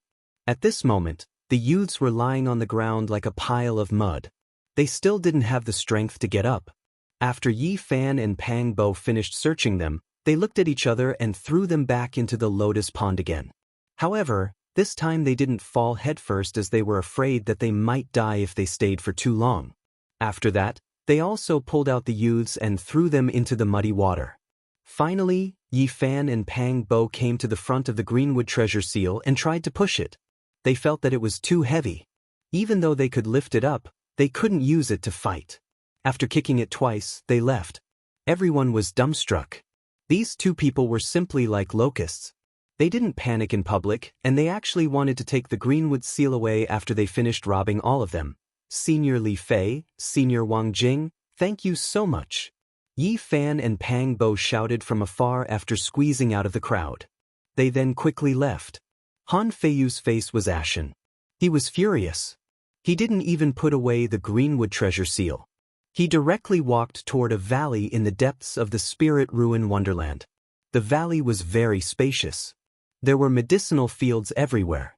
Strange flowers and herbs were planted everywhere. The medicinal fragrance and spiritual energy were dense. The whole valley was filled with rare medicinal herbs. There were no other plants. When all kinds of spirit herbs grew, the medicinal fragrance and plant essence overflowed, turning this place into a spiritual valley. On the way, some medicinal disciples bowed to Han Feiyu, but he ignored them. With a gloomy face, he directly went to a cave in the depths of the valley. The medicinal fragrance here was even stronger. In front of the cave, there were 18 medicinal cauldrons that were half the height of a person. It was unknown what kind of metal they were made of, but they looked simple and heavy. How did you end up like this? An old voice came from the depths of the cave. The person didn't come out, but it seemed like he could sense everything outside. One of those two people is a seedling immortal. Han Feiyu stood outside the cave. He gnashed his teeth and reported to his great-uncle in detail. If I knew that they had eaten the divine medicine earlier, I only needed to make them release some blood. Unfortunately, I received the news too late. Now there is a bit of trouble." After saying this, Elder Han became silent. After a long time, he spoke again. "That seedling immortal? Don't provoke him. As for the other one, let's wait and see." "Great uncle, you mean?" Han Feiyu's eyes suddenly shot out two rays of light. "What I mean is, you don't need to do anything right now. Cultivate properly first." After saying that, there was no more sound in the cave. It was completely silent. "Yes." Han Feiyu didn't want to give up, but he didn't dare to go against Elder Han. He bowed and left. Yi Fan and Pang Bo returned to their residence and began to count their spoils. In total, they got 66 bottles of 100 grasses liquid. This was definitely a windfall. The surname Han really is a good person, the two of them praised. After sorting out the bottles, Yi Fan and Pang Bo slowly calmed down. Even though they defeated Han Feiyu's group today, they felt a strong sense of danger. With just a strong body and the power of an elephant, they might be able to dominate among mortals. However, against people with divine powers and mysterious techniques, they lacked flexibility and were no match for them. Right now, they had to cultivate, open up the sea of bitterness, connect with the wheel of life, and let the heavenly spring flow. Only when the source of divine power was under their control could they truly become stronger. That was the foundation of a cultivator. After this sense of danger, the two of them desperately wanted to become stronger and cultivate even harder. In the next 2 days, Pang Bo drank 6 bottles of 100 grasses liquid. Together with the mysterious techniques recorded in the Tao canon, his sea of bitterness finally grew. However, after drinking the 7th bottle, he suddenly felt something was wrong. His sea of bitterness was in chaos, and he felt like he was being stabbed by needles. "Oh no, more haste, less speed." The imparting elders said that the new disciples can't handle too much 100 grasses liquid. 1 bottle every 3 months, it makes sense. Pang Bo's forehead was covered in sweat as he struggled to hold on. "I'll go find someone." Yi Fan was about to push open the door and leave. "No need, I can grit my teeth and endure it," Pang Bo insisted. He endured for half a day before the pain slowly subsided. He smiled bitterly. "It seems like we can only eat 1 mouthful at a time and walk 1 step at a time. Normal disciples drink 1 bottle every 3 months, but I, an immortal seedling, drank 6 to 7 bottles in 2 days. It's already heaven-defying." At this point, Pang Bo showed a strange expression and said, "You also drank 6 to 7 bottles, but why don't you feel any pain? Instead, you're getting more and more energetic. What's going on? Isn't there any ripple in the sea of bitterness?" Yi Fan shook his head. His wheel of life and the sea of bitterness were still silent without any ripples. The only benefit of cultivating the Tao canon was that his mental qi was getting more and more energetic. There's nothing strange after drinking 6 to 7 bottles. It seems like it's still within the acceptable range. Yi Fan, continue to increase the amount. Who knows, there might be some miraculous effect. How can I do that? It's a waste to drink more 100 grasses liquid with my physique. Instead of that, it's better to leave it for you to have a breakthrough. You'll be able to reach a higher realm as soon as possible. Don't worry. Since they've confirmed that I'm an immortal seedling, they'll definitely give me more 100 grasses liquid in the future. Elder Wu Qingfeng has said more than once that a cultivator's state of mind is very important. He clearly knows of my potential, but he doesn't want me to have a sense of superiority. He sent me to the Cliff of Spirit Ruins to learn. This is enough to show the problem. The reason why he's doing this now is definitely to sharpen my mind. I believe that everything will change in the future, and there will definitely be no shortage of 100 grasses liquid. Pang Bo's words were very reasonable. Yi Fan no longer refused. There was no need for formalities between the two, and they began to drink large amounts of 100 grasses liquid. 1 bottle, 2 bottles, 3 bottles. Yi Fan silently circulated the mysterious technique recorded in the Tao canon. At this moment, he didn't feel anything strange, but a strange change was slowly happening in his body. Chapter 46. In this day, Yi Fan drank a total of 13 bottles of 100 herbs liquid. Adding the 7 bottles he drank 2 days ago, he had now drunk 20 bottles. Apart from the boiling essence in his blood, he still didn't feel any discomfort. Seeing him drink like this, even Pang Bo felt afraid and said, "Let's stop first. I'm scared now, and my eyelids can't stop trembling. I'm afraid you'll explode with a bang, and I won't be able to see you again. You jinx, what nonsense are you saying?"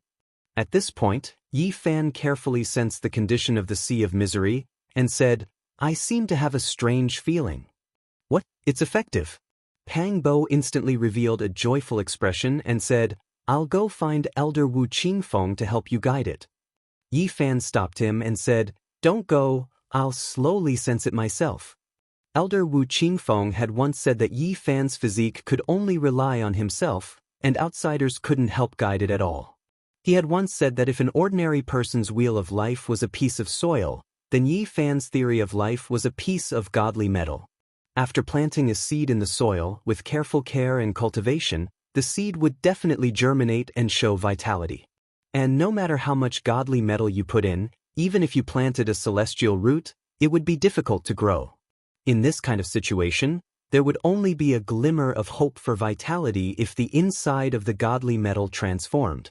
Otherwise, no matter how good the conditions provided by the outside world, it would be difficult to change anything. Yi Fan had a strange feeling, and was very excited. His physique was known as the Saint Physique in the primordial age, but now it was regarded as a useless physique, and he was very unwilling to accept it. Now that he had a special feeling, he was naturally very excited. At this moment, Pang Bo's eyes almost popped out. Seeing Yi Fan gulping down bottle after bottle as if he was drinking water, his heart was in his throat. "I say, let's take it easy. Looking at you like this, I'm really scared. Let's drink the rest tomorrow, okay? I'm really scared." When Pang Bo said this, there was already a pile of empty jade bottles on the ground. Yi Fan had already drunk 40 bottles of 100 herbs liquid. "Don't worry, I feel great right now. The boiling essence energy in my blood has completely calmed down, and the position of the wheel of life is fluctuating violently." After saying that, Yi Fan continued to drink the 100 herbs potion. Eventually, there was nothing left in front of him. Other than the 7 bottles that Pang Bo drank, the remaining 59 bottles were all consumed by Yi Fan. "How do you feel?" Pang Bo asked nervously. "I've finally sensed the existence of the wheel of life. The divine power spring there is boiling." At this point, Yi Fan stopped talking and began to silently circulate the mysterious technique recorded in the Tao scripture to attack the sea of sufferings. Pang Bo was dumbfounded. He muttered to himself, "The wheel of life's divine power source is boiling. Why haven't I felt this before?" The thatched cottage gradually quieted down. Yi Fan sat there quietly like a stone statue, while Pang Bo anxiously and uneasily guarded him. After an unknown period of time, the thatched cottage suddenly shone brightly, and a tsunami-like sound burst out. Endless divine light rushed out from Yi Fan's sea of sufferings. It was golden and accompanied by lightning and thunder. Pang Bo was dumbfounded. He was so shocked that he couldn't speak. He stared blankly at everything in front of him. He saw that in Yi Fan's sea of sufferings, there were tens of thousands of rays of divine light, and it was as gorgeous as a rainbow. There were golden waves surging, and they were accompanied by bursts of lightning and thunder. There was a violent tsunami there, and the waves soared into the sky. Such a miraculous scene happening in the Sea of Sufferings was simply unheard of. Pang Bo was shocked to the extreme. He felt that everything in front of him was so incredible. He muttered to himself, "What on earth happened?" The deafening sound of the tsunami came from the thatched cottage, as if there were thousands of troops and horses galloping. Pang Bo slapped himself hard to make sure that he wasn't dreaming. The tsunami reached the sky, the sound was like thunder, and the waves were tens of thousands. He felt that his mouth was dry. All of this was like a dream. The rumbling sound of the waves was like thousands of troops and horses galloping. At this moment, it seemed that he wasn't standing in the thatched cottage, but had come to the coast, and was facing a vast and undulating ocean. Yi Fan was silent and motionless. He sat there cross-legged, and the divine light in the Sea of Sufferings bloomed. It was gorgeous and dazzling. At this moment, the sound of the waves never stopped. The golden light shone, the lightning danced, and the waves were monstrous. That golden ocean, could it really be his sea of sufferings? Why would it shoot out and even outsiders can see it? Pang Bo was shocked and bewildered. He looked at Yi Fan in a daze. His sea of sufferings shone brightly, and the divine light flickered. The waves surged continuously. He had already confirmed that the sound of the tsunami came from Yi Fan's sea of sufferings. This was really shocking. The sea of sufferings that was hidden in his body was actually like the ocean in reality, and the sound of the waves never stopped. Pang Bo stood there, almost petrified.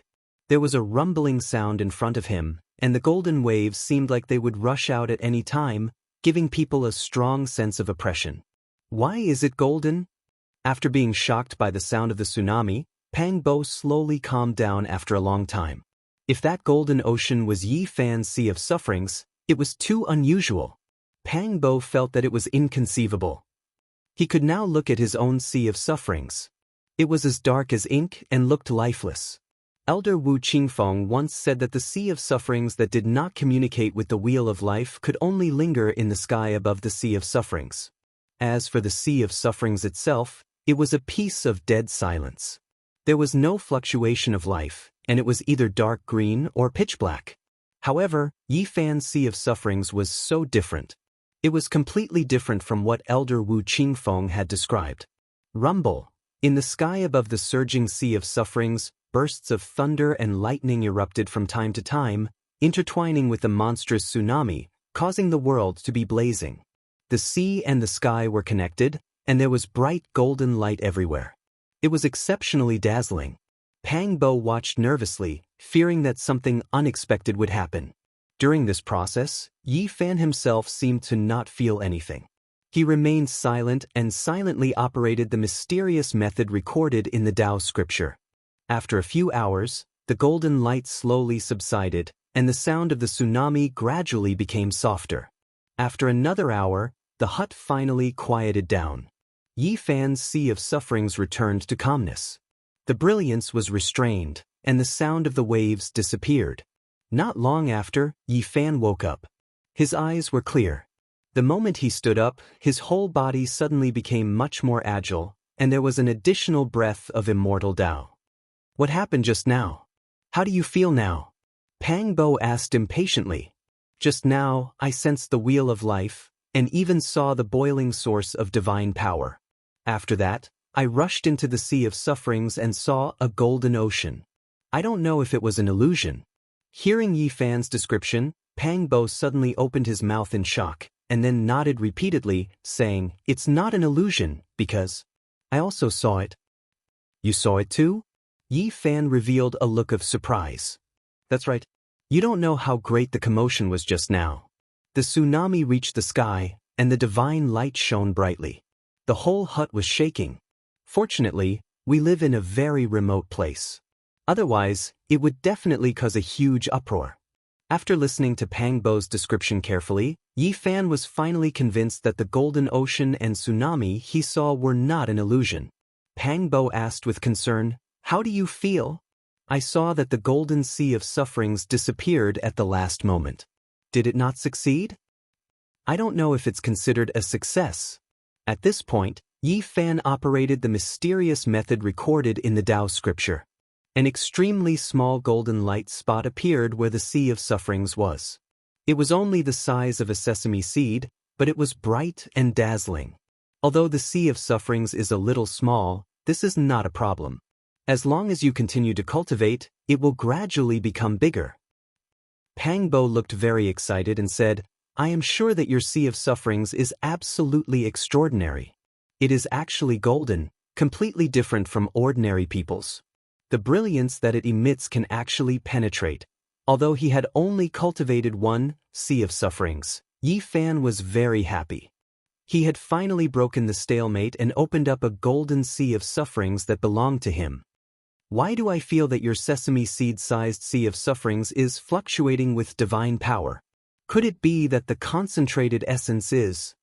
Pang Bo revealed a puzzled look.